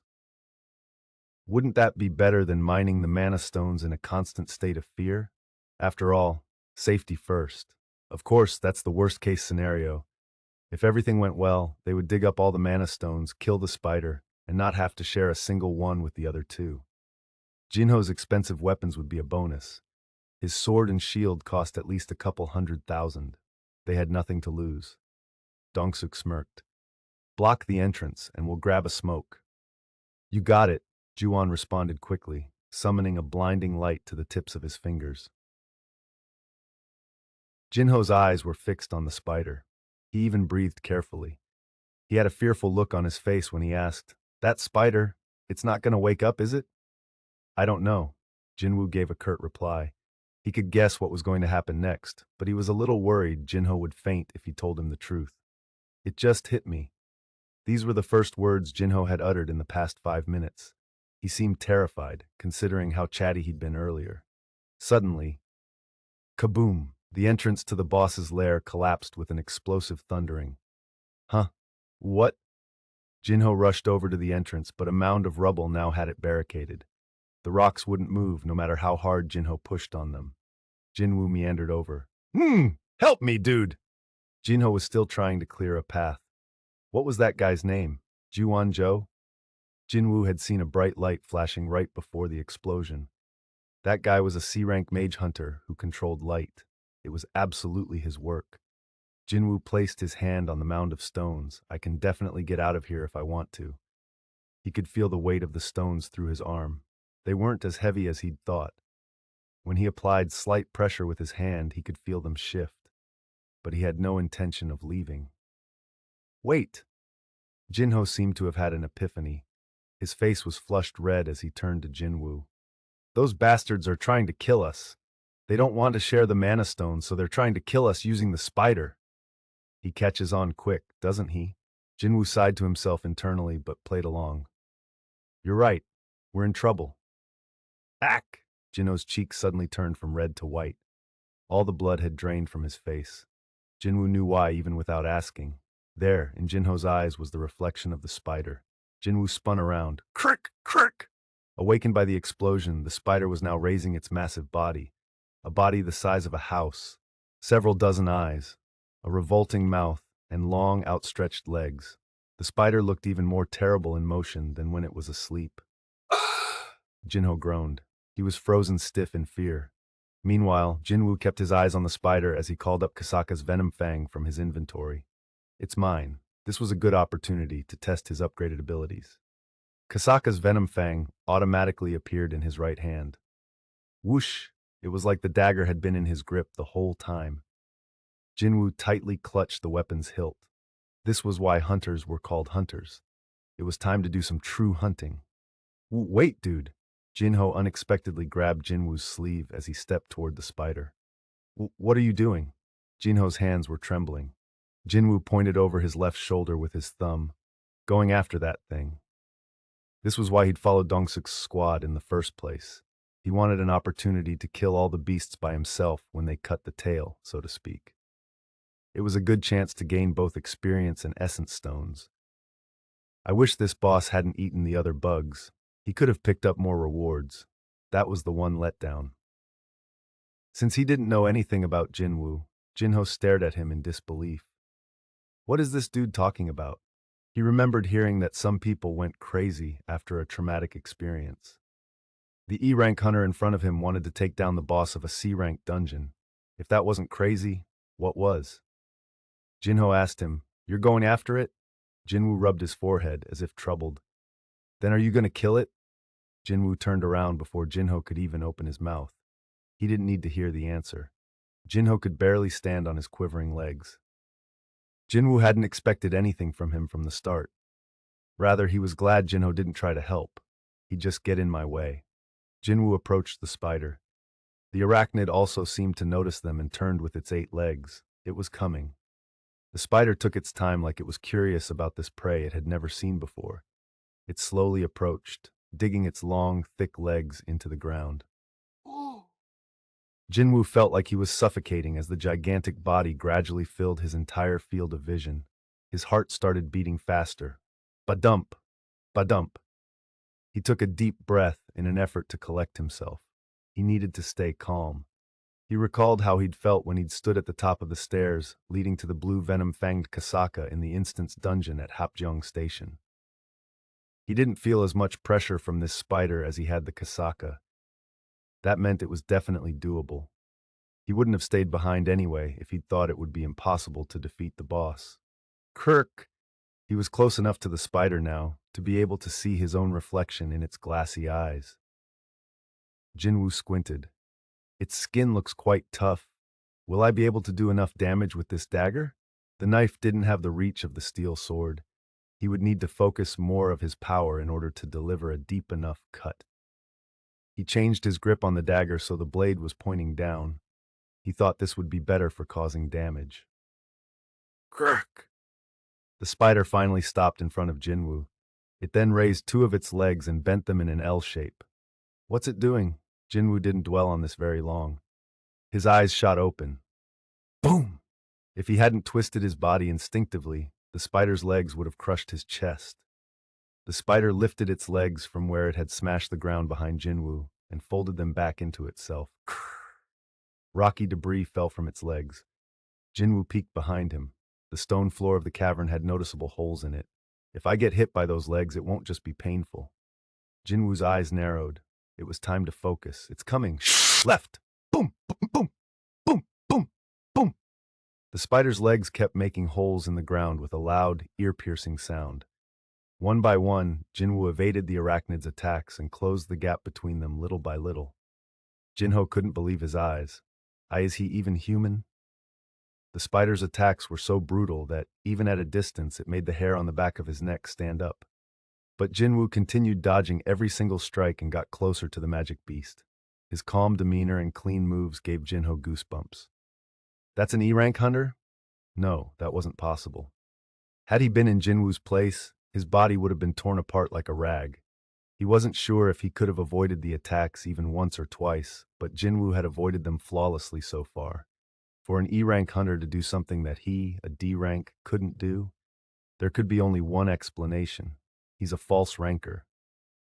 Jinho's face turned grim. Some talented hunters had excellent control over their own magic. They could even lower their levels if they wanted to. There were hunters who hid their magic power on purpose in order to receive a lower rank. They were called false rankers. And most false rankers had ill intentions. Some of them are serial killers who target lower rank hunters in low rank dungeons. Hunters were the only people who could enter dungeons, so they were the perfect place for hunters to commit crimes. Jinho swallowed hard. All at once, he was more afraid of Jin-Woo than the spider. Why did I want to do this again? He suddenly felt like he was about to cry. Shh! While Jinho was lost in his thoughts, the spider had continued its assault. Jin-Woo had evaded its onslaught and was now confident of his victory. Its head was nearly within his reach. It had been easy to close the distance to the spider because its pattern of movement was simple. I should aim for its eyes first. Aiming for the target's weakness was the basic rule of raids. Jin-Woo decided to start with its vulnerable eyes. If I can just stab one with this dagger. Jin-Woo was about to make his move when he got the sudden impression that the spider's attacks were slowing down. Shh! Shh! Was he just growing accustomed to its quick attacks? Boom! No, that wasn't it. While his eyes could be deceived, his ears never lied. The gap between those ear-piercing blasts were growing as the spider slowed. Jin-Woo had always trusted his good hearing. He was struck with an ominous feeling. He looked closer and noticed the muscles near the spider's mouth twitching. Why is it starting to move its mouth now? He was about to jump up 3 meters toward the spider's head, but he hesitated. Jin-Woo made a split-second decision to change his direction and threw his body to one side instead. Right as he did, shwa! The stones on the ground melted. He gulped. If I'd jumped straight up, the stones wouldn't have been the only things melting. The spider rushed at him, as if sensing Jin-Woo's agitation. Shh! Shh! Jin-Woo raised his head. It was right in front of him. Shh! He leaped to avoid the spider's legs. Boom! The spider renewed its onslaught. Crap! He got close to the beast a few more times, but had to retreat to escape its digestive acid.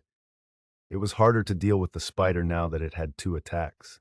If Jin-Woo got closer to avoid its legs, stomach acid would shoot out. If he backed away because of the acid, the spider would strike with its legs. Damn it! In frustration, he tried attacking the spider's leg with the dagger. No matter how hard he stabbed, though, he couldn't even make a scratch because of its thick hide. He bit his lower lip. This isn't good. The spider was using only 2 legs to strike Jin-Woo, but Jin-Woo was throwing his whole body around to avoid its attacks. It was obvious who would get tired first. Fatigue. Not surprisingly, his fatigue was increasing rapidly. His speed would decrease if his fatigue level reached 70, and he wouldn't be able to move properly if it reached 90 because he'd be completely out of breath. He didn't have much time. If I can get closer to it faster, speed was his problem. Boom, boom, boom. Wait, speed? A thought occurred to Jin-Woo as he was narrowly dodging the spider's legs. I have that, the only skill he could actually use. He'd forgotten about it because he hadn't had much use for it until now. Dash! Skill dash has been activated. Your speed has increased by 30%. When in use, your mana will decrease by 1 every minute. As soon as the message popped up, Jin-Woo's body moved faster like he was on rocket boosters. It was much easier to avoid the spider's legs. Shh! Shh! Boom! Boom! Boom! He effortlessly danced between the spider's legs, coming down like lightning, and got right in front of the beast's face. The panicked arachnid hastily spit out some digestive acid. Shwa! But Jin-Woo didn't have to rush this time, thanks to the speed boost. He easily avoided the acid blast and jumped up to his opponent's head. Shing! The dagger sliced at the spider's eyes diagonally. Debuff, paralysis has been activated. The debuff's been cancelled out by the opponent's high resistance level. Debuff, drain has been activated. The opponent's HP will decrease by 1% every second. Nice! The drain debuff of Kasaka's Venom Fang had been successful. The spider screeched and stumbled. Jin-Woo didn't waste this chance. As soon as he landed on the ground, he leaped up again, using the spider's body to reach its head. The beast started waving its legs around, but the blind attacks didn't work on Jin-Woo. Boom! Boom! All they did was gouge more holes in the ground. Jin-Woo reached the top of the spider's head and started stabbing its multiple eyes. The spider flailed like crazy, but Jin-Woo continued to hold on and stab its head. The spider started to falter. Jin-Woo's attacks were working. His hands sped up. Finally, the arachnid's huge body buckled on one side. Thud! Jin-Woo kept going until he was sure the creature was dead. Scree. As soon as the spider took its last breath, the messages poured in. You have defeated the master of the dungeon. You have leveled up. You have leveled up. You have leveled up. Yes. Jin-Woo flung his blood-soaked arms up in victory. His level had been raised 3 times, most likely due to it being a boss. Stat screen. None 2,600. Fatigue 0, 21. Tight-ass 390. Strength 53. Stamina 30. Agility 8. Intelligence 30. Perception 32. Available ability points 0. Skills passive skill unknown. Love.max willpower level 1 active skill dash level 1. He had jumped from level 18 to level 21 in one fell swoop. But that wasn't all. He'd received yet another message. Ping! You have passed level 20 and can now access the shop buy function. I can finally use the gold? This was good news, but there was no time to check out the shop here. The cave shook a little. The master of the dungeon has been defeated. The gate will close in 1 hour. Time remaining 59:59. They had to leave before the gate closed.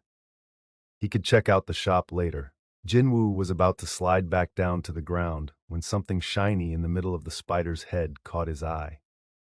An item?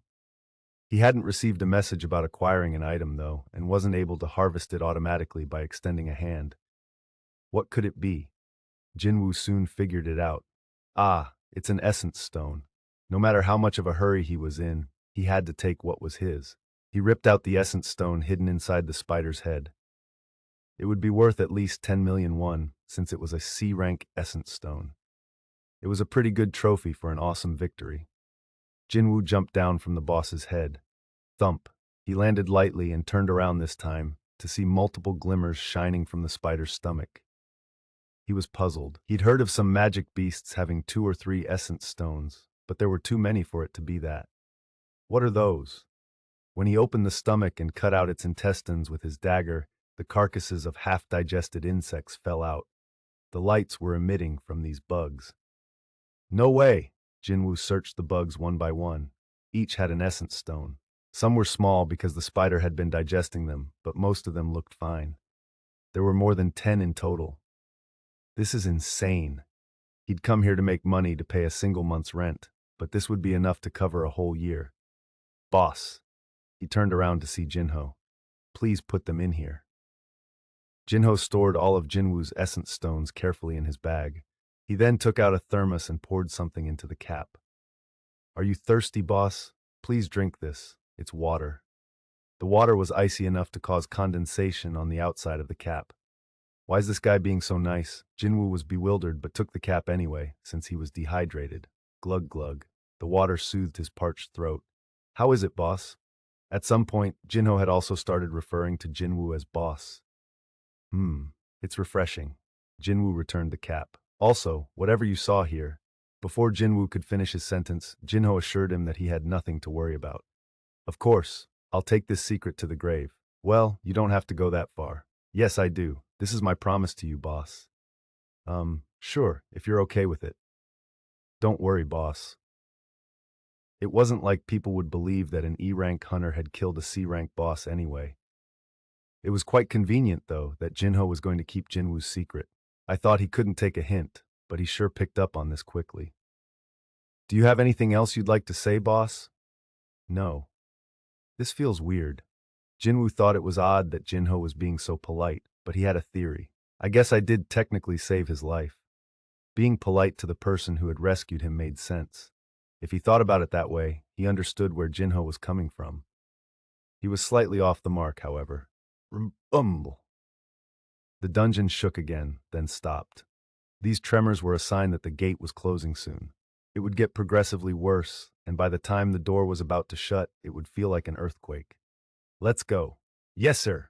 Jin-Woo headed toward the entrance. As if on cue, a light shone near it, and mounds of stones collapsed. Bang! Dongsuk and his squad ran in. They were dumbfounded to see the dead spider lying behind Jin-Woo. What, it's really dead? Those two actually killed it? Was the spider just super big but super weak? I mean, how else could an E ranker and a D ranker kill it? Bro, what should we do now? Dongsuk scratched his chin as he looked at Jin-Woo and Jin-Ho. The gate would soon close, since the boss had been killed. It was too late to dig up the mana stones on the wall. They hadn't gotten their gear ready, and there was less than an hour left. It was time for a change of plans. Dongsuk loudly called to Jin-Ho. Jin-Ho, you! Jin-Ho flinched and took a step back. His face showed how nervous he was. Dongsuk smirked. We did some research on you because your weapons looked real nice, and it turns out your dad's quite famous, isn't he? Myung-Han Yu of Yujin Construction. So? We'll give you a chance because we've got something we'd like to say to your dear old dad. But we'll all be in trouble if what happened here gets out. You'll need to become our accomplice if you want to live. Your accomplice? Dongsuk motioned at Jin-Woo with his chin. His discomfiting gaze made Jin-Woo's brow twitch for a second. Kill Jin-Woo Sung. What? Jin-Ho was appalled. Dongsuk laughed as if Jin-Ho's expression was the funniest thing he'd ever seen. Originally, Dongsuk had intended to kill both Jin-Ho and Jin-Woo. While waiting outside, though, he'd done some research on his phone and discovered Jin-Ho's father was the owner of a prominent domestic construction company. That had given him an idea. What if we film him killing Jin-Woo Sung and blackmail Myung-Han Yu? Myung-Han Yu's projected net worth was at least 10 trillion won. If they played their cards right, they could make several times more money than what the mana stones were worth. That's the only way you can walk out of here alive. Kill Jin-Woo Sung with your own hands, and we'll spare you. If not, we'll kill you both. Dongsuk's eyes turned vicious. What are you waiting for? What happens in a dungeon stays in a dungeon anyway. Don't tell me you, a D rank, are afraid of some E ranker? Jin-Ho looked to his side. Jin-Woo replied with a shrug. That meant Jin-Ho could do whatever he wanted to do. Jin-Ho drew his sword, a determined look on his face. Guess he finally made a decision. Dongsuk began smiling. However, the choice Jin-Ho had made wasn't the one he'd been expecting. Jin-Ho stood by Jin-Woo's side, sword in hand. Whoa, you want to team up with him to fight us? Dongsuk muttered to himself. The ball's on this rich brat. Just because he'd gotten lucky and defeated one C-rank boss. Gyuan whispered to him, what should we do? Dongsuk lowered his voice so Jin-Woo and Jin-Ho couldn't hear him. Get rid of Jin-Woo Sung first. We need to hold on to the ATM. We've already suffered too many losses today. Gotcha. Blinding light started gathering in Gyuan's hand. Jin-Woo narrowed his eyes. They really want to do this. This was the first time Jin-Woo was facing off against another hunter. Nevertheless, he didn't have even the tiniest intention of going easy on anyone threatening his life. Just then, ping! The familiar notification bell sounded. An urgent quest has arrived. Urgent quest? Jin-Woo looked up. The quest screen automatically came up on display before he could tell it to open. That had never happened before. Urgent quest. Defeat the enemies. There are people present who want to kill the player. Defeat them all and ensure your safety. If you do not complete this quest, you will receive an appropriate penalty. Number of enemies to defeat 8. Number of enemies defeated 0. Jin-Woo's eyes widened. The goal of this quest is to kill Dongsuk's entire crew. Then, out of nowhere, there was a brilliant flash before his eyes. Gyuan had shot an arrow of light at Jin-Woo. Blam! The blast threw Jin-Woo against the wall. Part of the cavern collapsed on top of Jin-Woo. Kerm! Boss! Jin-Ho made to run to Jin-Woo's side, but Dongsuk called out to him. Jin-Ho, you! Jin-Ho stopped in his tracks, startled. He's already dead, so don't worry about him and get over here. Dongsuk motioned to him with his finger. Jin-Ho looked back at Jin-Woo. As Dongsuk had said, Jin-Woo was lying motionless under the rubble. You murderers! Tears welled up in his eyes. Dongsuk and his squad snickered at Jin-Ho's accusation, because it was true. They'd lost track of how many people had died by their hands in dungeons. While Jin-Ho confronted the jeering squad, Jin-Woo, buried under the debris, couldn't believe what he was seeing from under the rubble. Through the gaps between the broken rock, he watched the text of the quest changing. Defeat. There are people present who want to kill. Defeat them all and ensure your safety. If you do not complete this quest, number of enemies to defeat 8. Number of enemies defeated 0. A few of the words glitched out and then smoothly reformed. Quest. Defeat the enemies. There are people present who want to kill the player. Defeat them all and ensure your safety. If you do not complete this quest, your heart will stop. Number of enemies to defeat 8. Number of enemies defeated 0. It was a clear threat. He would die if he didn't complete the task that had been set for him. So I have to kill them if I don't want to die. The content was shocking, but Jin-Woo wasn't fazed for long. That feeling quickly changed to relief. He couldn't believe it, but it was true. One worry had been plaguing Jin-Woo ever since he'd started receiving messages and seeing his ability stats. What if this weird phenomenon suddenly ends? Because this had all started arbitrarily, it could end just as suddenly, couldn't it? This uneasy feeling constantly plagued him. However, things had become clearer with this urgent quest. This was neither coincidence nor benevolence. Had it been benevolent, the quest would have been to escape this dangerous situation, and it wouldn't have threatened him with a death penalty. The system had its own objective. It was not to make Jin-Woo Sung stronger, but rather that it needed a strong Jin-Woo Sung. When necessary, I'll even need to kill other hunters without any reservations. He gleaned the system's intentions from this quest. Jin-Woo felt relieved again. Thank goodness. It wasn't arbitrary. Its purpose was clear. He'd wanted to get stronger every time he'd experienced a crisis. He'd wanted to escape the unstable lifestyle that made him feel like he was constantly hanging on the edge of a cliff. That fateful day, an opportunity had presented itself the moment he'd been in the most peril. The system's objective and Jin-Woo's were completely aligned. The system will use me, and I'll use the system. That was all he needed. This phenomenon wouldn't suddenly disappear as long as its objective remained. Jin-Woo rose from the rubble. 1360-200. As expected of a C-rank hunter's magic, his HP was down by almost half after just one attack. Jin-Woo couldn't afford to hold back anymore. His eyes were filled with malice. He stepped toward Dong-suk. Huh? Dong-suk and his squad belatedly spotted Jin-Woo from where they were swarming around the frightened Jin-Ho. What the? He's alive? Ju-won, you're losing your touch.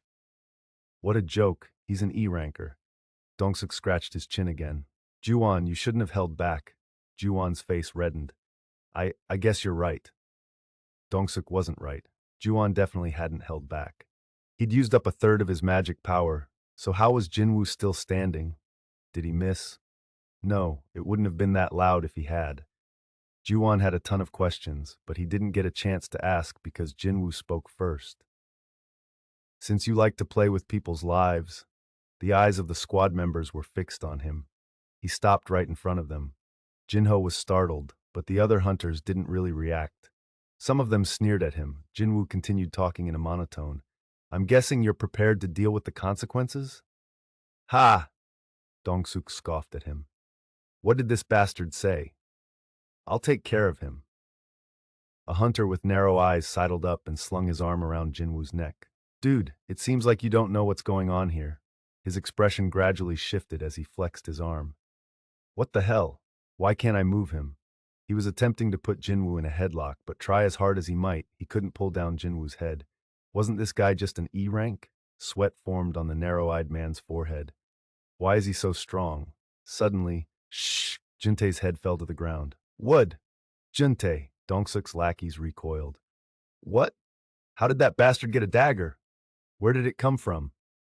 The strike squad retreated a few steps as they drew their weapons. Kasaka's venom fang had appeared in Jin-Woo's hand. Blood dripped from the edge of the dagger. Ping. Number of enemies to defeat 7. Number of enemies defeated 1.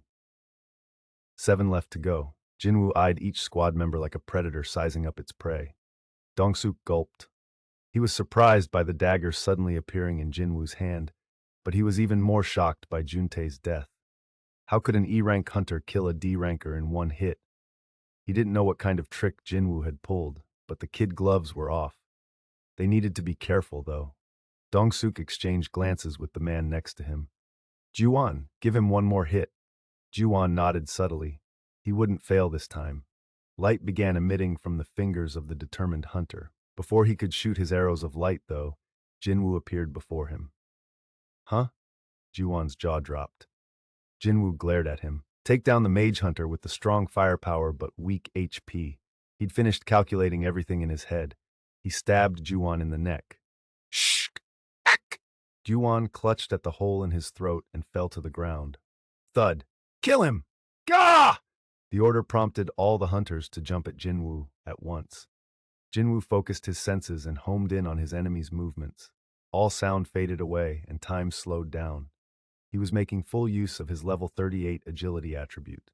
He either blocked or avoided countless strikes from swords, spears, and arrows in close proximity. The hunter's eyes widened in shock. How can an E-ranker move like this? He's too fast. I can't hit him. Their faces went pale. Speed is relative. In their eyes, Jin-Woo was a blur. Jin-Woo wove around the hunters, striking their weak spots one by one. Debuff Paralysis has been activated. Debuff Drain has been activated. Debuff Paralysis has been activated. The special effects of the Kasaka's Venom Fang dagger threw the hunters into chaos. I can't move my body. Ack! Magic! Is this magic? You son of a bitch! Paralysis has been activated. Drain has been activated. Argh! Who the fuck are you? Wah! There was non-stop screaming from every direction. The 5 hunters who surrounded Jin-Woo hit the ground in no time. Thud, thud, ping. Number of enemies to defeat, 1. Jin-Woo turned to look at the last hunter standing. It was the huge bearded Dong-suk. Dong-suk threw his shield to the ground with a defiant look on his face. He let out a roar. Grah! He pushed off and rushed at Jin-Woo. Tuck, tuck, tuck, tuck! The hunter weighed the situation as he ran. He was a tank and a high C ranker. Jin-Woo was probably a damage dealer. Even though Jin-Woo seemed pretty fast, he probably didn't have the power to penetrate Dong-suk's reinforcement skill. There's no way he can get off a critical hit with just a dagger. When they collided, Jin-Woo Sung would be the one to go down. As the gap between them narrowed, Dong-suk angled his body so his shoulder would strike Jin-Woo first. Reinforcement. Right then, his vision suddenly spun, and he found himself looking at the dungeon's ceiling. Thud! His head rattled, and his neck and back hit the ground hard. He tried to get up, but his body refused to listen. Despite straining as hard as he could, Dong-suk could only lie there. Cough! Blood flew out of his mouth. Did he throw me? Had he, Dong-suk Kwang, lost to this boy? Had he really lost to him in a battle of physical strength? How could an E-ranker? There had to have been a mistake. Jin-Woo had defeated 5 C-rank and 3 D-rank hunters in a blink of an eye. There was no way this guy was an E-rank. Jin-Woo stood over Dong-suk. The seasoned hunter was having trouble controlling his own body. The victor was clear. Had they been sparring or brawling for sport, it would have ended there, but Jin-Woo had no intention of letting him go. Wait! Dong-suk raised his hand. Please spare my life. I can give you money, as much as you want. Please have mercy. 3 times, Jin-Woo told him coldly. You tried to kill me 3 times, and you have the nerve to ask me to spare your life? The first time had been when he'd blocked the entrance of the boss's lair. The second was when he'd ordered Jin-Ho to kill him. And the third was when he'd ordered Ju-won to shoot him. Each instance had been Dong-suk ordering Jin-Woo's murder. And that wasn't counting this battle. Tit for tat. After Jin-Woo had survived the underground temple, he'd resolved to give as good as he got, for better or worse. An eye for an eye. There was no room for compromise. Dong-suk started frothing at the mouth in rage when he realized begging wouldn't work. Do you think you can get away with this? Do you have any idea who my younger brother? Crack!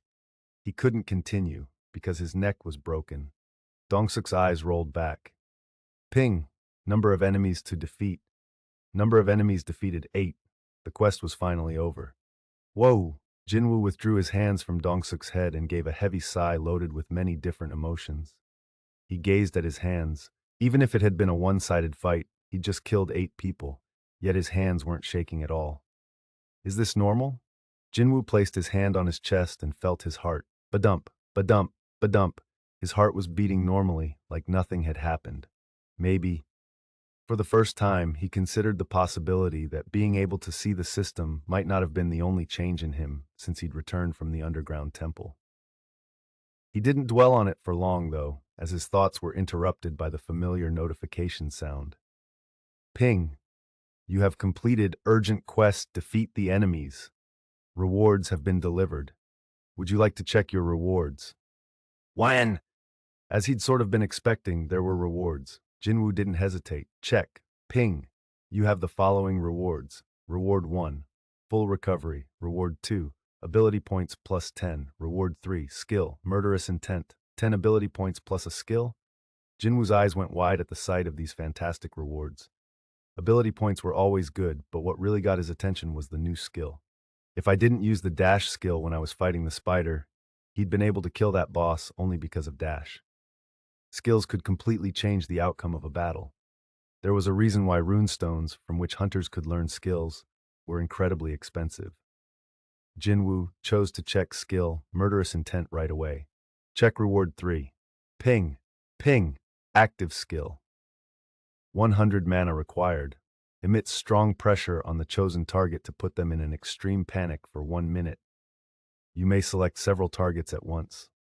Debuff, panic. All abilities decrease by 50%. It was rare for a skill to be able to decrease all of an opponent's abilities even temporarily. Just like other debuffs, the effect most likely wouldn't work on someone with high resistance, but Jin-Woo would be able to easily overwhelm most enemies when it was activated. Furthermore, since it could affect several people at once, this opened up infinite possibilities as to how it could be employed. This is pretty cool. The rewards were as massive as the penalty would have been. Wait, these rewards aren't that great if I think about it. The penalty had put his life on the line. Was this all he was getting? Jin-Woo looked around. He frowned at the horrible scene. He'd witnessed many a death during his time as a hunter, but he still couldn't get used to seeing dead bodies. This was the result that the quest had demanded. He felt that the rewards weren't good enough for a mission that required so many deaths, though Jin-Woo supposed he couldn't have avoided the fight with Dong-suk's crew, even if it hadn't been for the quest. It's true, there's no end to human greed. He shook his head. The cave trembled again. The tremors were even worse than before. It was time to leave the dungeon. Before he did, though, he needed to take care of a couple of loose ends, starting with Jin-Ho. Jin-Woo's eyes moved toward him. Jin-Woo felt sorry when the startled newbie hunter quickly looked down to avoid his gaze. What should I do with him? Jin-Woo had no intention of harming Jin-Ho. There was no need or reason to. Still, it would be troublesome for Jin-Woo if other people found out about what had happened here. I should at least make sure he keeps Kui. His thoughts were cut short when Jin-Ho dropped to his knees and quickly bowed his head. Please spare my life, boss. Jin-Woo had a hunch that dealing with Jin-Ho would be easier than he thought. 7. A proposal. Jin-Ho was trembling. His face was extremely pale. It was the natural reaction to witnessing 8 people getting killed in a flash before his very eyes. One of the most effective tools used to control people is fear, so Jin-Woo decided to apply a little of that in this situation. Why should I spare you? Ick! It was like he could physically hear Jin-Ho's heart drop. Was that too much? He didn't regret his approach for long. If you need money, I'll tell my father. Is that how you see me? Jin-Woo scowled at him. He'd been poor all his life, but he would never stoop so low as to hold someone hostage for money. If he did, he'd be no different than Dong-suk. I'm so sorry. Jin-Woo would have smacked Jin-Ho on the back of the head if the newbie hunter didn't appear frightened out of his mind. Jin-Ho looked like he'd have a heart attack if that happened, so Jin-Woo did his best to restrain himself. Jin-Ho swallowed nervously as he took in Jin-Woo's hard expression. Dong-suk also offered him money. Has he thrown away his materialistic desires and chosen the path of blood and slaughter?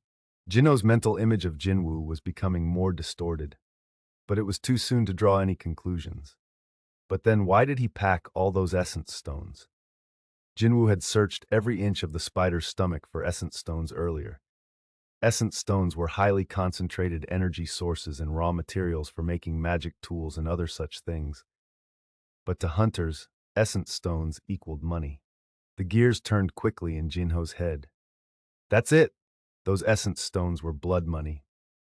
He'd had no problem searching the spider's stomach because the essence stones were the rightfully earned fee for the blood on his hands. He was a zealot who showed no mercy to his enemies, but had no interest in rewards he didn't earn. I tried to buy his mercy with money, so of course he's mad.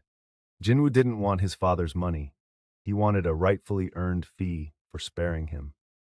Jin-Woo still seemed to be in a bad mood when Jin-Ho peeked up at his expression. Jin-Ho quickly told him, "Boss, I'll give you all the profit from this dungeon if you spare my life." Hmm? As predicted, this piqued Jin-Woo's interest. "Please consider it, boss. Don't you think people would be suspicious if you were the sole survivor out of 10 and hogged all the rewards?" Jin-Ho was certain that Jin-Woo was a false ranker. Worse, he was convinced Jin-Woo was a very high-rank false ranker who enjoyed killing. Therefore, he assumed that Jin-Woo had to care about what other people thought of him. So? But if both you and I leave here alive, all the essence stones from this dungeon are mine according to the contract. No one would suspect you of killing all the members of the strike squad because you had no claim to the stones. Of course, there was no way people would be suspicious of Jin-Ho either. He was the son of the president of a large construction company. The profit from selling the essence stones would be peanuts to him. "The money is yours to take, boss. You killed Dong-suk's squad and saved me from them, so it's rightfully yours, no?" Jin-Ho put special emphasis on the word rightfully. He's not wrong. What Jin-Ho was suggesting was the safest way for Jin-Woo to obtain the essence stones. No one else had a claim to them. As greedy as Dong-suk had been, he couldn't bring them to hell with him. Only one person had a right to the essence stones now, but Jin-Ho was willing to give them to Jin-Woo. He refused to force Jin-Ho to give up the stones, but I shouldn't look a gift horse in the mouth. Besides, if it wasn't for Jin-Woo, Jin-Ho would have been killed or taken hostage. With that taken into consideration, it made sense to say they were rightfully his. As Jin-Woo's expression softened, Jin-Ho concluded that he'd guessed correctly. I knew he wouldn't say no to the essence stones as an exchange for the blood of Dong-suk and his men on his hands. Jin-Woo and Jin-Ho meant completely different things by rightfully, but neither realized that. Fine. Jin-Ho perked up at Jin-Woo's agreement. He was starting to respect Jin-Woo a little more, because he was sticking with his convictions. But Jin-Woo's face turned expressionless yet again. "But how can I trust you?" He asked this question because he remembered the real reason he was doing this. He wasn't using fear to get paid 2 million won. He was doing it to avoid any trouble later. "How can I betray you? You saved my life a few times. You could break your promise and tell people what happened here, no?" Even if Jin-Ho did, it wouldn't be a big deal for Jin-Woo. Killing Dong-suk's squad had been in self-defense. All 8 of them had been fully armed, and they'd attacked Jin-Woo first with a powerful magic spell. The law had changed since the advent of hunters, so Jin-Woo would be acquitted for sure. Still, he wanted this incident to go away quietly without any trouble. To do that, he needed Jin-Ho's full cooperation. Even though his method for securing that cooperation was problematic, it was definitely effective. "Well," Jin-Woo stared hard at Jin-Ho as if demanding an answer. The novice hunter was determined. "I'd never do such a cowardly thing, especially to someone who saved my life." "Wait." The look in Jin-Ho's eyes was familiar. It was the same as when he'd refused to be an accomplice to Dong-suk and his men. This guy, he's telling the truth, give and take. Jin-Ho had chosen Jin-Woo in a life-and-death situation. He'd trusted Jin-Woo and gone against 8 other hunters. So Jin-Woo decided to trust Jin-Ho this once. Of course, not right away. He'd give him a bit of a wake-up call first. Jin-Woo picked up the shield that Dong-suk had thrown on the ground. "My back still hurts from getting stabbed by Dong-suk." He inspected the shield before throwing it at the wall with his full strength. Bam! More than half of it lodged in the wall. Jin-Ho broke into a cold sweat and swallowed hard. "My little bro won't disappoint me, will he?" "Oh, of course not, boss." Right then, the dungeon shook hard again. Rumble! They were out of time. Jin-Woo never had any intention of harming Jin-Ho, so he thought that was enough. He ordered, "Pack up all the essence stones. We're leaving the dungeon." "Thank you, boss." Jin-Ho stood up and gave a deep 90-degree bow. A smile returned to his face. Jin-Woo searched Dong-suk's pockets while Jin-Ho retrieved his bag. "Can't forget my payment." His fee for the day was 2 million won. He didn't want to leave even 1 cent.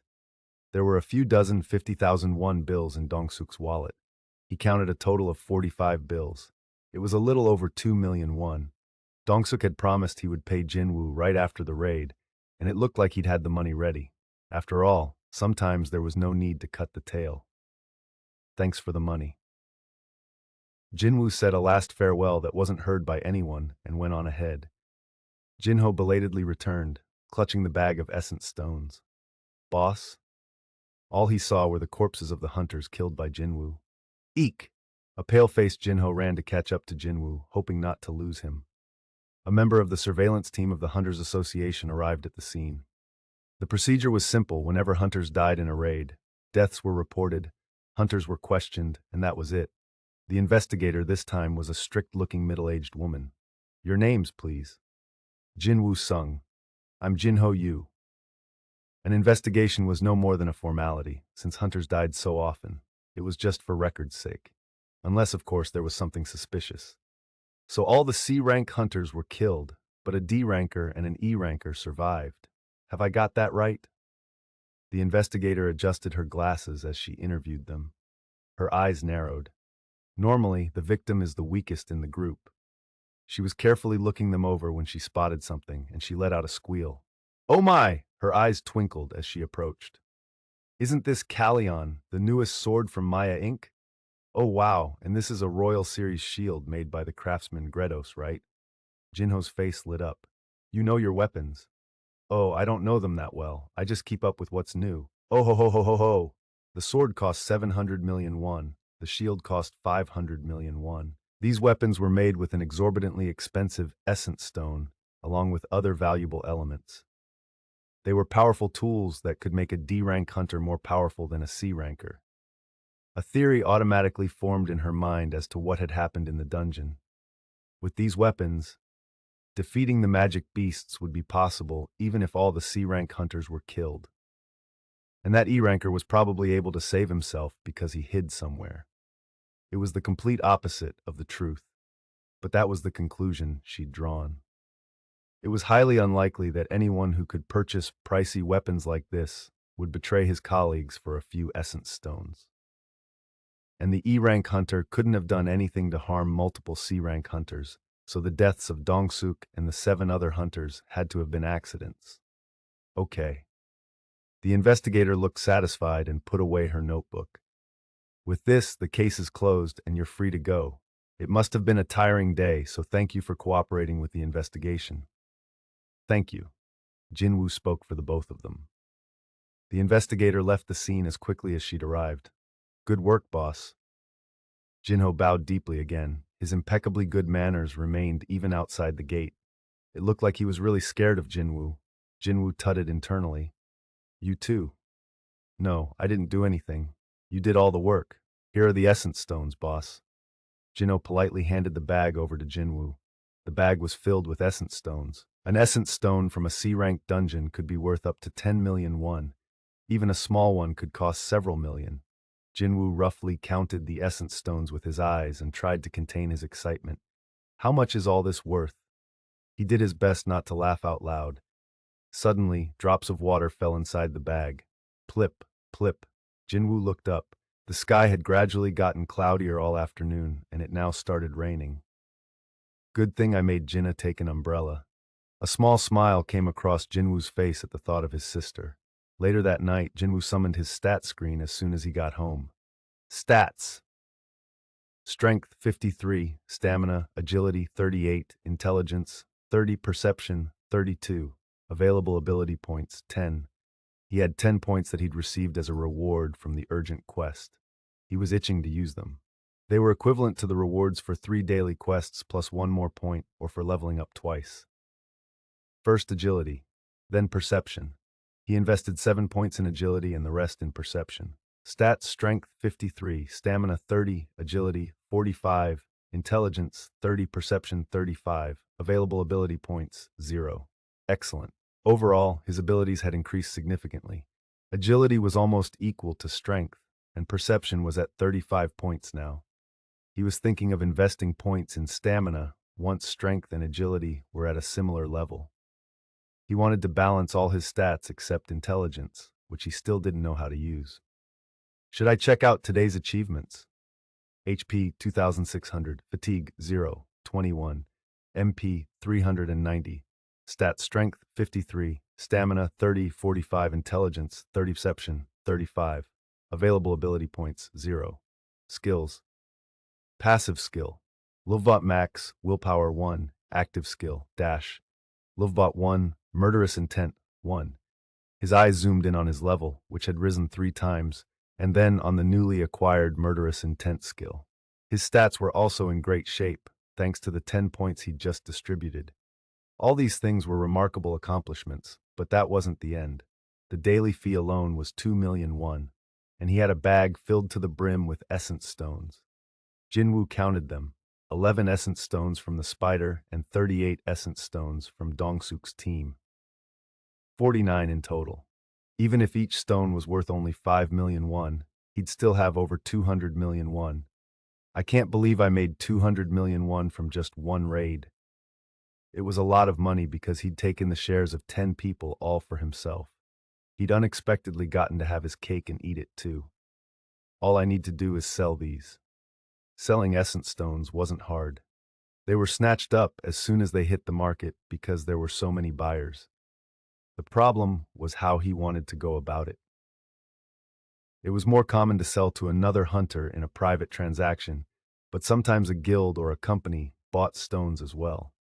Jin-Woo was leaning toward a specialty store instead of doing private or online sales, since it was a big haul.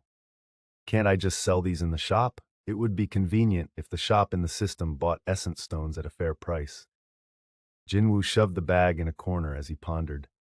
He suddenly remembered something else he'd accomplished. I can purchase something from there now, can't I? He summoned the shop right away.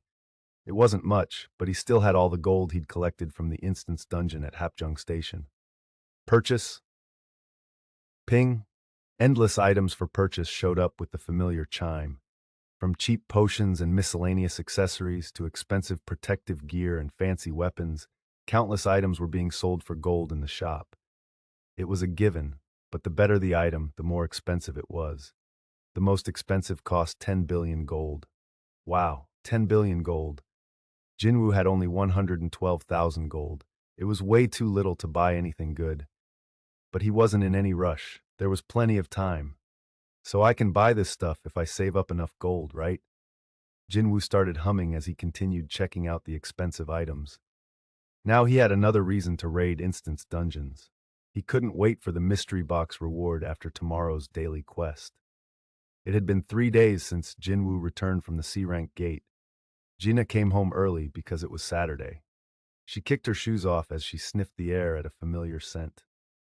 What, you ordered fried chicken? I asked for it to be delivered for when you usually come home. Wow! Jin-Woo waved Gina over from his seat at the table, and she beelined toward him. What's up? Did something good happen to my stingy brother? Hey, put your bag down first. No need to rush. Whatever, it's not heavy at all. Hadn't she complained a few days ago about a mere folding umbrella being too heavy for her? Jin-Woo raised an eyebrow at her, but couldn't stop smiling. Did something good happen? Of course. His bank account balance had gone from 800,000 won to 180,300,000 won. He'd gotten 180 million won after selling the essence stones and had already paid the landlord 500,000 won for the rent. 180 million won. Jin-Woo had made 180 million won from a single raid. He'd been working as a hunter for 4 years, but he finally felt like he was a real one, since these days, people equated hunters with big money. He vividly recalled the face of the employee from the Essence Stone shop. Did you get all these by yourself? Somehow I did. Oh my, that's incredible. 49 C-rank Essence Stones. They were evaluated at a little over 300 million won initially. Who knew the tax was so high? Tax is 40%? Yes, the tax is 40% for individuals and 10% when a guild sells them. Why does the guild pay less tax? Because, unlike squads, guilds have to respond to calls for mobilization. When Jin-Woo thought back to the double dungeon, he remembered hearing that the surveillance team and White Tiger Guild had arrived at the scene together. As much as guilds got special treatment, they had to cooperate with the Hunters Association and the government. He thought about it a little bit. Should I hang on to these essence stones and sell them after joining a guild? But he soon gave up on that idea. By the time he joined a guild, he'd be working on A or B rank gates. Essence stones from those would be incomparably more valuable than the ones from a C rank gate. Currently, he needed every cent he could get. And I can't sign a contract with any random guild just to pay less taxes. Understood. I'd like to exchange these, please. The remaining amount was 180 million won. The fried chicken and beer were indeed for celebrating, just as Jinnah had asked. Thanks for the food. Jin-Woo flicked Jinnah's forehead with his finger when she tried to sneak a can of beer. Tack! Ouch! This is yours. He passed Jinnah a soda. Geez, I was just joking. While Jinnah rubbed her red forehead, Jin-Woo cracked open a beer and took a swig.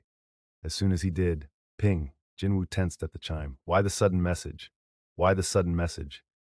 A harmful substance has been detected. 3, 2, 1. Detoxing is complete. Detoxing a harmful substance? Is the system talking about alcohol? Jin-Woo finished the rest of the can and opened another one right away. Gulp, gulp.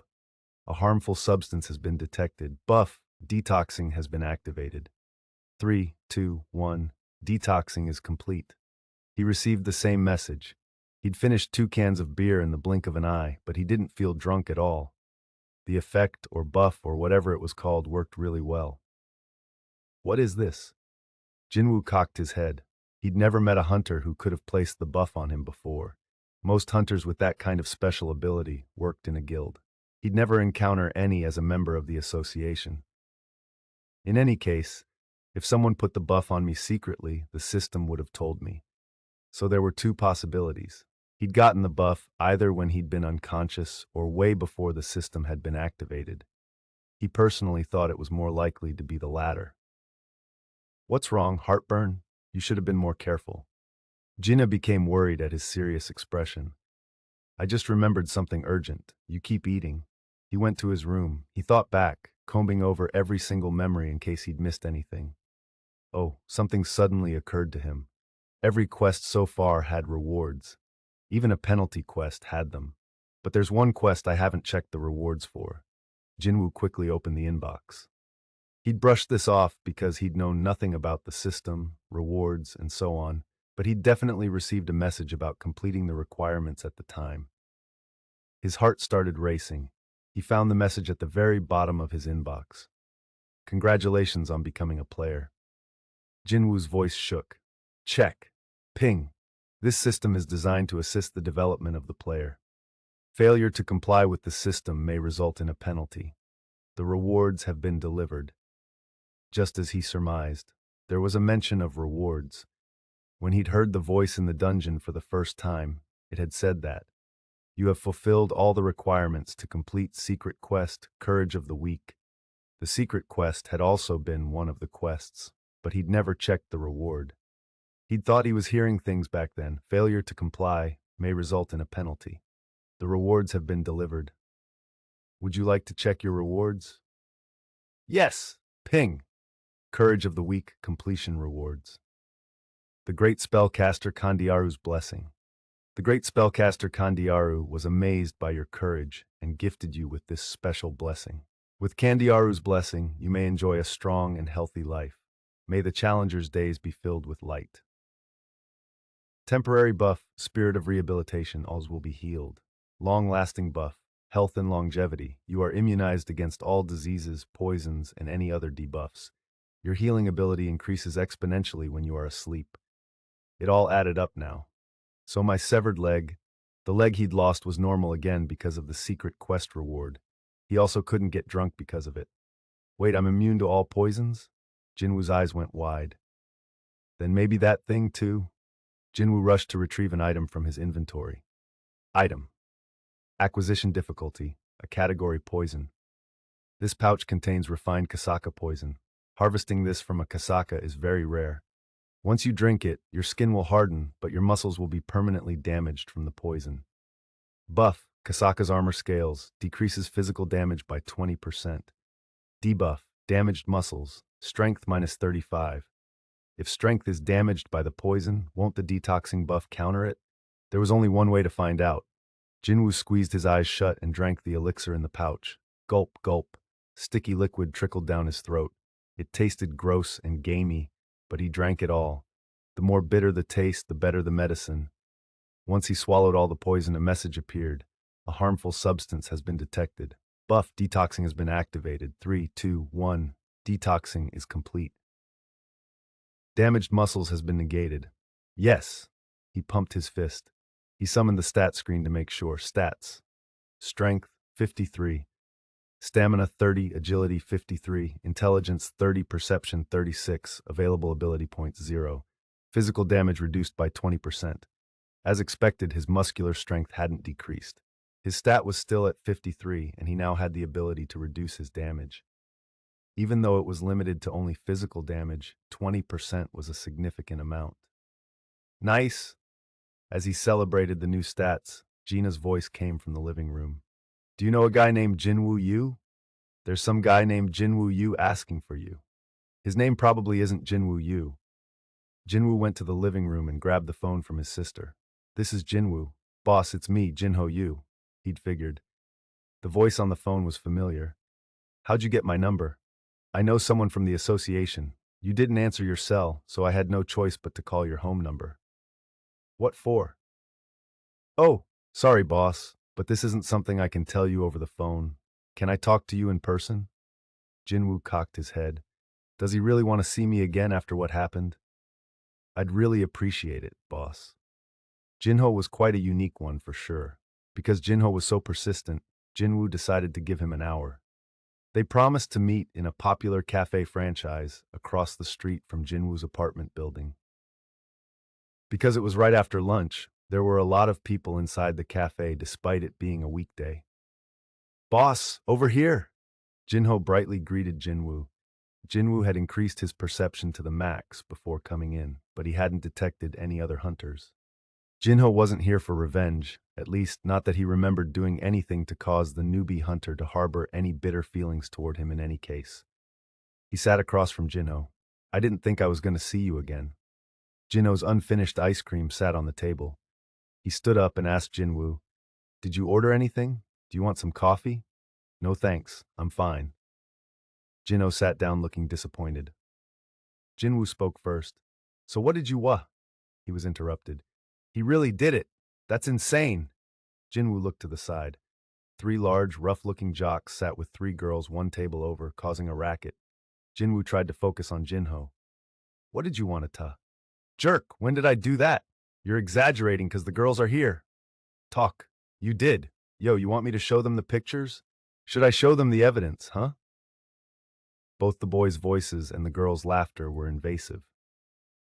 It was getting hard to have a conversation because of them, so Jin-Woo had no choice but to quietly walk over to their table. The boys focused on Jin-Woo. Could you please lower your voices? There are other customers here too. One of the boys rubbed his neck and bobbed his head up and down. Oh yeah, we'll be quiet. So sorry.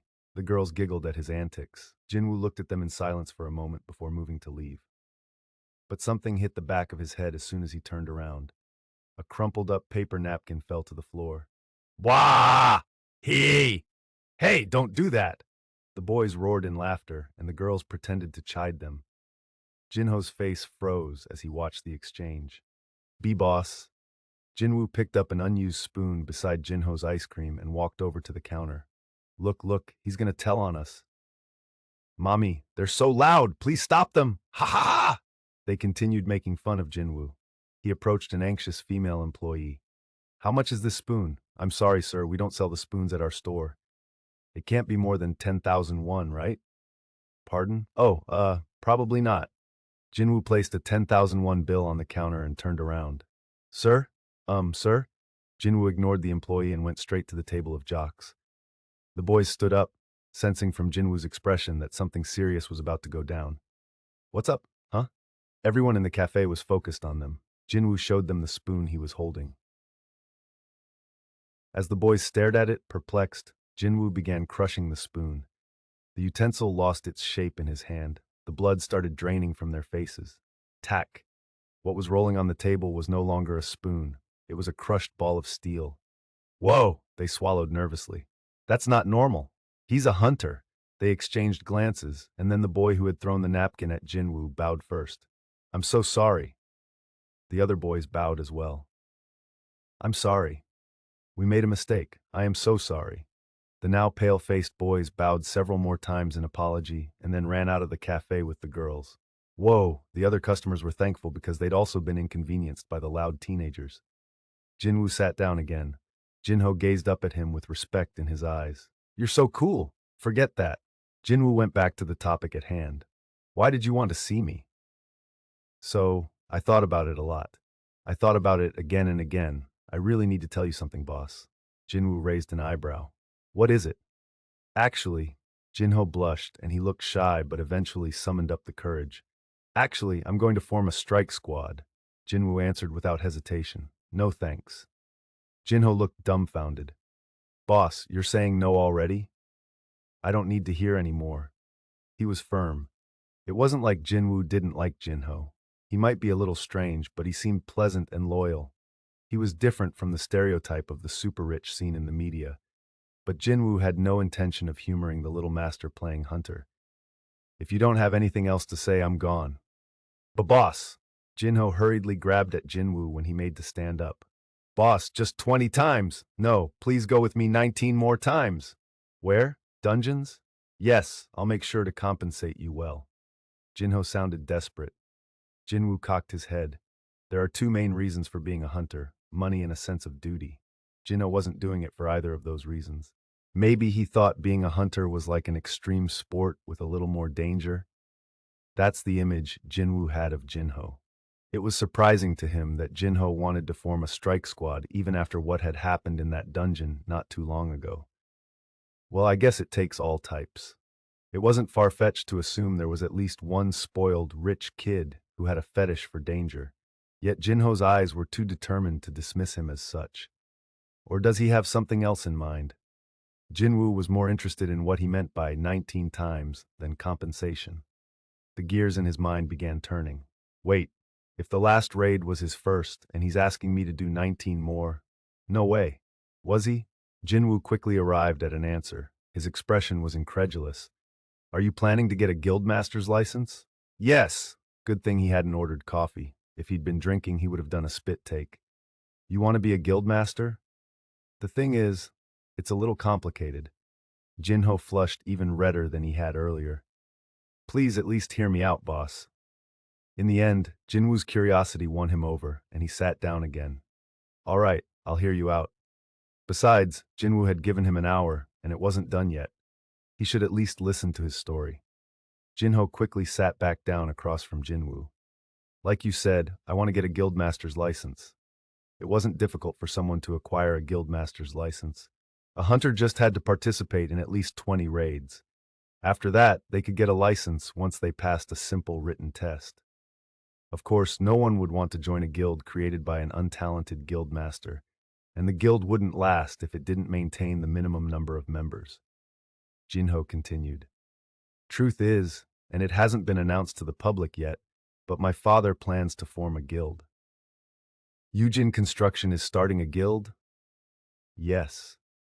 Yujin Construction was one of the top construction companies in Korea.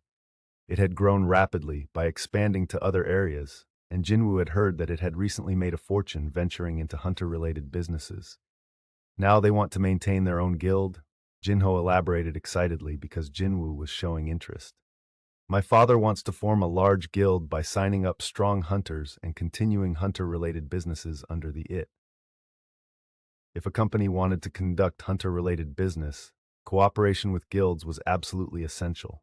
The strength of large guilds was necessary in order to collect treasures from A or B rank gates, such as essence stones, remnants of magic beasts, and mana stones. So he wants to create a self-sufficient company." "That's exactly it, boss." It wouldn't be a problem for Yujin Construction to form its own guild since it had the funding. The problem lay in who would be in charge. "My father wants to run the guild like a company by hiring an S-rank hunter as the guild master and appointing my older brother as the vice master. But..." Jin-Woo caught on to what Jin-Ho was saying. "A guild structured that way would be volatile. The guild master has the highest authority in a guild. Even if the guild master was an employee hired by the vice master, it would be possible for the guild master to take control if a conflict ever arose. Therefore, there was only one way this could work: hire a guild master who would never betray the employer. For example, a brother or a son. For Chairman Myung-han Yu, it was a son, Jin-Ho Yu. My older brother has made a name for himself, so it'll be difficult for me to be appointed the guild master. The company earned a lot of money from my brother's idea to expand into hunter-related businesses. Jin-Ho's brother was already a successful 31-year-old businessman. On the other hand, even though he had awakened as a D-rank hunter, Jin-Ho was still just a 22-year-old university student. The chairman wanted his eldest son to run the guild. Although Jin-Ho's brother couldn't be the guild master because he wasn't a hunter, he understood the business well and had already proven himself.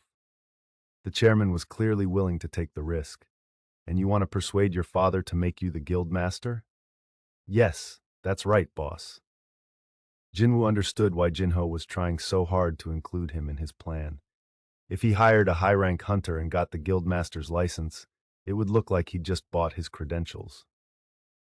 But if he got the license while working with a purported low-rank hunter like Jin-Woo, he could potentially change his father's mind. His father would recognize that Jin-Ho could lead the hunters. That was Jin-Ho's scheme. Once he became the guild master, all he'd have to do was scout an S-rank hunter as the vice master and bring other talented hunters to the guild. Others would feel safe and join the guild as long as either the guild master or the vice master was powerful. To accomplish this, Jin-Ho needed to complete 20 raids. Please help me, boss. You're the only one I can count on. He bowed his head. If it hadn't been for Jin-Woo, he could have died on his first raid. First by the spider, second by Dong-suk, twice in total. He needed an ally he could trust. I can trust him. Jin-Woo was a true man who was strong enough to kill his enemies without batting an eye, but he was also fair and didn't carelessly harm weaker people or reap any rewards he hadn't earned. He was the ideal hunter for Jin-Ho's plans. But Jin-Woo didn't need Jin-Ho. So Jin-Woo had to ask, "What's in it for me?" Jin-Ho lifted his head with a hopeful expression as he took out a large envelope. Inside was a blueprint of a building. He handed it to Jin-Woo. "This is the building we're constructing as the guild's offices. It's expected to have a market value upward of 30 trillion won.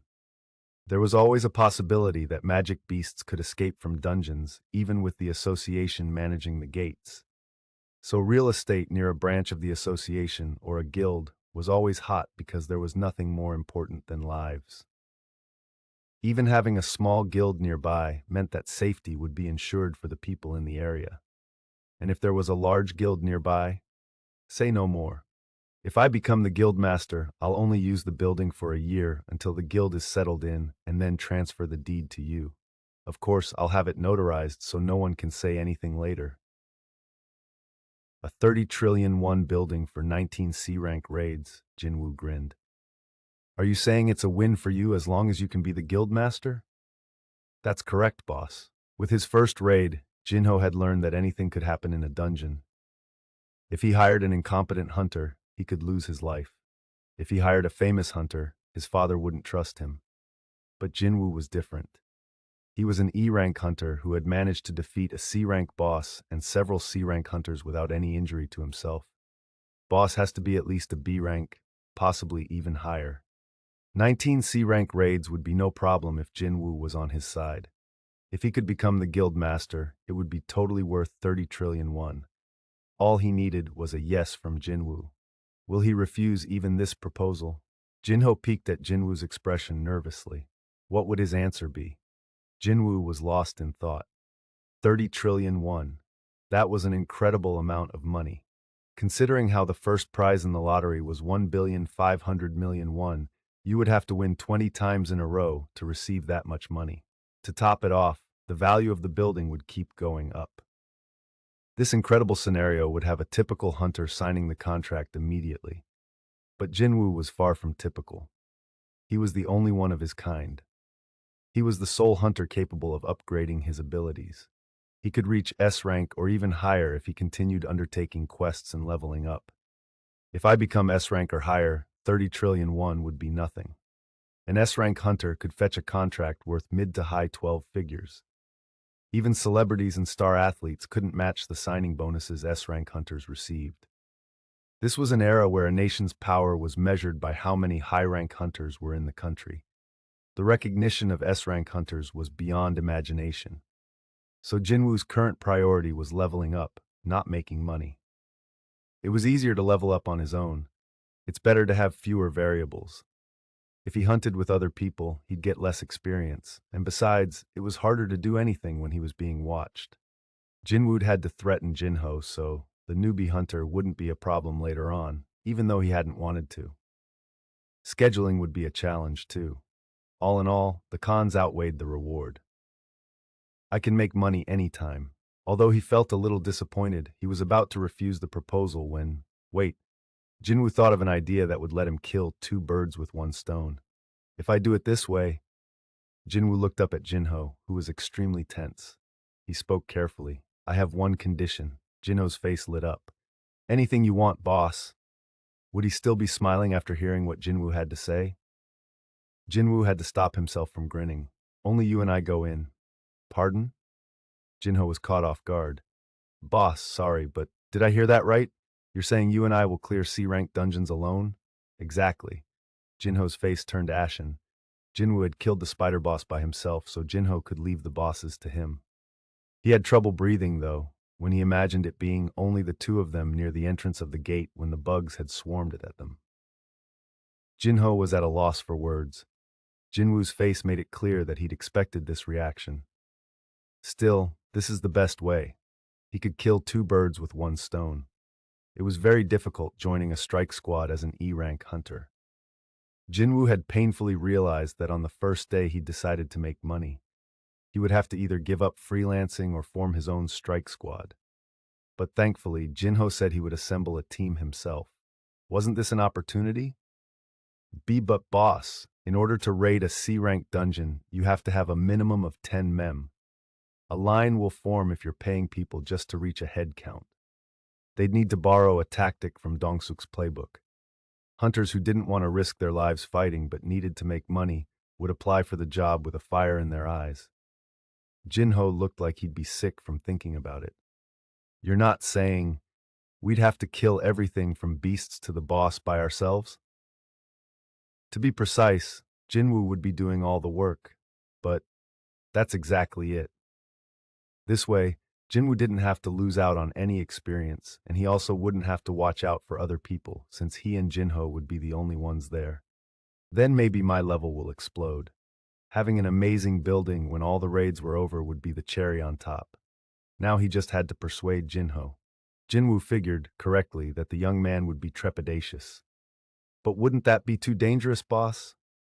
You have to look at both sides of the coin. What? Jin-Woo waved at him to come closer, so Jin-Ho leaned in. If we're the only two hunting, then nobody will get hurt as long as neither of us gets hurt, right? All right. You just tagged along for the first raid, so there was nothing you could do about the accident. But think about successfully finishing 19 raids safely without anyone getting hurt. Jin-Ho's eyes widened. That's right. If they could pull that off, it would be a lot easier to persuade his father. After D-rank hunter on his resume, he could then add strike squad leader who led 19 raids in a row without any accidents. He would be more than qualified to be a guild master. It would be the best PR he could have. Jin-Woo wore a self-satisfied smile as he witnessed Jin-Ho's expressions. This guy, he's hooked. Jin-Ho was the desperate one out of the two, after all. Even without him, Jin-Woo could use the association or rewards from mystery boxes to raid dungeons. Meanwhile, despite being a little scared, Jin-Ho had a lot to gain if Jin-Woo's plan was successful. He recalled Jin-Woo's combat abilities and figured they were more than good enough to dismiss any insecurities he had. He finally made the call. Let's do this, boss. I'll recruit the members. Good. Jin-Woo nodded. They understood each other's needs. Jin-Ho was still nervous in Jin-Woo's presence, but he was now able to display a big smile. Boss has my back. He wasn't worried about future raids anymore. Jin-Woo was a trustworthy comrade, and with him by Jin-Ho's side, it'd be easier to form the strike squad. Based on the conditions Jin-Woo proposed, people would be lining up around the block to join the squad. I'm one step closer to becoming a guild master. Jin-Woo also smiled. I can wipe out C-rank dungeons by myself and level up quickly. They both left the cafe with looks of satisfaction on their faces. Jin-Woo ran home after sending Jin-Ho off, as he didn't know when the association would call him. It had been more than 10 days since he'd been discharged from the hospital, so it wouldn't be strange for a gate to open nearby at any time. Normally, the association summoned hunters 2 to 3 times a month to clear gates in their area. The reason he'd given Jin-Ho only an hour was because he was expecting a phone call from the association at any moment. I don't even care if it's an E-rank dungeon. He wanted to defeat some beasts so he could level up faster. Who knew not having a cell phone could be so inconvenient? At least he'd receive a new one in a few days. He opened the door and went inside. The apartment was quiet. It was a weekday, so his sister was at school. As soon as he confirmed no one was home, he opened the daily quest screen. Gotta get today's rewards. He had already finished the daily quest before meeting Jin-Ho, but he'd put off accepting the rewards because there'd been too many people around. He didn't want people to see the blue light wrapping around his body or gift boxes popping up on the street. Ping! Push-ups 100 times completed. Sit-ups 100 times completed. Squats 100 times. Running 10 kilometers completed. You have completed daily quest strength training. Rewards have been delivered. Would you like to check your rewards? Yeah, no.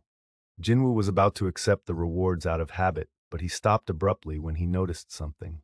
His eyes focused on the running counter.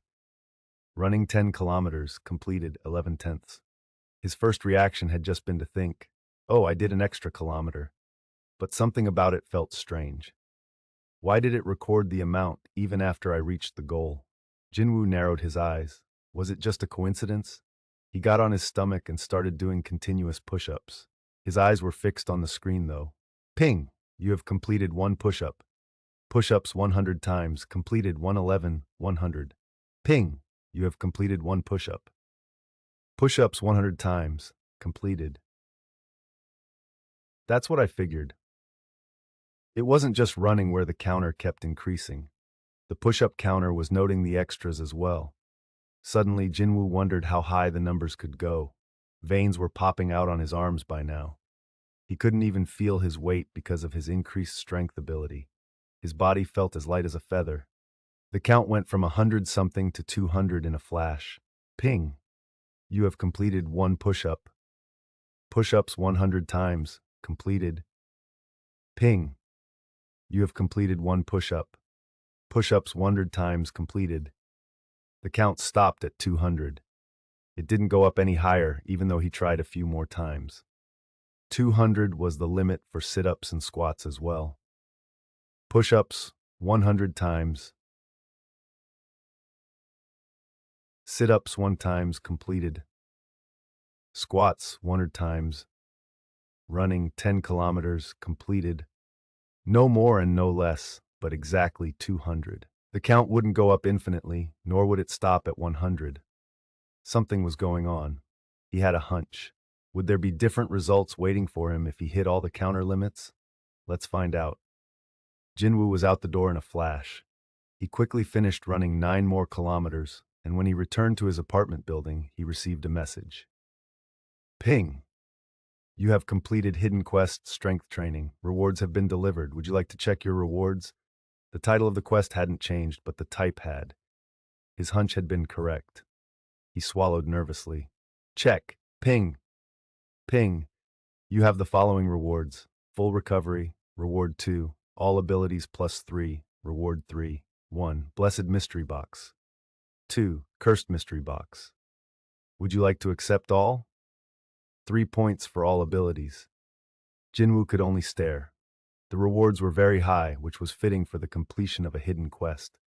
Adding 3 points to every stat was the same as leveling up 3 times. In fact, it was even better to have the abilities increase while the level didn't. After all, it would be easier to level up with increased abilities. At the same time, Jin-Woo was slightly disappointed. He had kind of been expecting to be able to change all the daily quests to hidden quests from now on, but If the rewards are this impressive, there was a high possibility that this would be a one-time event. And if this hidden quest wasn't going to come around again, he had to be even more cautious about Reward 3. Reward 3. 1. Blessed Mystery Box. Option. 2. Cursed Mystery Box. Option. It was his first time seeing an optional reward. If he chose one, he'd most likely lose the other. If I choose one, will I never get to see the other one again? Going by the names, the choice was obvious. But that could be a trick. Accept Reward 3. Ping. You must choose between two mystery boxes. It will supply an item the player wants. It will supply an item the player needs. The explanations were simple. It made it even harder to choose. He would have chosen the blessed mystery box had there been no explanation, but now he would feel a little unsatisfied no matter which one he chose. What I want or what I need, both sounded tempting, but there has to be a trick. An item the player wants was probably something he wanted based on his current needs, but an item the player needs probably wasn't like that. He could end up with something he needed but wouldn't necessarily want. Like if he needed a weapon, a bomb popped out that eradicated the whole area, including him. That's probably why it's called the Cursed Mystery Box. He'd go with the less risky one. If he had to choose between something where he didn't know the outcome, it'd be better to choose the option where he wouldn't regret whatever happened. After thinking through it logically, Jin-Woo came to a decision. Blessed Mystery Box. A small box appeared at his feet. He picked it up. Could it be? His heart started racing. The size of the box was familiar to him. He ripped into it. I was right. His eyes widened. Inside the box was a gold key. It was a key to an instance dungeon, which he'd been desperately hoping for. Soon the information about the key popped up. Ping. Acquisition difficulty category key, a key to enter dungeon the Demon's Castle. It can be used at Daesung Tower at Songpagu. S rank? Jinwoo's voice squeaked. There was no guarantee that the acquisition difficulty reflected the level of difficulty to clear the dungeon, but Jinwoo didn't think they were unrelated either. The instance dungeon he'd accessed with the E-rank key had been as easy as an E-rank dungeon. What if the dungeon's level really was S rank? It was impossible to know if even a team of S-rank hunters could clear it. They'd have about a 50-50 chance. The difficulty of gates increased exponentially with gates that were B rank or higher, and only a few S-rank gates had ever opened around the world. And one of them opened on Jeju Island. Humans could no longer live on Jeju Island after that incident, so it had become no man's land. Jin-Woo stared at the key. Is this what I want? The good thing was that it said he could enter the gate with this key, unlike the other key that had said it would take him to the dungeon. That meant he could retreat at any time. Even if the key disappeared, he had a teleportation stone in his inventory. He didn't have to worry about being stuck in a place with invisible walls. He could decide whether to attack the dungeon after checking it out using his increased perception ability. If this really is what I've been wanting, I'll progress to new heights after this. Jin-Woo made up his mind. He wanted to see with his own eyes if this key truly was what he wanted. 8. The Demon's Castle. Jin-Woo stood outside Daesung Tower. It was a giant building with more than 100 floors that looked like it was going to poke the sky. Skyscraper was a very apt name for it. Jin-Woo felt dizzy just looking up at it. Since it was night, not many people were walking by. The empty streets had a creepy vibe to them. Still, just in case, Jin-Woo looked around and then pulled his hood forward. A person disappearing and reappearing without the presence of a gate was sure to cause a disturbance. Plus, it wasn't a bad idea to be cautious, since there were surveillance cameras everywhere. In fact, someone was actually watching Jin-Woo at that very moment. Who the hell is that? A person circling the building with their hood up at this time of night was definitely suspicious. The security guard watching Jin-Woo from inside the building stood up to confront him. As the guard headed for the door, he suddenly stopped, and his eyes bulged out. What? Shocked, he ran out of the building. The man who'd been walking in his direction had disappeared in the blink of an eye. There wasn't a trace of him. The security guard searched everywhere but couldn't find a single other living creature, not even an ant. He turned around and shook his head. Huh, how strange. He was about to head back inside the building, but seeing something out of the corner of his eye, he turned his head. Ack! The horrified security guard fell to the floor. What is that? His face grew pale as he screamed. A single human hand floated in midair in front of him before vanishing. Jin-Woo withdrew his hand. It's connected to the outside. This place wasn't blocked by the barrier like the last time. The key hadn't disappeared and was still in his pocket. That meant he could leave any time he wanted. I have a way out of here. He was more cautious than usual in case the acquisition difficulty of the key indicated the level of the dungeon. He took off his hood and looked back. What he saw almost made him groan aloud. When Jin-Woo walked a few steps toward where Daesung Tower should have been, the world in front of him changed completely. Could this be called a dungeon? He was in a totally different world now. Where once had stood Daesung Tower was now an incredibly huge spire. It looks more like a medieval tower than a castle. The tower that stretched out endlessly toward the sky was covered in blackish red fire. But it wasn't on fire. It looked more like the flames were part of the structure. A towering tower of fire. That would be a more apt name than the demon's castle. Jin-Woo started walking toward it. Whoosh! As he got closer, the sound of the flickering flames grew louder. Can I go inside? Even if he could, there was a problem. If this dungeon was based on the layout of Daesung Tower just as the last dungeon had been based on the layout of the subway station, he would have to clear 100 levels to complete it. He couldn't begin to guess how long that would take. Huh? Jin-Woo stopped. He sensed a powerful presence near the door. He examined the area carefully and spotted a black animal as big as a cow curled up and sleeping in a corner near the door. He quietly summoned Kasaka's Venom Fang. Ping! Acquisition difficulty, C category, dagger attack power, plus 25. A dagger made from a Kasaka's Venom Fang. It contains Kasaka venom and causes paralysis and drain debuffs when used to attack. You may keep it in your inventory or sell it in the shop. Debuff, paralysis, opponent cannot move for a set time. Debuff, drain, opponent's HP will decrease by 1% every second for a set time. Its attack power wasn't very high, but the debuffs had proven invaluable in actual battles. It'd be great if I could easily defeat it with paralysis. Jin-Woo slowly tiptoed as quietly as he could toward the creature. He couldn't evade the monster's sense of smell, though. It sniffed the air and got to its feet.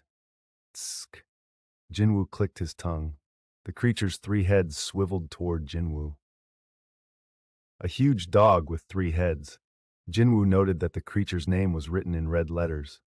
It was proof the monster's level was high. Is this monster the same level as the centipedes from the penalty zone, since its name is in red? He'd been preoccupied with running away from the centipedes back then. He'd only been level 1. But I'm different now. He'd leveled up quickly in a short period of time. The monster was definitely strong, but he didn't feel intimidated. His keen senses told him that he could take it. He hadn't increased his perception stat for nothing. He'd continuously invested points in it so he'd be able to determine whether he should fight enemies or run away. Girl! Cerberus started threatening its perceived antagonist by gnashing its teeth. Jin-Woo sneaked a peek at the monster's tail. It was long like a whip and had a fiery tip. Jin-Woo's eyes gleamed. Teeth and a tail. This one has at least 2 attack patterns. He swallowed nervously. The approaching Cerberus stopped short and seemed to examine Jin-Woo. Is it looking for my weak spot? As Jin-Woo was wondering about it, Cerberus rushed at him. Jin-Woo looked rattled. It's fast. Cerberus jumped at Jin-Woo, but he escaped the dog's sharp teeth by quickly sliding under it. Cerberus turned as soon as it landed, and its 3 mouths went after him. Roar! Its sharp teeth gleamed in its mouths. Ping! The buff for title, Wolf Assassin, has now been activated, a title given to those skilled at hunting wolves. When battling an animal-type monster, all abilities will increase by 40%. Jin-Woo felt his body get lighter. Great! He kept retreating while swinging the dagger as Cerberus attempted to knock him down. Shoop, shoop, shwip, shoop! Clang! See clang, clang! The sound of the dagger and teeth striking echoed loudly. The dagger was moving so fast, it was hard to see, but Jin-Woo could barely block Cerberus's attacks. Even with the buff, this is all I can do. The monster was a lot more agile than Jin-Woo had expected. He used the murderous intent skill in the hopes of turning the tide. Skill Murderous Intent has been activated. The debuff has been cancelled out by the opponent's high resistance level. Jin-Woo was startled. It didn't work. Cerberus's long tail cracked down like a whip. Check! Jin-Woo escaped the attack by ducking instinctively, but this meant his feet had stopped moving. Cerberus took advantage of this opening. One of its heads bit down on Jin-Woo's left shoulder. Arr! He stuck the dagger between the creature's eyes with all his might. Shk! Debuff. Paralysis has been activated. The debuff has been cancelled out by the opponent's high resistance level. Debuff Drain has been activated. The debuff has been cancelled out by the opponent's high resistance level. Yip! Cerberus yelped as it released Jin-Woo. Luckily, he was able to escape before the other heads joined in, minimizing the damage. However, his left shoulder was all torn up. Cerberus's bite was incredibly strong. Jin-Woo tried to flex his left arm but couldn't move it. He grimaced. He dealt a bit of damage to his opponent, but the damage he'd sustained was much worse by comparison. If paralysis and drain had worked, things would be different. Jin-Woo gritted his teeth as he glared at Cerberus. At that moment, Cerberus's eyes started glowing red. Grrr! Jin-Woo felt a sudden chill. What is this? Hell's Gatekeeper Cerberus has used skill Rage. It will be in a state of rage for 3 minutes. All of Cerberus's abilities will be increased by 2 times. Cerberus will not feel pain. Jin-Woo cried out, What? A monster could use a skill? Cerberus came charging at Jin-Woo. Shit! Cerberus was in front of him before he could react. Jin-Woo hastily swung the dagger but could only graze its head. All 3 of its mouths went after him simultaneously. Chomp! Ah! Jin-Woo gritted his teeth as Cerberus bit down on his neck, side, and thigh all at once. It dashed and slammed Jin-Woo against the castle's door. Wham! Jin-Woo's HP dropped almost to nothing in an instant. R. 41136 Ping. Skill, Willpower has been activated as your HP is below 30%. Your damage will decrease by 50%. Luckily, Jin-Woo avoided an insta-kill due to the decrease of physical damage and the passive willpower skill. He endured the pain coursing through his body because he knew he had only one chance. If he lost focus, it'd be over. 178, 179, 180. Jin-Woo had been waiting for the 3 minutes of Cerberus's skill to expire. He finally played his last card. Accept Reward 1. He accepted Reward 1, which he'd saved instead of accepting right after the daily quest. Reward 1. Full recovery applied. Shwoo! His body was engulfed in blue light and his HP recovered. 3602602. His wounded shoulder immediately healed. It's now or never. Jin-Woo's eyes flashed. No matter how agile his opponent was, it wouldn't be able to avoid attacks at this distance. Jin-Woo wrapped his left arm around Cerberus's neck and stabbed Kasaka's venom fangs straight into the middle of its throat. Shh, shh, shh. Its rage state appeared to have expired, and it started struggling to escape Jin-Woo's hold. Yip, yip, yip, yip, yip. But Jin-Woo held it in a death grip. He tightened his hold the more Cerberus struggled. He stabbed the neck countless times. Shh, shh, yip. In a last-ditch effort, Cerberus bit Jin-Woo, but the victor had already been decided. Shh, shh, yip, yip. Kasaka's venom fang cut into Cerberus's neck and sliced down to its chest. Shh, shh. Cerberus stopped flailing as much. Finally, its head dropped to the side. Ping! You have defeated Hell's Gatekeeper, Cerberus. You have leveled up. You have leveled up. You have leveled up. You have leveled up. Jin-Woo's level went up by 4 all at once. The battle had been that difficult. Jin-Woo let go of Cerberus's neck only after seeing its body go limp. The creature's lifeless form dropped to the ground. Whump. Jin-Woo put his hands on his knees. Phew. He exhaled a big sigh of relief. A monster that could use a skill. If he hadn't had his secret weapon, there was no doubt he would have been killed. He got chills just thinking about it. Oh, right. Items. Would they be worth all the effort Jin-Woo had gone through? After catching his breath, Jin-Woo extended his hand to Cerberus. Ping! You have discovered item, Warden's Collar. Would you like to acquire it? You have discovered item, Castle Door Key. Would you like to acquire it? You have discovered item, Cerberus's Fangs. Would you like to acquire it?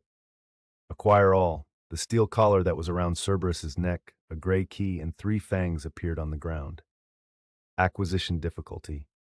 a category collar, agility plus 20, perception plus 20, acquisition difficulty, a category key. This key unlocks the door to the demon's castle. You can acquire this only when you kill the gatekeeper. Acquisition difficulty, none. Category miscellaneous. Ooh, Jinwoo's eyes lit up. The collar will increase the stats of agility and perception by 20 points. The collar was an amazing item. The acquisition difficulty was A rank. That was the highest level among all the items he'd acquired thus far. Well, killing the dog wasn't easy, so there was no way it would be a low acquisition difficulty. But Jin-Woo hesitated to put on the collar. It was a dog collar consisting of a metal band with spikes on it. He closed his eyes and debated whether to wear it, before deciding he should at least try it on. As he held it up to his neck to put it on, a message popped up. Ping, would you like to put on item Warden's collar? After pondering it some more, Jin-Woo responded rather unenthusiastically. Sure. The choker slowly vanished. You have put on item Warden's collar, huh? Jin-Woo quickly called up the stat screen.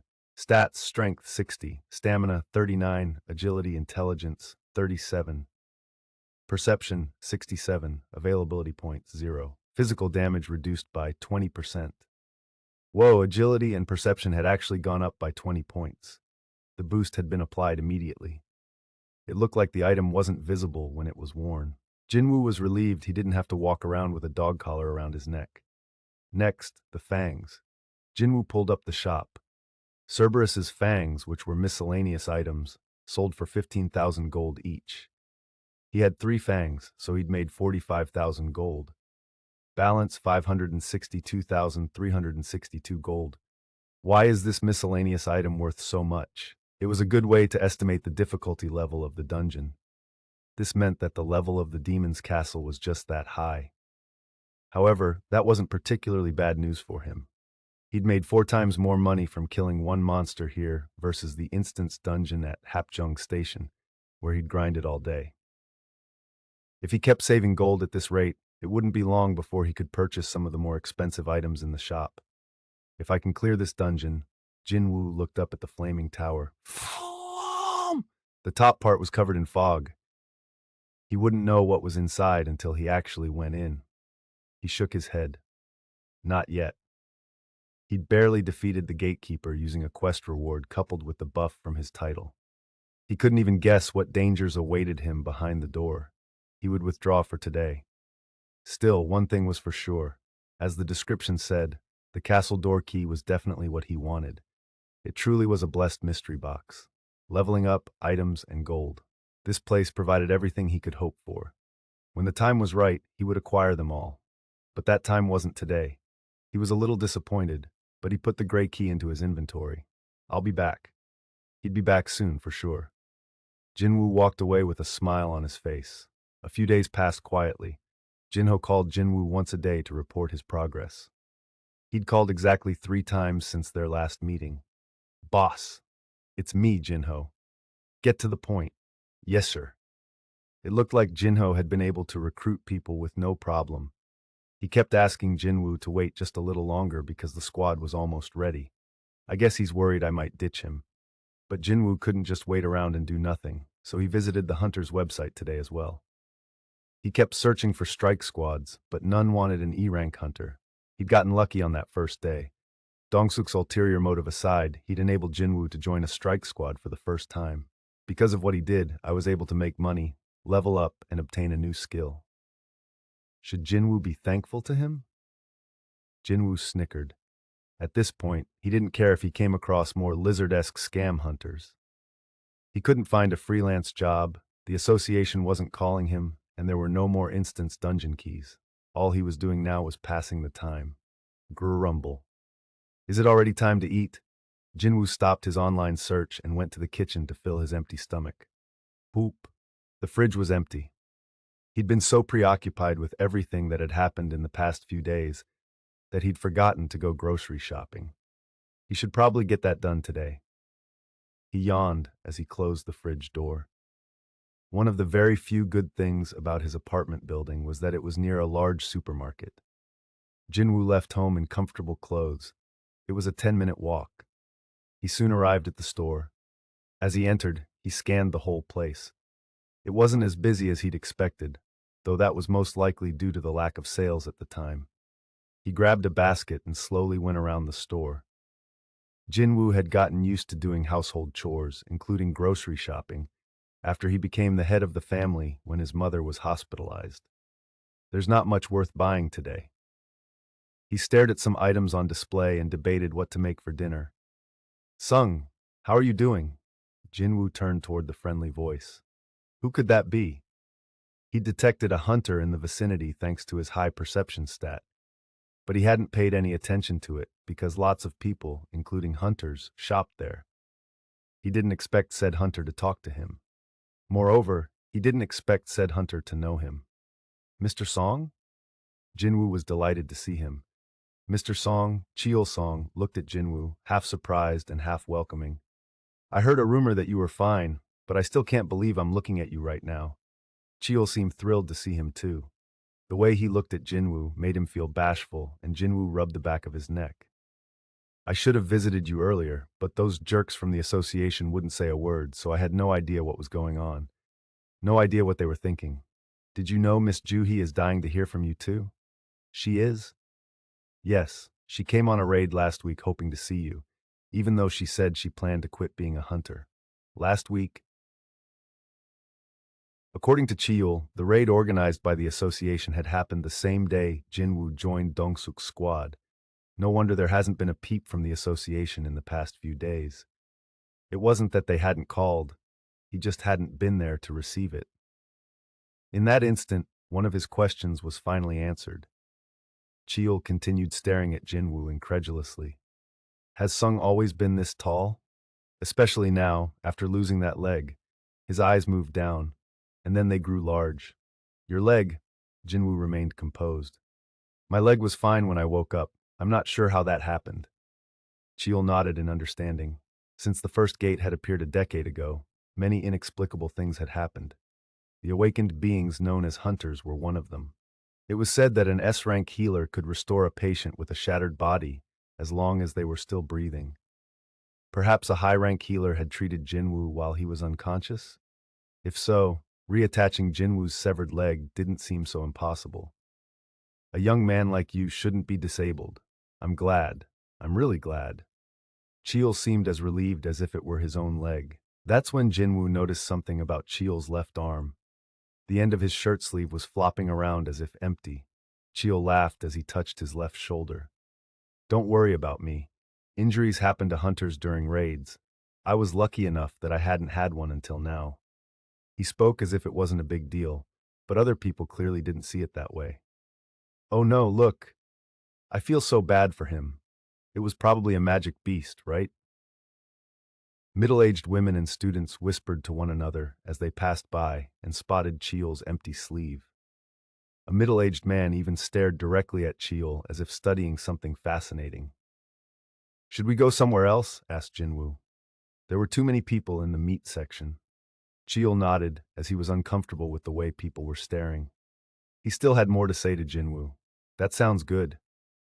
They walked toward a less crowded area. Cheol felt something was off as they walked. Sung's footsteps sound. Jin-Woo's footsteps seemed too light. Cheol walked right beside Jin-Woo, but it was hard to feel his presence. Why was that? It was strange, but he felt like he wouldn't even be able to lay a finger on Jin-Woo if they fought each other right now, even though he was C rank and Jin-Woo was E rank. What am I thinking? Cheol shook his head. That wasn't important. He wanted to tell Jin-Woo something. No, he needed to tell him something. Cheol stopped in a quiet spot. Jin-Woo stopped as well. Cheol turned toward Jin-Woo and, before Jin-Woo could stop him, bowed in gratitude. Thank you so much, Sung. It was sobering to see a man around his father's age bow to him in that manner. Even though Jin-Woo tried to get him to lift his head, Cheol continued talking with his head downcast. 11 people died because of me, but at least 6 survived thanks to you. I bear the biggest responsibility for that day, so I'm thanking you on behalf of everyone. Each word Cheol spoke was genuine. Jin-Woo could feel the sincerity of his sentiments. He also felt a little awkward, but he didn't mind that. He sort of felt proud, but Jin-Woo couldn't allow an elder to stand before him like this for long. Mr. Song, it's okay. Please raise your head. As Jin-Woo moved to raise Cheol's head, the phone in Cheol's jacket rang. He excused himself and took his phone out of an inside pocket. Hello? His face became serious as he listened to the other party. I understand. I'll be right there. With that, he ended the call. It looks like I have to go now. He made it sound like a personal matter, but Jin-Woo had heard the contents of the conversation due to his keen hearing being boosted by his perception stat. The call had been from the Hunters Association asking for Cheol's help with a nearby gate that needed attention. Cheol kept this to himself so Jin-Woo wouldn't follow him. He didn't want Jin-Woo getting hurt again, since he'd been discharged from the hospital only recently. Jin-Woo asked him directly, "Was that the association?" Cheol hesitated before answering. "Did you hear everything?" The association summons all the hunters nearby when they host a raid. If Cheol had gotten the call, they must have called Jin-Woo's house as well. Jin-Woo had been waiting for this call to battle. "I'm coming too." You... Cheol started to see Jin-Woo in a different light. They arrived at the meeting place. Police had blocked off the vicinity because the gate had materialized close to a residential area and major road. There were barely any spectators. Gates handled by the association tended to have first appeared a few days ago, so they were often volatile situations. Besides, nobody would be able to see any actual fights, no matter how close they got to the gate anyway. Occasionally, the police would have to chase away some mischievous kids. Clack. The taxi door closed. Jin-Woo and Cheol, who had exited said taxi, were stopped by the police while heading to where the other hunters were gathered. "May I see your ID, please?" Cheol took out his wallet and presented his license. "Cheol Song, C rank. This is my colleague Jin-Woo Sung." The police compared Cheol to his photograph, returned his license, then let them through. "Thank you, sir. Please keep up the good work." Cheol lightly greeted the policeman before he continued on his way. Jin-Woo followed him. An employee of the association was waiting for them in front of the gate. It was a young lady with round glasses. She spotted them and headed toward them. "Hunter Cheol Song? Huh? And Hunter Jin-Woo Sung? How did you know about this raid? You didn't answer your phone." Cheol responded for Jin-Woo. "He was with me when you called." "Oh, really? I thought Hunter Sung was avoiding my call again," she said jokingly. Jin-Woo used to actually do that in the past. There'd been times when he would turn off his phone after sustaining heavy injuries because he was too scared to go back into another dungeon. However, regulations stated that if he ignored the association's call 3 times, he could be kicked out, so he'd drag himself back there eventually. He smiled bitterly as he remembered the past. "Oh, other hunters are already here. Please go ahead and mingle." She pointed to where hunters were gathered. She'd said hunters, but there were only 2 others there. Since that big incident, attendance had been low. On the way here, Cheol had explained to Jin-Woo that on top of many hunters getting killed, several had also decided to retire after sustaining injuries, and one of them was Ju-hee. Jin-Woo looked around, but he didn't see Ju-hee. As he and Cheol approached, the other 2 hunters avoided making eye contact, as if they were embarrassed. Jin-Woo's eyes narrowed. They should be, to be honest. The 2 were Kim Sang-shik, who'd hightailed it out of the dungeon to save himself, and the hunter who'd tossed Jin-Woo aside to escape the room. They were clearly uncomfortable having to face Jin-Woo. Sung? Kim tried belatedly to say hello to Jin-Woo after an uncomfortable silence, but he turned away after being met with Jin-Woo's cold stare. He kept his mouth shut tight and after observing the group, quietly left his place. He cocked his head in confusion as he peeked at Jin-Woo from a distance. "Is that really the same Jin-Woo Sung? His eyes look like some kind of beast, I tell you." It gave him chills, and he got goosebumps on his arms as well. Jin-Woo reigned in his murderous glare. Fortunately, Kim was more perceptive than Jin-Ho. After making eye contact with Jin-Woo once, he decided to keep his distance. Jin-Woo hoped that he'd continue doing that. "Sung." Cheol stood beside Jin-Woo, smiling as he spotted something. "There she is." Jin-Woo turned his head in the direction Cheol was looking. Even before he'd completely turned around, "Jin-Woo!" Something soft collided with him. "Ju-hee?" As Jin-Woo stood flustered, she looked him over, fighting back tears. "Are you okay? Are you hurt anywhere? Oh, your leg. How did your leg?" Her eyes grew wide as she looked back and forth between Jin-Woo's face and leg. Cheel had been just as surprised as she was, but her reaction was more overt. Right, my leg.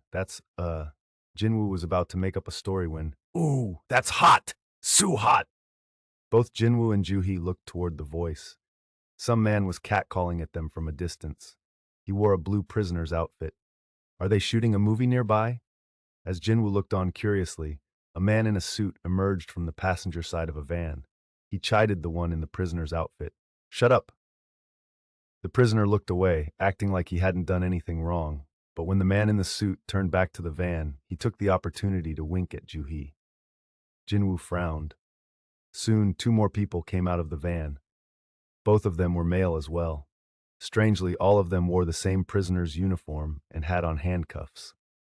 The man in the suit led the three men in the prisoner's outfits toward the association employee. She greeted him happily. You're finally here. My apologies. There was traffic.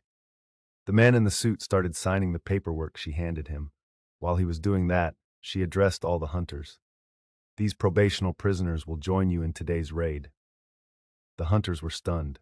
Kim stepped forward. Probational prisoners? Are you telling us to do a raid with criminals? Hunters convicted of a crime have a choice.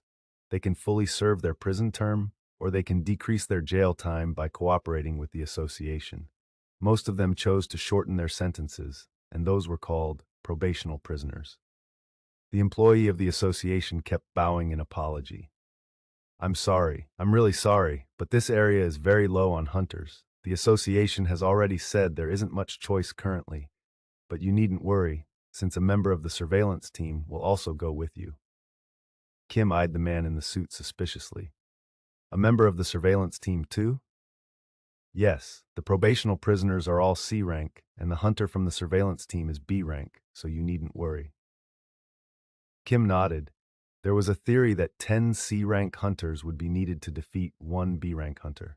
There was no reason to refuse a B rank hunter who would both help them and keep an eye on the prisoners. A B rank hunter and 3 C rank hunters. Jin-Woo felt like something was off as he looked at the hunter from the surveillance team and the probational prisoners. Something isn't right. He sensed hostility from them. Was this a result of his perception stat, or was he worrying too much about nothing? In any case, an inexplicable uneasiness came over Jin-Woo. He whispered to Joo-hee, "You shouldn't come on this raid." She looked up at him. "What about you?" He responded to her question with his own. "And if I go, then I'm going too." Her expression made it clear she would follow him no matter what. I know it's because she's worried about me, but Jin-Woo knew from experience how stubborn Joo-hee could be when she had that particular expression. I guess it'll be okay as long as I stick with her. He'd defeated Dong-suk's squad, which had 5 C-rank hunters, all by himself. Jin-Woo nodded. Okay then. The surveillance team member stood in front of the hunters after finishing up the paperwork. As I believe you've already been told, I'm Tae-sik Kang from the surveillance team. I'll keep a close eye on the prisoners, so please do not worry about them. Tae-sik waved the prisoners over. They trudged to him and put their hands out. He swiftly unlocked their handcuffs with practiced fluidity. Damn, that was uncomfortable. We're not slaves. How can they drag us around like this? The freed prisoners complained while rubbing their wrists. Tae-sik ignored them and turned to the hunters. Who is going to lead the way? Cheol, who had always been the de facto leader, raised his hand halfway. Tae-sik nodded. Understood. Cheol entered the gate first, and the others followed him one by one. Shall we go? Jin-Woo also went in with Joo-hee. She gingerly held on to his sleeve, perhaps because she was still traumatized from the last incident. The majority of magic beasts in this dungeon were goblins. Goblins were classified as the weakest among humanoid magic beasts. The level of the dungeon wasn't high. Kick! Kick! Jin-Woo had always found it easy to deal with these creepy little creatures, even before the system. He fought them cautiously. Skrick! Kick! Cheol and Joo-hee were awestruck by the way Jin-Woo was fighting better than they'd ever expected. Wow. Even though Jin-Woo was trying to hold back most of his combat power, there was still a clear difference. Joo-hee approached him. Have you been working out? I've been running every day. Running? She looked doubtful, but at least he wasn't lying.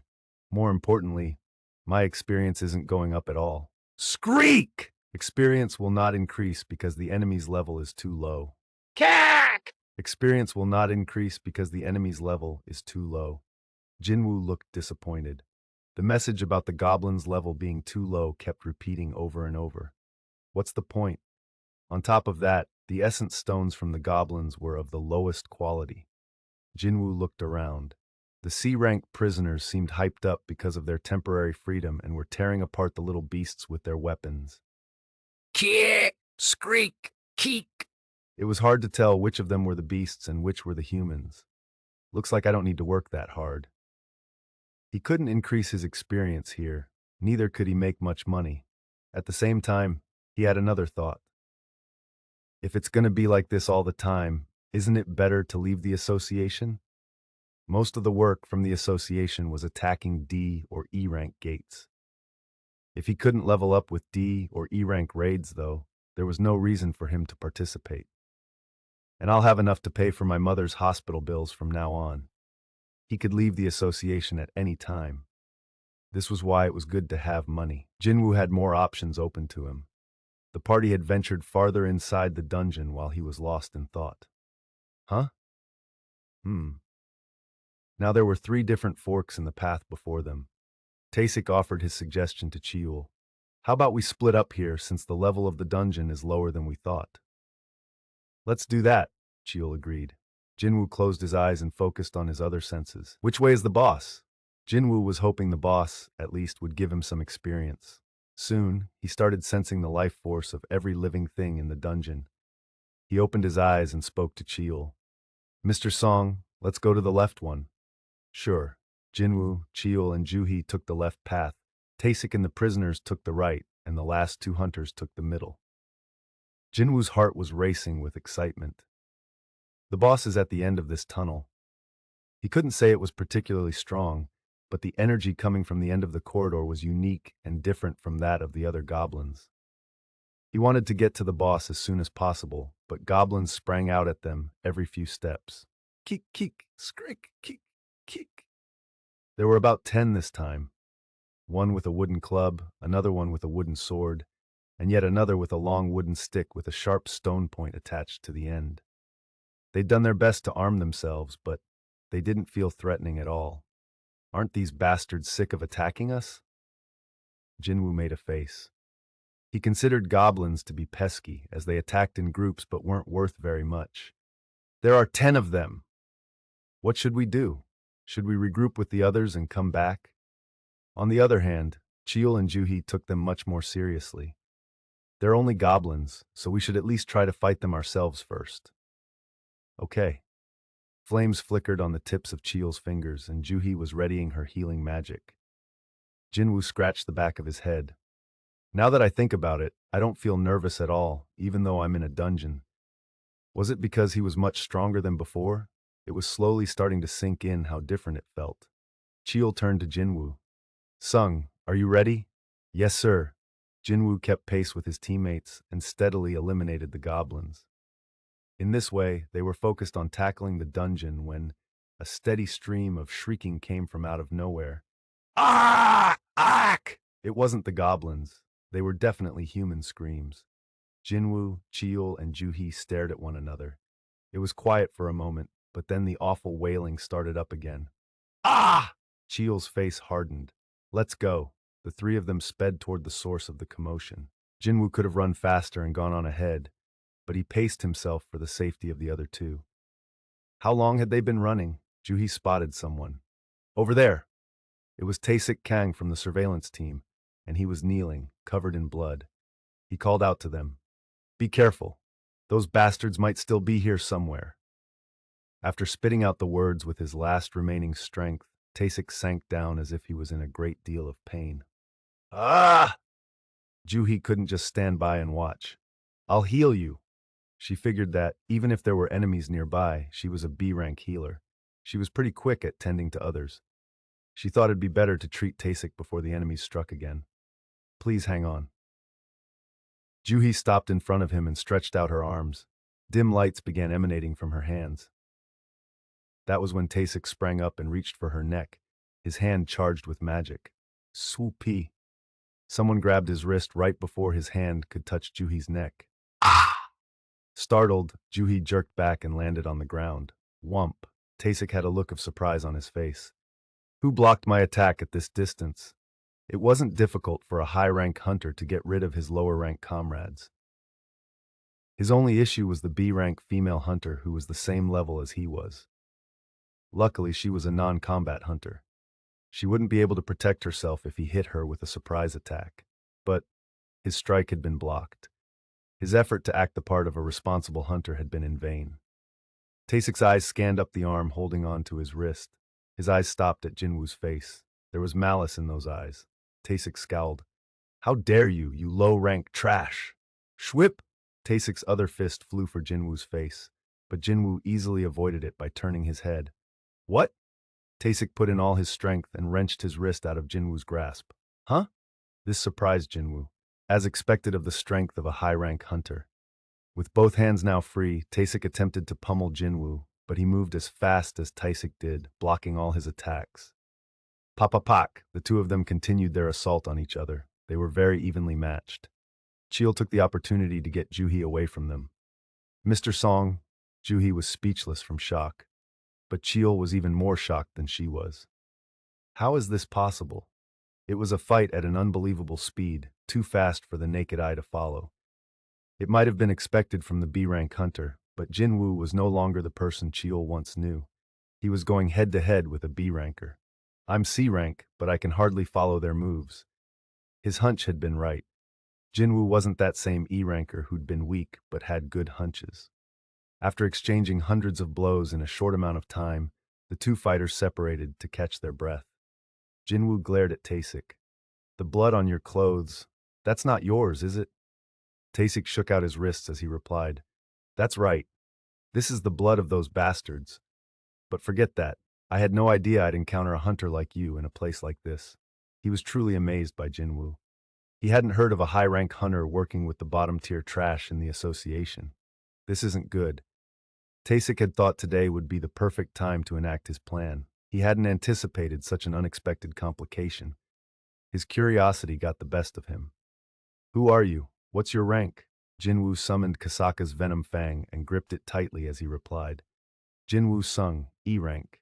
9 B rank, Tasik Kang. Tasik felt like he'd been hit over the head. He'd never been bested in speed before by other B rankers, but this bastard, whose moves were as fast as his, dared to introduce himself as an E-rank hunter. How dare he make fun of me? He ground his teeth. No, wait a minute. Something about that bothered him. There's no reason for a high-rank hunter to be here. This was obviously work for the bottom-tier hunters in the association. Their main job was to take care of gates the guilds or strike squads passed on because there wasn't much money to be made. Their incomes were lousy compared to other hunters, and it was hard to gain recognition from their colleagues. He probably was an E-ranker like he'd said. The only thing was his skills were way above that of an E-rank, and there's no way a false ranker would work for the association. Taisik could come to only one conclusion: a second awakening. He remembered that upper management had been fussing about some hunter who might have had a second awakening near here not too long ago. They definitely said the hunter was with the association. He wished he remembered the name. If his reawakening was recent, it was possible he was postponing his reapplication and helping out the association in the meantime. Who knew he'd end up facing this man today? Tasik had carefully checked the list of hunters attending today's raid, but he'd missed Jin-Woo. How unlucky can I get? He had only one thought on his mind. I better add an additional fee after all this. He licked his lips as he thought back to when this had all started.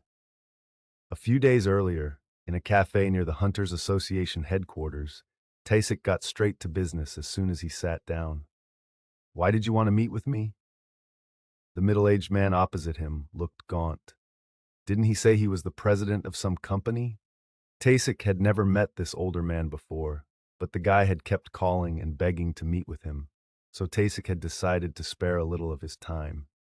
The man mumbled as if he was talking to himself. I've heard that what happens in the dungeon stays in the dungeon. Tasik could barely make out what he was saying. What are you talking about? These are all my savings. The man handed Tasik his bank statement without preamble. Tasik looked back and forth at the man and the document, then checked the balance. It indicated there was 2 billion won in the account. Why are you giving me this? The man avoided his eyes when Tasik regarded him suspiciously. The bastard who violated my daughter is among the prisoners you are in charge of. My daughter hung herself, and my wife is still in the hospital from the shock. The older fellow continued while fighting back tears. That son of a bitch will be free in a few years without any further consequences. How can I sleep at night knowing that? When the man looked up again, his face was full of sorrow and anger. I believe you already understand what I'm requesting of you at this point. The man bowed his head again. I beg you, sir. The two sat in silence. Tasik was in deep thought as he leaned back against his chair. After a long pause, he finally opened his mouth. Do you know why I decided to become part of the association's surveillance team? Sorry? The man looked up. Tasik continued his explanation. A B-rank hunter is classified as a high-rank hunter, so I sometimes get scouted by a large guild. But do you know why I keep working for the surveillance team for a smaller income? I don't know. Tasik grinned. I enjoy fighting humans much more than magic beasts. For that reason, the surveillance team was the perfect place for Tasik. He was legally allowed to beat up hunters. And sometimes when that happened, there'd be instances where he accidentally killed them. Accidentally. He repressed his smile. Stamping out bugs is the easy part, but in dungeons there are also other hunters along with those bugs. Now, I see them as insects as well, but do others see them that way? The man looked disappointed, because Tasik sounded like he was about to reject him. He felt like his world was crashing down around him. But Tasik spoke again with a smirk on his face, as if he was laughing at his would-be benefactor. This money plus an extra 1 billion to get rid of the other hunters. Can you do that? He'd need more than 3 billion won to face off against a reawakened hunter, now that his life was at risk. The self-proclaimed E-rank hunter was watching him with keen eyes. He looked like he would attack instantly if he saw a single opening. Tasik swallowed hard. He's a challenging opponent. Still, he was confident he could win. Even before he'd awakened as a hunter, Tasik rarely lost in a head-to-head battle. He could win, but it wouldn't be an easy fight. He needed to alter his plan a bit. Just then, the E-rank hunter posed a question. Why? Did you kill those prisoners? Those bastards raped a girl, and her father asked me to. I didn't kill any humans. Those bastards were animals who had to be put down. I merely disposed of some wild dogs that hurt people. The E-rank hunter was listening to him. It might be possible to talk him down. Tasik decided to try to persuade Jin-Woo. Regardless of how things have turned out, I don't want to kill you guys. Can you just forget what happened today? Promise me that, and I won't lay a finger on you. Of course, Tasik had no intention of leaving any survivors. When he thought about it, he could get injured if he fought Jin-Woo head-on, so he considered getting rid of them one by one later when he had the chance. However, the E-rank hunter snorted. You should have said all that before you attacked us. Now you want us to pretend like nothing's happened after your attacks failed? He wasn't wrong. Tasik also snickered at the absurdity of the situation. So this is how it goes down in the end, huh? Then he'd have to give it all he had. Taisik's eyes turned feral. His sharp gaze scanned his opponent from top to bottom. His forehead twitched. Where did he get that dagger? The E-rank hunter had acquired a dagger at some point. Well, I guess it doesn't matter. It wasn't important where he'd gotten the weapon, but rather what kind of weapon it was. Taisik finished his quick analysis. With his speed and choice of a dagger, this guy was a damage dealer who preferred to get as close to his opponents as he could. His specialty was probably assassination. Coincidentally, that was exactly what Tasik was, but the other had reawakened only recently. He could easily overwhelm him with his experience. The rookie probably couldn't even use his skill properly. I'll teach you a thing or two. Tasik laughed at the E-rank hunter while producing a knife from his waist. Can you do this? Tasik vanished with the stealth skill. The E-rank hunter looked around, clearly taken aback. His panic was obvious. Of course he'd be like that. The stealth skill didn't just make someone invisible. The body, any sound, and even scent, it all disappeared at once. That was the beauty of stealth. Among assassin-class hunters, only a select few could use this skill. No matter the hunter's rank, one had to be lucky enough to receive stealth when they were first awakened. Time to end this now. In a flash, Taisik was at the E-rank hunter's back. The man was completely exposed. It's over. He'd thought this was going to be a tougher fight, but it was too easy. Had his opponent been prepared for the stealth skill, it wouldn't have ended this quickly. The difference in their experience was key in determining who won or lost here. Die! Taisik thrust his knife toward the E-rank hunter's ribs. But then, clank! Two weapons collided and sent sparks flying. The stealth skill expired, and Taisik's eyes went wide. What? How? The E-rank hunter had blocked his knife perfectly. The surprised Taisik looked up at the E-ranker's expression. His face was blank, but his mouth opened. Finally, it's here. What? Taisik was suddenly frightened by the cryptic words and actions of the E-rank hunter in front of him. Ping! Quest, defeat the enemies. There are people present who want to kill the player. Defeat them all and ensure your safety. If you do not complete this quest, you will receive an appropriate penalty. Number of enemies to defeat, 1. Number of enemies defeated, 0. Jin-Woo was relieved after checking the quest contents. It wasn't for nothing. He'd thought he might trigger an urgent quest if he let Taisik attack him first like Dong-suk's squad had, so he'd put this theory to the test and gotten the result he'd expected. The message had come up as soon as Taisik resolved to kill Jin-Woo. He'd lured Taisik in by displaying weakness and acting like he was panicking. Of course, I didn't know he was going to use the stealth skill, though. Truthfully, Jin-Woo had been caught off guard when Taisik disappeared before his very eyes, as stealth was rare. Nevertheless, he was able to detect Taisik's movements when he'd calmed down and focused. That was the power of a high perception stat. Jin-Woo had initially invested points into perception in order to classify enemies as beatable or unbeatable, but it had proven useful in this application as well. I was lucky. Because of this, Taisik looked like he'd just seen a ghost. No? How? Once Jin-Woo got rid of him, he'd be able to reap the rewards of the urgent quest. Since I have to fight him anyway, gotta milk it for all it's worth. It was his turn to make a move now. It was time to attack. The two weapons were crossed in a stalemate. They were both equal in strength. Jin-Woo's eyes flashed. Why don't we try something different? Jin-Woo quickly moved to step on Taisik's foot. Crunch! Arch! Taisik had been focused solely on his dagger, so the sudden sharp pain in his foot startled him, and he instinctively retreated. Jin-Woo saw his chance. Dash!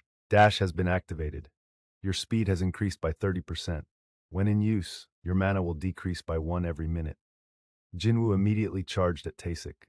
Taisik watched in disbelief. He's become even faster? He was unable to process how Jin-Woo was even quicker than before. In a flash, Jin-Woo was close enough to stab his thigh with Kasaka's venom fang. Ah! Since Taisik was focused on guarding his upper body, Jin-Woo went for an opening. Debuff, Paralysis has been activated. The debuff has been cancelled out by the opponent's high resistance level. Debuff, Drain has been activated. The opponent's HP will decrease by 1% every second. Yes, Kasaka's Venom Fang's debuff worked. Unfortunately, it wasn't paralysis, but it would still be much easier to defeat Taisik now. But Taisik was a high-rank hunter. His resistance shouldn't be underestimated. He leaped at Jin-Woo, dagger in hand. Fwick, fwick. Jin-Woo aimed for Taisik's vulnerable spots while narrowly avoiding his dagger. Despite his injured thigh, the more experienced Taisik calmly blocked Jin-Woo's attacks. Clink, clang! Both Jin-Woo and Taisik were drenched in sweat. Our speed is equal. Our speed is the same. Both hunters were impressed by the other's agility as they continued to battle. They exchanged killer blows that could decide the match with a single strike. The fight was so intense that those watching felt like they were the ones being attacked. I need to tip the balance here. Jin-Woo focused energy on his eyes. Skill, Murderous Intent has been activated. Taisik trembled when he met Jin-Woo's eyes. What the? Debuff, Panic has been activated. All of the opponent's abilities will decrease by 50% for 1 minute. Got him. Jin-Woo was confident he had won. Taisik's pupils dilated. What's happening to my body? As soon as he locked eyes with Jin-Woo, his movements started feeling heavy, as if he were moving underwater. The speed he was so proud of started decreasing. Shh, shh. Tasik took more damage. No way. Tasik's mind was a jumbled mess. This was definitely the effect of a debuff, but he'd never heard of an assassin-class hunter who could use debuff magic. Is he not an assassin? No, but then how to explain his speed? But his thoughts were abruptly cut short. The confusion turned to panic. Jin-Woo was charging straight for him. Tasik aimed for Jin-Woo's eyes. Shh! Jin-Woo pulled back his head quickly, but Tasik's knife scratched his cheek. Still, Jin-Woo had come to terms with taking damage. He'd calculated the risk of charging in to unleash a final fatal blow. Tasik grimaced. Ah, shit! Jin-Woo got up close and stabbed Taisik's chest with Kasaka's venom fang. Shook! Gak! Taisik's eyes bulged out. At that moment, both of them knew that the winner and loser had been decided. Taisik's mouth filled with blood that had bubbled out from inside his chest. He sneered with blood in his mouth. He'd run into a reawakened hunter in a D-rank dungeon on today of all days. Seriously, what shitty luck. The knife dropped from his hand. Panting, Tasik leaned his head toward Jin-Woo and whispered something. Jin-Woo listened quietly before eventually removing the dagger from Tasik's chest. Tasik fell lifeless to the ground like a shirt falling off a hanger. Wump! Ping! You have completed urgent quest, defeat the enemies. Despite the message, Jin-Woo wasn't particularly happy. He deplored killing anyone other than monsters, especially people, even if the opponent had started the fight. Rewards have been delivered. Would you like to check your rewards? At least the rewards ensured that he wasn't totally losing out. Jin-Woo tried to look on the bright side as he checked the rewards. Ping. You have the following rewards. Reward 1. Ability points +5. What? Jin-Woo looked bewildered. The reward was noticeably lower than when he'd defeated Dong-suk's squad. The level of difficulty was much higher today, too. Was the number of enemies more important than their skill levels? Or was there another requirement Jin-Woo didn't know about? He cocked his head in confusion. Suddenly, an object on the floor caught his eye. Something shiny and about the size of a coin was emanating light from Tasik's body. Jin-Woo's eyes went wide. Is that? He couldn't believe it, but it was the same light that emanated from dead monsters. The shiny things he found in magic beasts were essence stones, and now the same illumination was coming from Tasik's corpse. What could it be? Jin-Woo tried to remain calm as he reached toward Tasik's heart. Ping! It hadn't been some hallucination. You have discovered Runestone Stealth. Would you like to acquire it? Runestone? An actual runestone. His heart started racing. The skill Tasik had used had transformed into a runestone that was embedded in his body. Stealth was a very valuable skill that only a handful of hunters possessed. If this was the same kind of runestone he'd heard so much about, acquire. A small stone with runic writing on it appeared in Jin-Woo's hand. You may obtain the skill by crushing the stone. Obtain the skill by crushing the stone. It really was a runestone. Jin-Woo would be able to use the stealth skill once he shattered it. He'd never heard of a runestone with the stealth skill ever being found where a hunter could learn it. For that reason, it was impossible to figure out the monetary value of this particular runestone. At that moment, he heard two voices. Sung, you okay? Jin-Woo? Jin-Woo hid the runestone in his pocket and turned around. Cheol and Juhi were staring at Jin-Woo in disbelief. The E-rank hunter who'd previously had a hard time in a D-rank dungeon had defeated Taisik Kang, a B-rank hunter. As a non-combat hunter, Juhi might not have fully grasped the scale of this feat, but as a C-ranker, Cheol very well knew just how impossible a task this was. Jin-Woo examined himself. Yeah, I'm all right. He looked fine at first glance, and he didn't feel any pain. However, blood trickled from under his chin when he turned his head. He inadvertently touched his cheek to find that the cut he'd received earlier was bleeding. Oh, I'll fix that. A blue light appeared on the end of Juhi's hand, and the cut was gone. An E-rank hunter defeated a B-rank hunter without more than a scratch. Because they'd known the old Jin-Woo, this shocked Cheol and Juhi more than the fact that someone had just tried to kill them. How did you?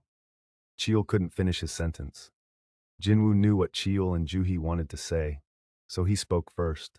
I'm sorry. I'll explain everything when the time is right, but for now, please don't ask. His voice sounded serious, so Juhi nodded. Cheol soon did the same. You must have a good reason. Understood. Jin-Woo's gaze shifted toward where the boss was. His plans to kill it hadn't changed despite how messy things had gotten. He wanted to slay the boss by himself if possible. Not to mention, there was something he could do only if the other two weren't around. Jin-Woo looked at Cheol. It'll be hard to continue the raid after what happened. You two should go out and contact the association. I'll stay behind and search for survivors. Cheol knew instinctively what Jin-Woo was up to. Jin-Woo is going to close the gate.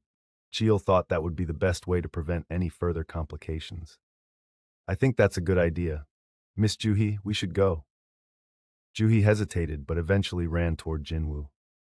You haven't forgotten that you promised to take me out for dinner, right? Jin-Woo smiled. I haven't. I still need to get my change back from you. Then keep your promise. I'll wait for you outside. Relieved, Juhee finally stepped away as Jin-Woo nodded. She looked back at him several times until she was completely out of the dungeon. Jin-Woo let loose a sigh of relief when even their shadows had made their exit. Wow.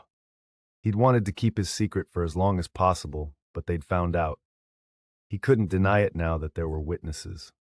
I don't want to threaten Juhee or Mr. Song. He could claim self-defense for attacking the B-rank hunter with no issues. He had 2 witnesses after all. The problem was explaining how an E-rank hunter had defeated a B-ranker. I guess a reawakening would be the best explanation. Jin-Woo decided to go with that. He'd tell the association that he was a reawakened hunter and get reevaluated. There was no reason to reveal anything about the system or leveling up since no one would believe him anyway. He had mixed feelings about getting reevaluated. I didn't want to get reevaluated until after I got even stronger. But not everything goes according to plan. There was nothing he could do. I wonder what my current rank is. Would he be a high B rank since his close fight with Taesik had ended in victory? He was quite confident he'd gotten stronger, but the B to S rank hunters were quite powerful. Well, I'll worry about that after I get out of here. It was time to defeat the boss. There were only E-rank goblins in a D-rank dungeon. That meant it was highly likely that most of the magic power detected here had come from the boss. If the boss's level was that high, Jin-Woo could probably get enough experience to level up. But first, he had something he needed to check on. Jin-Woo maxed out his senses and inspected every energy signature inside the dungeon. Found him. Jin-Woo headed in a certain direction. He came across the bodies of Kim and the others along the way. This was the power of a high-rank hunter on display. They could kill several low-rank hunters in the blink of an eye if they wanted to. Jin-Woo's face hardened as he walked past the corpses. And soon, he found a prisoner struggling nearby. His hands and feet were bound and his mouth gagged. He looked just as Taesik had described him before he died. I tied up the rapist not too far from here. I was going to kill him last because the victim's father asked me to make it as slow and painful as possible. Taesik had died right after saying that. The prisoner struggled harder when he saw Jin-Woo. It seemed like he was asking him to hurry and untie him. Upon closer inspection, it was the creep who had harassed Juhee earlier.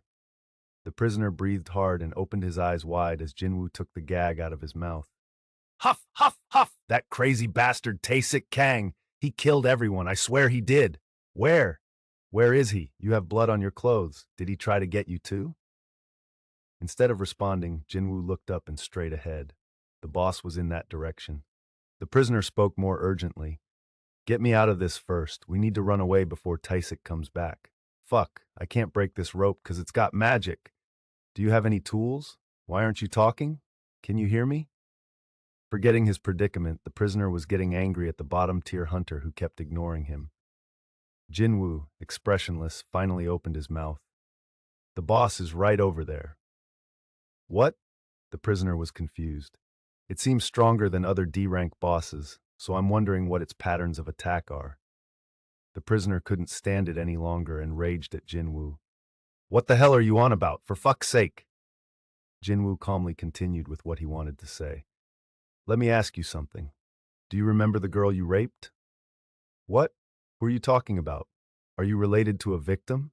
Jin-Woo's eyebrow twitched. The prisoner asked Jin-Woo who he was talking about instead of answering yes or no. This indicated that there were more than 1 or 2 victims. A hunter can be a monster if they want to because they have the power. This piece of trash had used his power to violate women. Jin-Woo's resolve hardened. He spoke coldly while looking down at the prisoner. I've heard enough. What? Mf, Jin-Woo gagged him before the man could say anything else. He gripped one of the prisoner's ankles and started leisurely walking toward the boss's lair. Mf, mf. The convict screamed bloody murder as he was dragged. His eyeballs bulged. His struggles had no effect on Jin-Woo, who kept at it until they arrived at the lair. Mf, mf. A group of hobgoblins, which were known for liking the entrails of living humans, was milling around the room. Mf. The prisoner realized what Jin-Woo was planning. He shook his head and screamed after seeing the group of hobgoblins. His pants became stained with a yellow liquid. Jin-Woo drew a deep breath and then threw the convict toward the group of hobgoblins. Mf. Kiki. After smelling the fresh meat, all the hobgoblins pounced on their prey and started ripping at the leather clothes covering his midsection. Mf. The eyes of the struggling prisoner turned red as the veins in them popped. Mf. The hobgoblins kept feasting, even after he lost consciousness. How did it feel to be eaten alive by those grotesque monsters? With a scowl on his face, Jin-Woo searched for the boss. There it is. A huge hobgoblin that was most likely the boss was sitting arrogantly in one corner. With all its minions preoccupied with the bait, it was an opportune time to engage. Dash! In a flash, Jin-Woo zipped past the lackeys and appeared in front of the boss. Keek! Startled, the boss hobgoblin tried to get up quickly, but its head tumbled to the ground before it could lift its body. Wud! It rolled away slowly. Ping! You have defeated the master of the dungeon. You have leveled up. Oh, right. He belatedly remembered the runestone after severing the boss's head. I could have learned and used the stealth skill to approach it instead of using that guy as bait. Jin-Woo clicked his tongue as he surveyed the prisoner's remnants, which he could no longer tell was a human body, but he felt no remorse. Ah well, the operation had been a success. After losing their master, the hobgoblins didn't know what to do with themselves, which made it easier to deal with them. Kiki! The beasts ran away from Jin-Woo, but he made quick work of them. Kiki! After he killed the last one, he received the message that was always welcome. You have leveled up! It went up again? This surprise brightened Jin-Woo's mood. He cleaned the blood from Kasaka's venom fang and collected all the essence stones from the hobgoblin's cadavers. After putting the dagger and the essence stones in his inventory, he called up the stat screen. Ping, HP 5100 and fatigue 0, level 27, title Wolf of 540 stats, strength 72, stamina 43, agility 82, intelligence 39, perception 69, available ability points 5, physical damage reduced by 20%, skills. Passive skill, unknown. Love max, willpower 1. Active skill, dash, love 1, murderous intent, love 1, item equipped. Warden's collar. Jin-Woo was already close to level 30. He hadn't expected much after dealing with the goblins near the dungeon entrance, but he'd leveled up twice, once from killing the boss hobgoblin and the other from slaughtering the rest of the hobgoblins. Fortunately for him, the strongest ones had been in the boss's lair. Although I can't call that luck, can I? He'd known which of the 3 paths to take as well as the difficulty level of the boss's lair. If low-level hunters had entered the boss's lair overconfident after easily defeating the goblins, that wouldn't have ended well. Unlike goblins, hobgoblins weren't as easy to deal with. Hunters sometimes run into hobgoblins in a dungeon where goblins are, but it was rare to see so many hobgoblins in one group. Dungeons were unpredictable that way. Situations that appeared fortunate for one person could be desperate for someone else.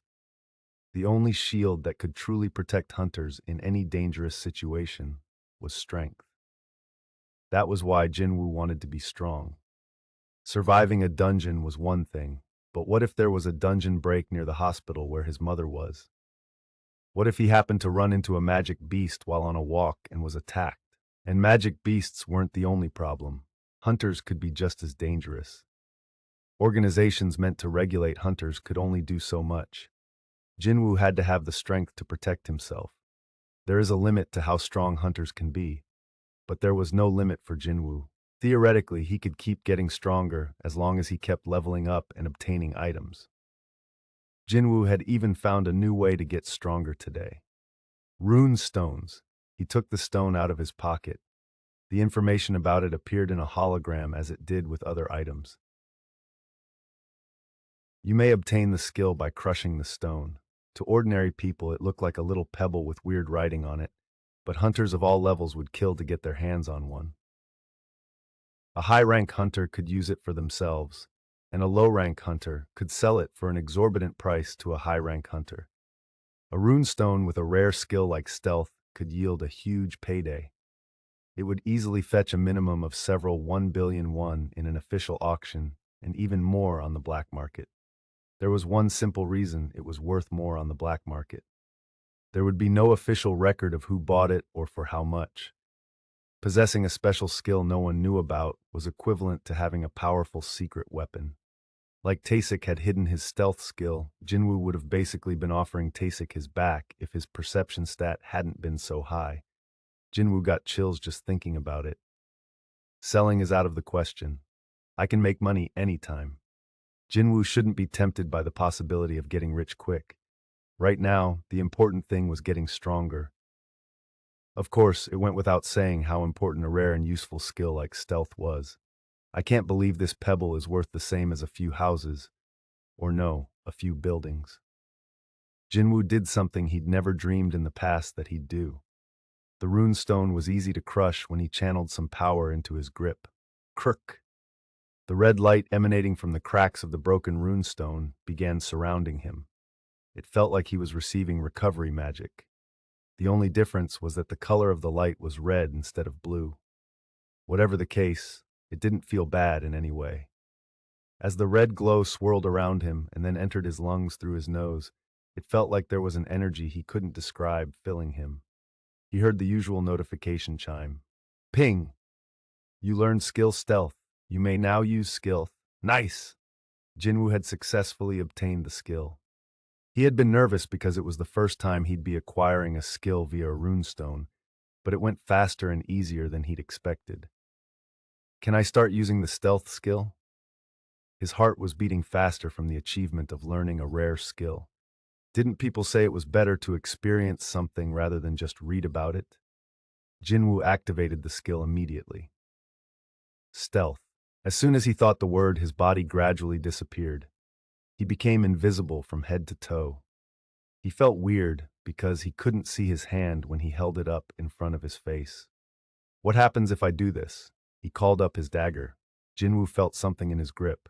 Strangely, he couldn't see it, but he felt its shape and weight. That's what I figured. Stealth applied to Kasaka's venom fang like it had with Taisik's knife.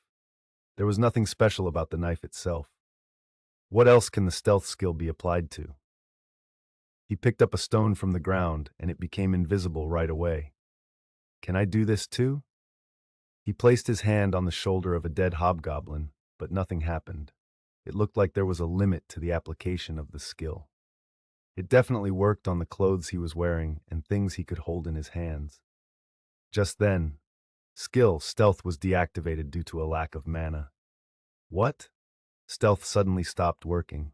It was only a few seconds, but it drained all my mana? Taken aback, Jin-Woo quickly checked the information for the skill, as he'd only been experimenting with it by moving his body around. Skills, passive skill, love.max, willpower 1, active skill, dash level 1, murderous intent level 1, stealth level 1. He wanted more information about the stealth skill. More text appeared before his eyes. Ping, stealth, active skill, 200 mana required. For a time, the user will be invisible and their presence cannot be detected. Stealth consumes 10 mana per second while in use. Activation takes 200 mana and then 10 mana for every second. Ah! No wonder his mana had depleted so quickly. 7,548. His gauge looked pathetic with only 7 mana left. It really emptied it out. The maximum mana Jin-Woo could currently possess was around 550. Each use of the stealth skill would last about 35 seconds. If he used mana for another skill, he wouldn't be able to use stealth for the full 35 seconds. If I think about it, Taesik also only used the stealth skill for a few seconds. Now Jin-Woo understood why. Taesik hadn't had enough magic power to use it for any longer. If this was the case for a high-rank hunter like Taesik, it would be pointless for a low-rank hunter to even learn the skill. Mana's the problem. He'd invested ability points on every stat except intelligence, but his mana had never increased. That meant he'd have to increase his intelligence stat in order to increase his mana levels. Should I start increasing intelligence then? However, it felt like a waste to use ability points on non-combat stats, just because he wanted to use a skill a little longer. Intelligence is too ineffective compared to other stats: strength, stamina, agility, and perception. He'd experienced firsthand how efficient all these were. He got noticeably stronger as the stats went up, but he couldn't tell if anything changed when his intelligence stat increased. Even though it's already 4 times as much as the base stat when I was level 1, the only change seemed to be that his mana reserves rose. That was it. It didn't feel like it was worth actively investing points into. Seems like a waste. Other stats manifested in his actual flesh and blood. He concluded that he should keep leveling up until he had enough mana. He'd spend his ability points on better stats. Speaking of ability points, he still had 5 from the urgent quest. He debated using them for intelligence, but eventually distributed 3 points to strength and 2 points to stamina. Stats: strength 75, stamina 45, agility 82, intelligence 39, perception 69, available ability points 0, physical damage decrease 20%. It definitely looks cleaner when these numbers are multiples of 5. Jin-Woo was smiling in satisfaction when RR rumble. The quakes were getting stronger, and he couldn't ignore them anymore. Has it been an hour already? There was no time to lose. Jin-Woo closed the stat screen. He'd purposefully waited until the gate was about to close, but he'd be stuck inside the dungeon forever if he waited any longer. He took one last look around the boss's lair before exiting. I already grabbed the essence stones. He hadn't forgotten anything. Once he confirmed this, Jin-Woo quickly made his way to the entrance. Roar! Rumble! The dungeon was shaking even harder than earlier, as if warning him that it was about to close. His timing was impeccable. Members of the surveillance team had just arrived. When they saw Jin-Woo strolling out of the gate, their eyes widened. Sir, are there any other survivors? No. Oof. Their faces looked somber. 9 people had gone in, but only 3 had come out alive. This was a disaster. They had to be in a difficult position as employees of the association with multiple incidents happening in this area. They wanted to search for more survivors, but that was a no-go because the gate had already closed. Jin-Woo had purposefully waited inside until the gate was almost shut for this very reason. I couldn't let them find out there were survivors. The only evidence was the testimony of the 3 who had made it out alive. The employee who'd already been on the scene sounded torn as she spoke. The surveillance team received a phone confession from the president of Gumgang Industries just now. Cheol took one step forward. The president of Gumgang Industries? His daughter was the victim of one of the prisoners, and he hired Taesik Kang to murder the offender. Ah. When the president of Gumgang Industries had heard that Taesik had succeeded in killing the offender, he'd simply confessed to everything. The truth is, I killed that prisoner, though. The police had tracked down the president, and the association had come here.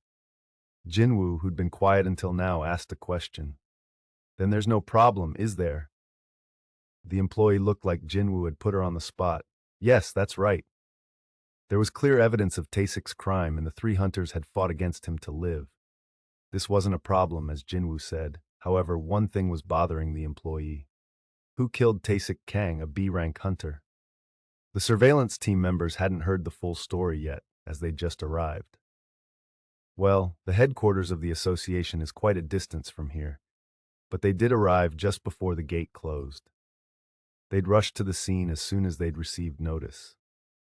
The surveillance team members all showed signs of fatigue on their faces. Before he confessed, Jin-Woo thought about Jin-Ho.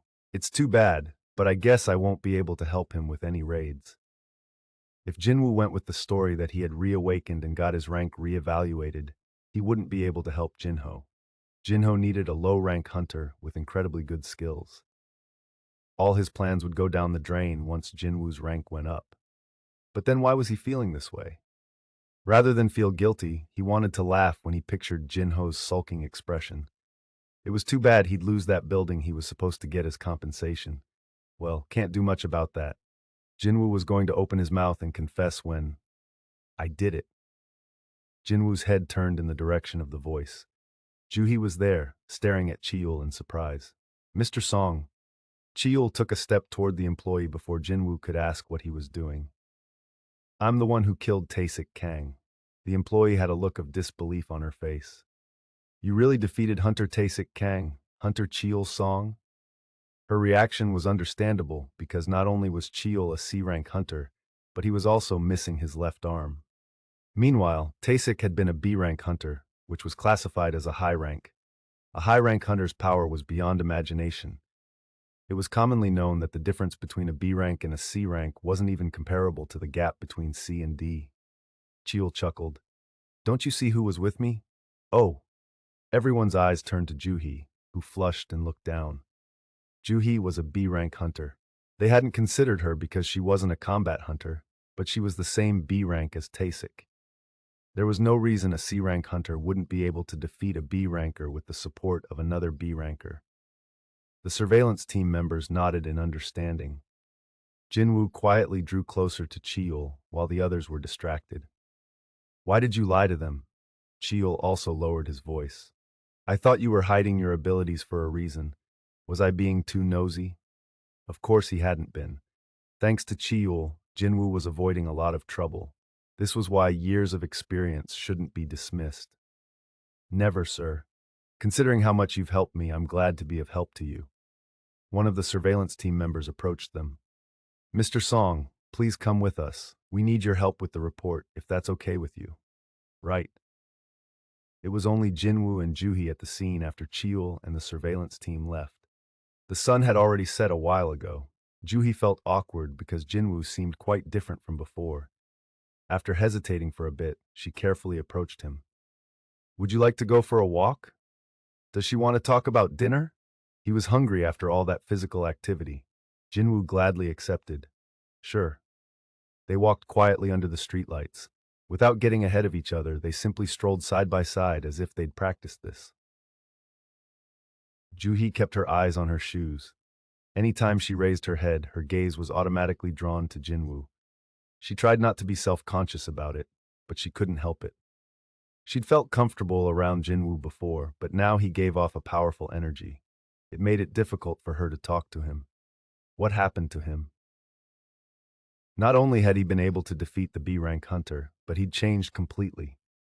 Juhi had no intention of prying because it was clear Jin-Woo wanted to keep things secret, but she couldn't help thinking about how much he had changed.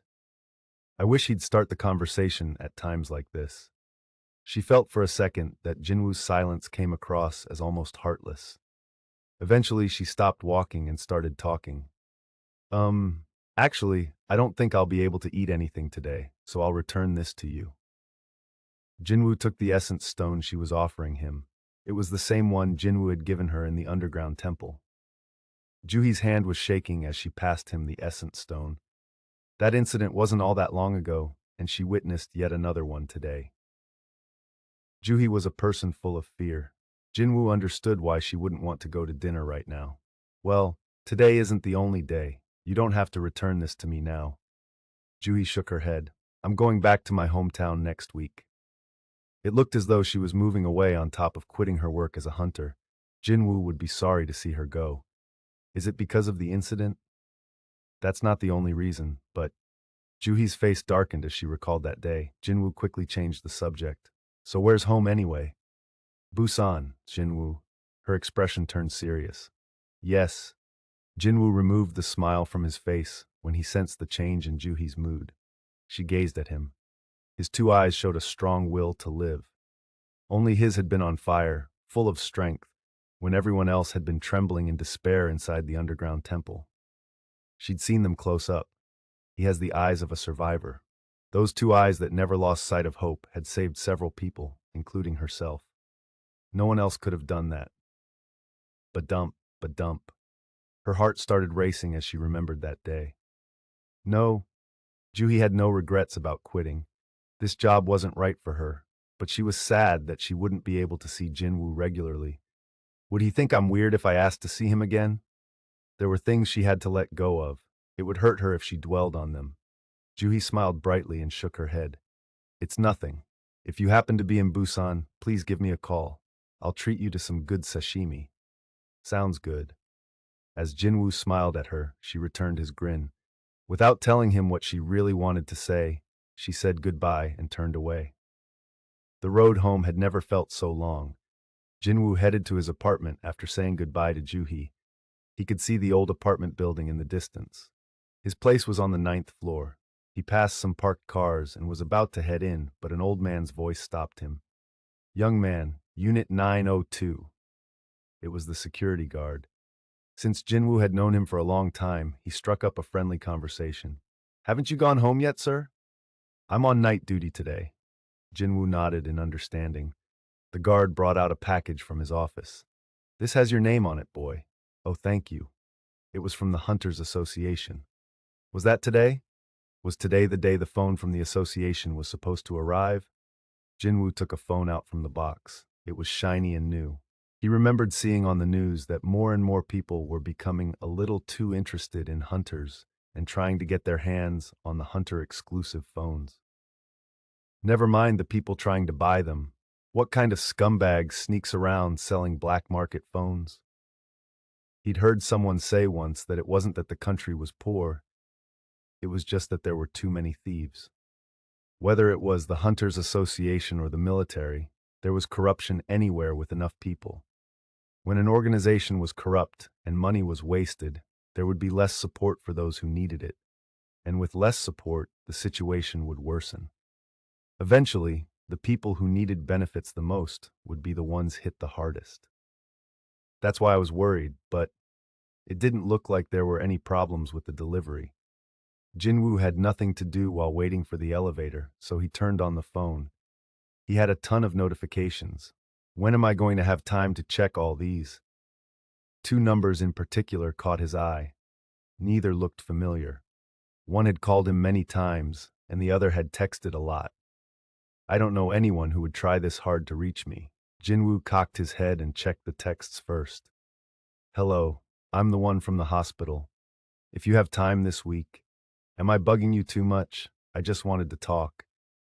He wondered who this person was at first, but eventually realized it must be the young nurse to whom he'd given his number. What was her name? Yura Choi? He couldn't say that she was bugging him per se, but he had a strong feeling that things would get annoying if he texted her back. Let's just move on for now.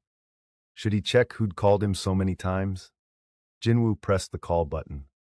The latest pop song blared from the phone speakers. He could guess who it was. The call connected quickly. Hello? Jin-Woo was right. He chuckled a little bit at how predictable this guy was. It's me. You can call this number from now on. Oh, you finally got your cell, boss. It was Jin-Ho. Jin-Woo had written down Jin-Ho's number, but he hadn't recognized it because he never called first. Jin-Ho sounded excited. I was about to call you, boss. I have all the squad members now, so I'll pick you up tomorrow. Jin-Woo could picture his bright face just from hearing his voice. He grinned. Great. See you tomorrow. Bip. The elevator arrived at the first floor, and its door opened right as he hung up the phone. Ding. Finally, there'd be a raid tomorrow. Jin-Woo's heart raced at the thought. I need to level up as quickly as possible. He needed to raise his level, increase his abilities, and become stronger than everyone else. Money, honor, and power. He could have it all if he became a strong hunter, and tomorrow would be the first step in that direction. It was late at night on the east coast of the United States of America. The main S-rank hunter Dong-Soo Hwang of the Scavenger Guild, arguably the strongest guild in North America, was about to go to bed when he heard the shocking news. How did my big brother die? Give me all the details slowly. His brother's name was Dong-Soo Hwang. He was told that his brother had been killed in a C-rank gate. His 8 squad members were killed and the other 2 survived. And those 2 survivors were D and E rank. Something wasn't right. The brother he knew wouldn't risk his life for his squad members. Besides, those 2 had been temps. No further explanation was needed. Only D and E rank hunters survived, but all the C rank hunters, including his brother, had been killed. There must be something. Dongsu's eyes grew sharp. Even though he and his brother had been separated after he was scouted by a famous guild in the US, his brother had always taken care of him when he was in Korea. He couldn't say he had been a good man, but he had been a good brother. I was going to bring him here when I'd established myself more, but somebody had murdered him. He bit his bottom lip. Fax me the info about the two survivors. The number is... He hung up and immediately called his manager. She answered quickly. Mr. Huang, it's quite late. Is something wrong?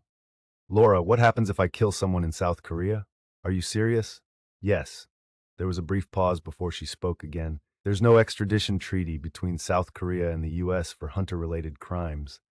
You'd be tried here since you have US citizenship. We should be able to negotiate a deal with the government to reduce your sentence. That's good. Something's come up, so I have to go to Korea. Could you please clear my schedule?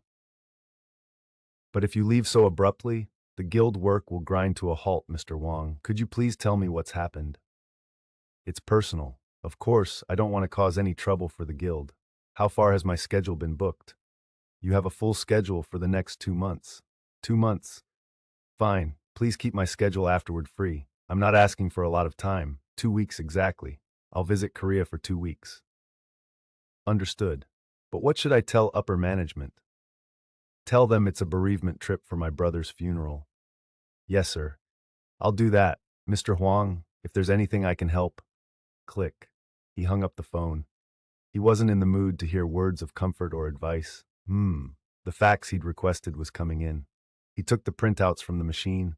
Pictures of the two hunters, their names, and short profiles were in the document. D-rank hunter Jin-Ho and E-rank hunter Jin-Woo Sung. He hardened his resolve as he looked between the two pictures.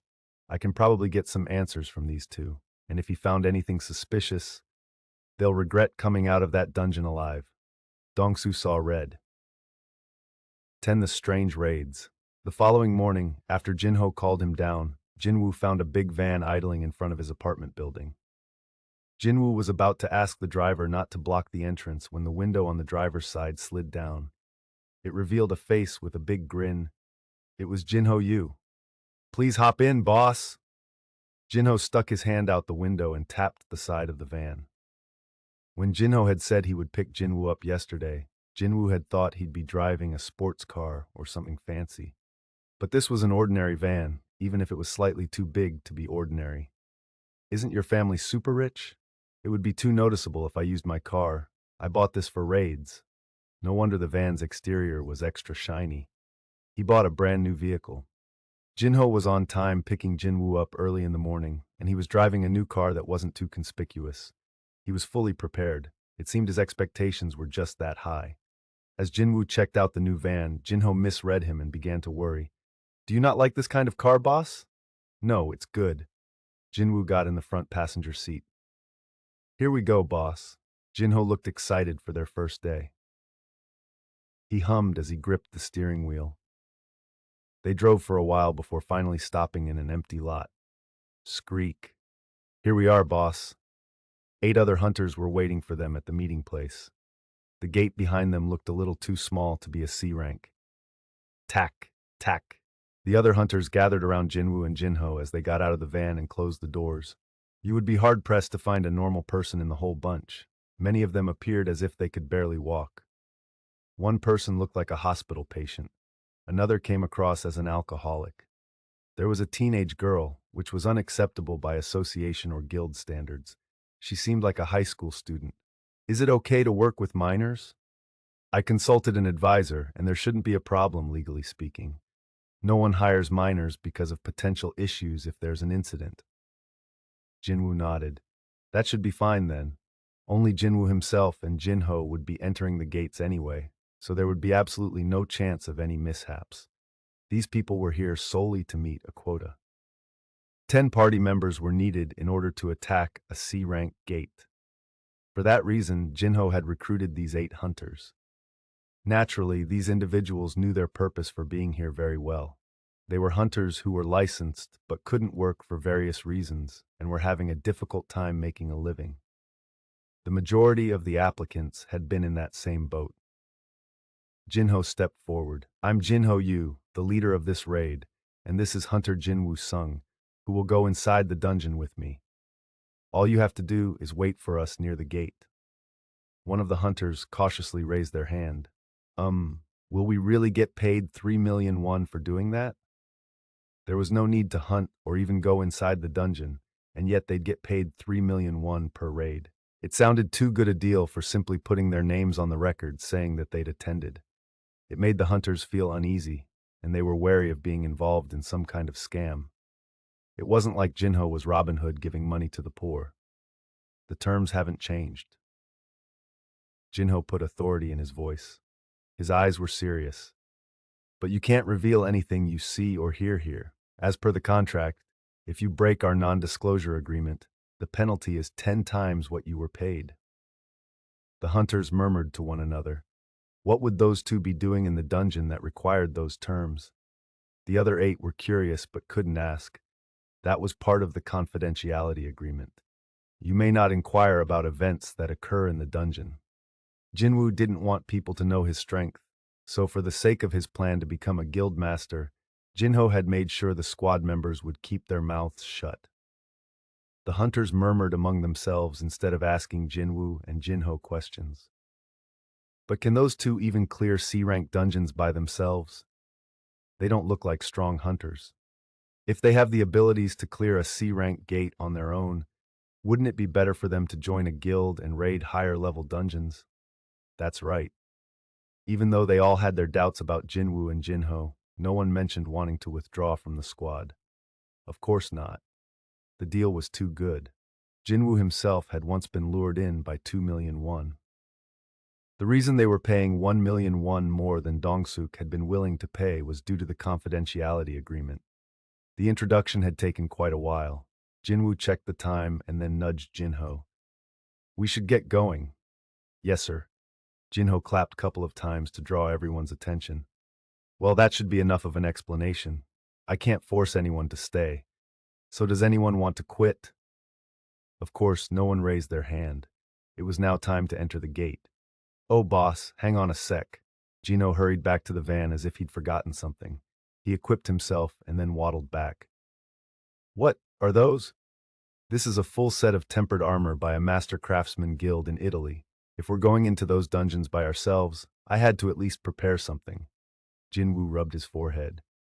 He felt uncomfortable just looking at the pieces of steel covering Jin-Ho's body from head to toe. What's wrong, boss? Jin-Woo couldn't take it any longer, so he drew the sword holstered at Jin-Ho's waist and dropped it on the ground. Huh? Jin-Ho tried to pick it up but lost his balance and fell to the ground. Jin-Woo tried to push his irritation down as deep as he could.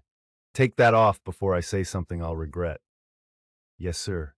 But when Jin-Ho tried to get up, boss. What now? Could you help me up? Jin-Woo sighed deeply at Jin-Ho's outstretched hands. Is this okay, boss? That's fine. They eventually agreed that Jin-Ho could keep the helmet. Jin-Ho leaped through the gate with a self-satisfied look on his face. Jin-Woo plodded along after him. Once they were inside, the other hunters gathered near the entrance one by one. One of them vocalized their concern.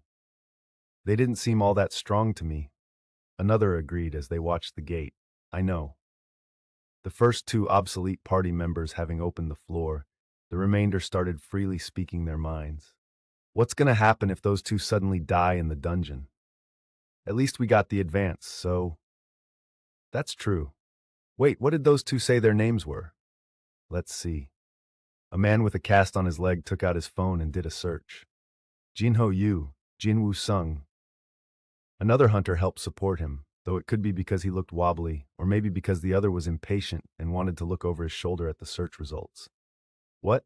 The squad leader is D rank? Everyone was shocked by that, but the next search result was even more shocking. And the other guy is E rank? Isn't a C rank dungeon dangerous for an E rank hunter to even enter? A D ranker and an E ranker raiding C rank dungeons? Is that even possible? Plus, the squad leader doesn't have any record of previous raids. Are those young people? This was basically a suicide mission. The association had a reason for enforcing a rule that required a minimum of 10 people to attack a C-rank gate. Tsk, tsk. A gray-haired man took out a cigarette. The blind courage of youth kills the youth. The smoke from his cigarette rose into the air. The hunters grew quiet. They felt uncomfortable because it seemed like they'd helped someone die. No one wanted to see anyone, even a stranger, perish before their very eyes, or, to be exact, inside the gate before their very eyes. But that wasn't all, was it? They also regretted the fact that there would be no more money. Even though they'd received their compensation in advance, they could have made a lot more if they were able to attend 18 more raids as per the contract. It was too bad, but the possibility of those two coming back was extremely low. Shouldn't we report this at least? You're right, and what if some of the blame falls on our heads? Right at that moment, Jin-Woo and Jin-Ho exited the gate. Huff, huff, huff! Jin-Ho was gasping for breath. They looked tired and were emitting steam. Oh! They escaped safely, at least. That's a relief. The hunters gladly welcomed back Jin-Woo and Jin-Ho. They assumed the two had run into problems at the entrance and barely managed to get away, given how briefly they were gone. But they were wrong. The hunters' expressions began changing when they heard someone shout, "Pfft, the gate is closing." What? Everyone turned around to look. Oh my God, look, did they kill the boss? As a gate was wont to do after the boss was killed, this gate was beginning to disappear. The 8 hunters appeared stunned, but Jin-Woo paid no heed to how they stared at him and spoke quietly. Where's the next one? It's about an hour from here, boss. Let's go. Jin-Woo and Jin-Ho started walking toward the van. Dumbfounded, the other hunters watched them go. Jin-Ho realized his contractees weren't following and turned around. Let's hurry up, everyone. No time to waste. We've got 2 more gates to go. The hunter's jaws hit the ground. Poff. Gui-Wan-Yoon, the gray-haired man, didn't even realize the cigarette had fallen out of his gaping mouth. Those two are going for another raid after wiping out a C-rank dungeon by themselves? Gui-Wan wasn't alone in this sentiment. The others were all thinking the same thing. Are they even human? Day 1. Grah! A bunch of zombies came after Jin-Woo and Jin-Ho. Boss, they're coming! Got it! Jin-Woo maneuvered through the zombie horde with ease. Zombies' heads hit the ground wherever he passed. The enemy count dropped quickly, and soon there was only one left. Shh! Gak! The usual chime rang the instant Jin-Woo stabbed the last zombie in the chest. Ping! Jin-Ho had stayed back but was now applauding excitedly. Boss, that was amazing! Essence stones! Oh, yes! Jin-Ho took out a bag and started collecting all the essence stones. Suddenly, more notification alarms went off following the level-up notification. Ping! You learned skill Advanced Dagger Wielding 1. Ping! You learned skill Fatal Strike 1. Ping! The level of skill Dash has increased. Jin-Woo's face brightened. I have new skills? It had been a while. Jin-Woo gladly called up the skill info screen. Passive skill. Max, Willpower level 1, Advanced Dagger Wielding level 1. Active skill, Dash level 2, Murderous Intent level 1, Stealth 1, Fatal Strike level 1. He'd used the dash skill often enough that it had upgraded to level 2, and there were 2 new skills called Advanced Dagger Wielding and Fatal Strike as new passive and active skills, respectively. Skill Dash Elv.2, Active skill, 5 mana required. When activated, your speed increases by 40%. When in use, your mana will decrease by 1 every minute. The speed's been upgraded. It had increased from 30% to 40%, and 10% could make a huge difference since Jin-Woo used this skill often. Skill, Advanced Dagger Wielding 1. Passive skill, 0 mana required, for daggers only. Your skill with a dagger has increased due to wielding it for a long time. Damage increased by 33% when equipping a dagger. More damage when wielding a dagger. Since he'd been using one as his main weapon up until now, he'd received a skill specifically for it. Now using other weapons won't be as effective. In other words, using a dagger was just that effective when attacking. This was a great advantage because he didn't have any intentions of changing weapons for a while. He'd grown to like Kasaka's Venom Fang since he'd gotten quite used to it. And the last one, Jin-Woo scanned it with interest. Skill, Fatal Strike L1, Active skill, 70 mana required. For daggers only, you've learned how to attack more efficiently. You can locate an opponent's weak points and deal fatal damage. This was also a dagger-only skill, a way to attack efficiently. Now that he thought about it, He'd felt a similar feeling cleaning up that last zombie as he'd felt when he delivered the final blow to Tasik. It was thrilling, so to speak. He could tell instinctively that the fight was over as soon as he stabbed them with the dagger. I guess that was stabbing a fatal spot. He couldn't believe that something he'd just so happened to succeed in doing had become a skill, and he could now use it whenever he wanted. Jin-Woo's heart was racing. He didn't have many ways to attack other than swinging a dagger, so learning the skill Fatal Strike was like rain during a drought. Yes, he'd leveled up and learned some new skills. This was the best start ever. Day 2. You have leveled up. You have leveled up. Jin-Woo's hunting speed had become much faster with the new attack skill. You have leveled up. It was one shot, one kill. Jinho's eyes got bigger as he witnessed magic beasts fall left and right after being struck with Fatal Strike. Was he hiding that skill until now? What were the limits of the boss's skills? Jinho was amazed, but at the same time, he was curious about Jin-Woo's actual rank. Since he defeated C-rank hunters easily, he has to be at least a B rank. Jinho couldn't imagine dealing with the fallout if he asked Jin-Woo directly, so the only thing he could really do was watch Jin-Woo with his mouth open. But there was a problem with hunting so quickly. You cannot use the skill because you do not have enough mana. You cannot use the skill because you do not have enough mana. Jin-Woo frowned. Again? To give himself more mana, he took out the mana potion he'd purchased from the shop. What's that, boss? Jinho was curious about the potion. It wasn't the first time he'd witnessed Jin-Woo doing something amazing, but he couldn't help asking about the blue elixir he'd seen Jin-Woo drink sometimes. This? Jin-Woo stalled by reading info about the mana potion. Acquisition difficulty, E. Category, consumable liquid that recovers mana. Recovers 500 mana when you drink it. You may keep it in the inventory, but it cannot be transferred to another person. The description said he couldn't give it to another person. What would happen if I shared this with someone else? Jin-Woo's curiosity was piqued. He handed the potion over to Jinho, but the mana potion disappeared from Jinho's hand as quietly as it had appeared. Is this magic, boss? That's why I can't transfer it. Jin-Woo had discovered something new. A non-transferable item would disappear if someone else touched it. Then what happens if they don't touch it? Jin-Woo called up the shop and bought another potion, but it wasn't the mana potion he usually bought. This red liquid was a healing potion. The potion quietly appeared in Jin-Woo's hand when he finalized the purchase. Boss, that's amazing. The liquid changed to red. Jinho seemed to think it was some kind of party trick that the mana potion had disappeared and the healing potion had reappeared in its place. Jin-Woo had changed potions for a simple reason. I want to find out if they'll work on other people. Jin-Woo had Jinho lower his body. Open your mouth and look up. I like this, boss? Perfect. Stay still just like that. Jin-Woo tilted the bottle with the potion in it. Soon, the red liquid poured down Jinho's throat. Shh! Jinho's eyes widened. Huh? What is this, boss? I suddenly have so much energy. Jinho had been tired from having to carry a heavy bag for a long time, but the color returned to his face in an instant. Jin-Woo was satisfied with the results. It works if I transfer the potion like this. This was good to know. If there were wounded hunters, he could treat them like this even without a healer. This could help Jin-Woo a lot in the future. If you get tired, let me know.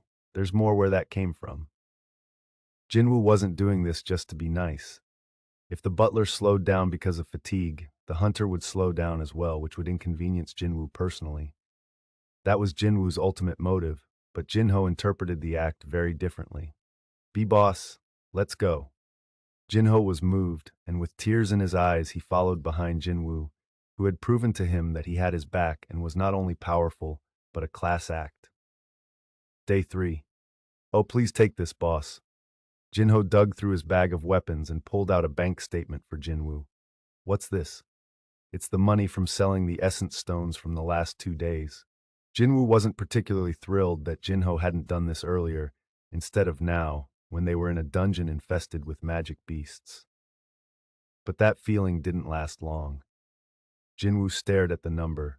600 million won? That was the huge number written on the statement. You're giving me all the money from selling the essence stones? Jinho nodded. Yes, sir. I'm not doing raids because I need the money. Plus, you're the one who killed all the magic beasts anyway. How could I shamelessly ask you to share the rewards? Jinho's eyes sparkled like a child waiting to be praised. Wow, look at this kid. Jin-Woo felt Jinho's attitude toward him changing since they'd started working together. Before, it had felt like Jinho was forcing himself to do whatever Jin-Woo asked when they'd first met. But now, Jinho was acting more like a young colleague, one who followed around a senior he admired. He's got some cute sides to him. Jin-Woo tried to hold back a grin. Can I really take it all? Do you think I, Jinho Yu, am the kind of guy who'd say something I don't mean, boss? Jin-Woo waved the statement in the air and laughed. Okay, thank you for this. Thank you, boss. Jinho gave a deep 90-degree bow. It was hard to tell who'd given money to whom. Meanwhile, outside the dungeon, the squad members had gotten the hang of waiting around. They sat in small groups and enjoyed doing whatever they wanted as soon as Jinho Yu, the leader, and Jin-Woo Sung, the sidekick, entered the dungeon. The largest group usually played the popular card game Go Stop. This time, 5 people sat in that circle. What number is this raid? Let's see. 3 the day before yesterday, 2 yesterday, and this is the second one today. So this is number 7. Are those 2 going to be okay raiding dungeons at this pace? Usually, you'd take a week off after attacking a single dungeon. Nah, no need to worry about them. They don't even break a sweat. It's an additional 3 million won in our bank accounts every time. Good for us. By the way, it's your turn. Show your card. Oh, okay. Despite their crazy schedule with no breaks, Jinwoo and Jinho never looked tired. The other hunters didn't know that this was due to the power of potions. Thanks to the potions, they'd already cleared over 1/3 of the 19 raids they needed. Soon, the gate's black membrane rippled, and Jinwoo and Jinho jumped out. Ah, the leader's back. Let's get going. The hunters started tidying the areas they'd used. Please pack that up, and please wake anyone who's sleeping. Make sure you don't leave anything behind. The hunters moved in an orderly fashion. Even those who'd just woken bolted up and started getting ready to leave. Let's move out! Everyone was gradually getting used to these weird raids.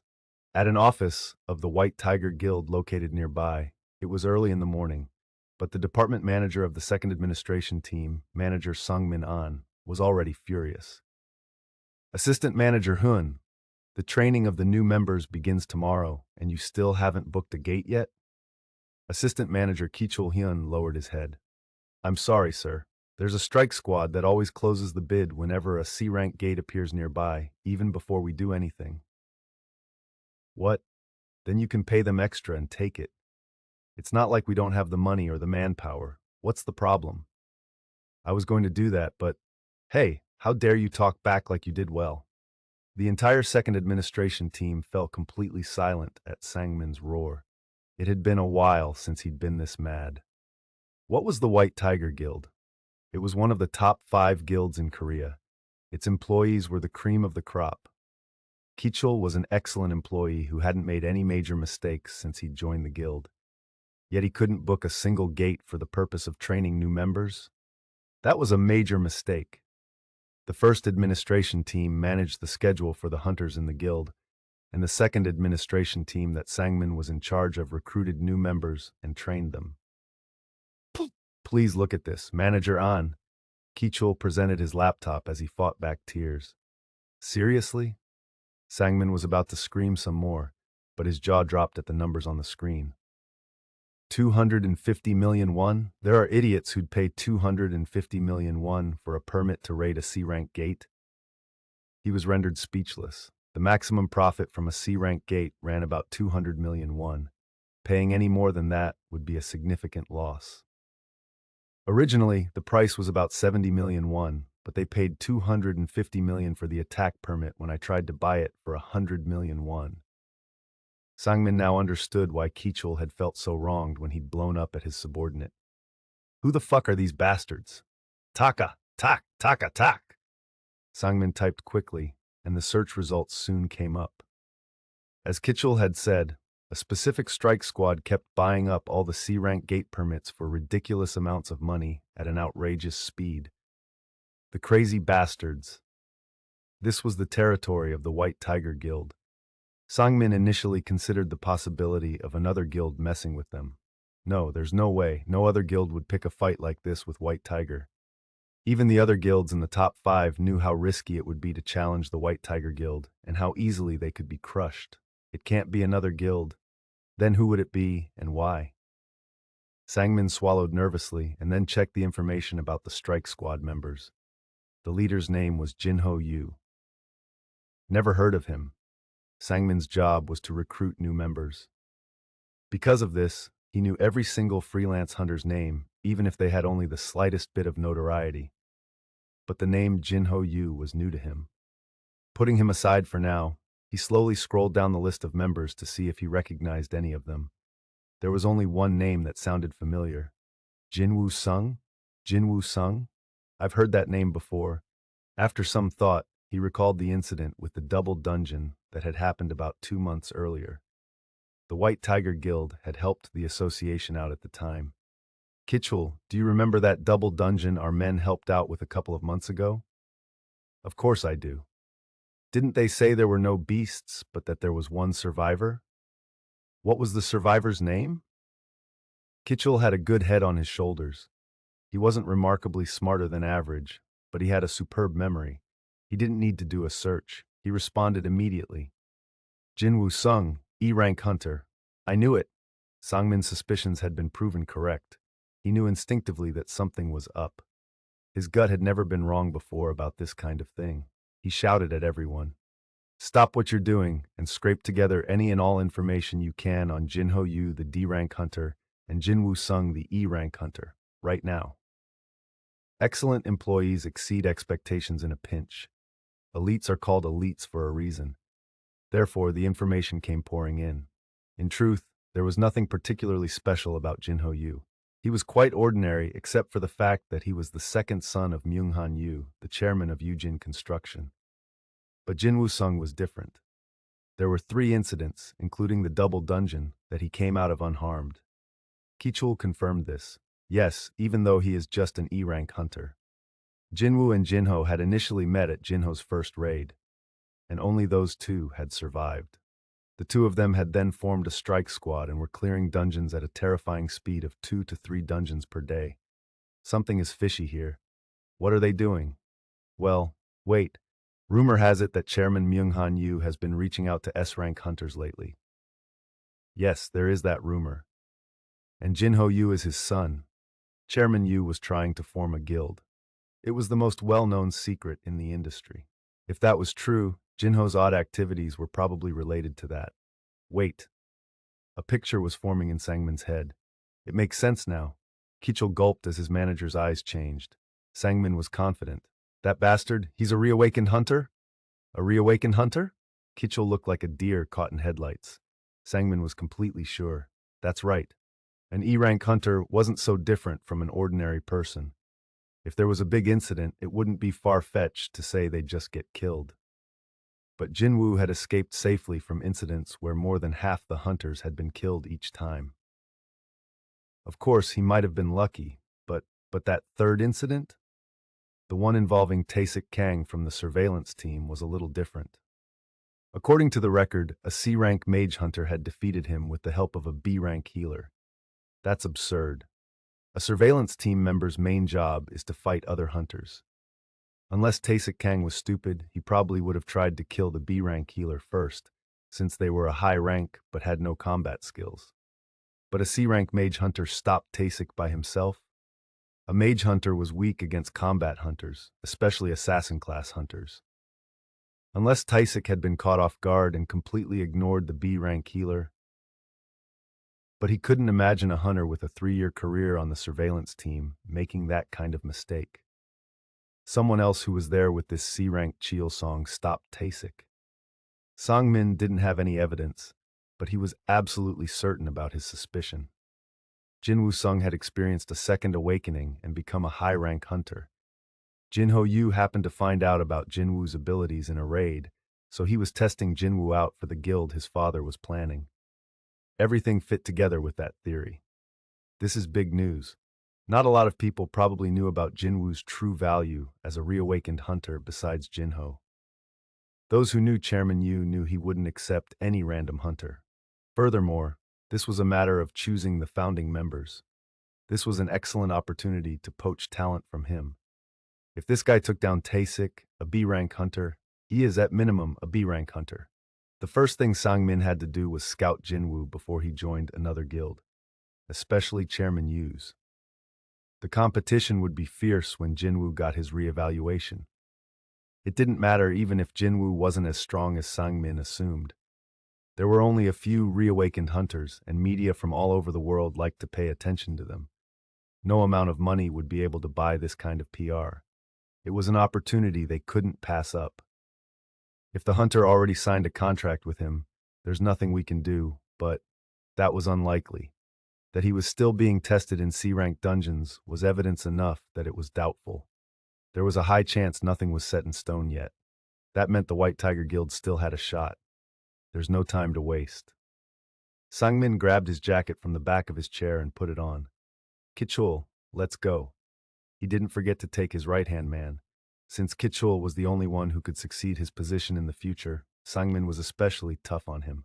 Kichul blinked in surprise. Excuse me, where are we going, Manager Ann? Where? To recruit a new member. You're going recruiting yourself? Why? Is there a problem?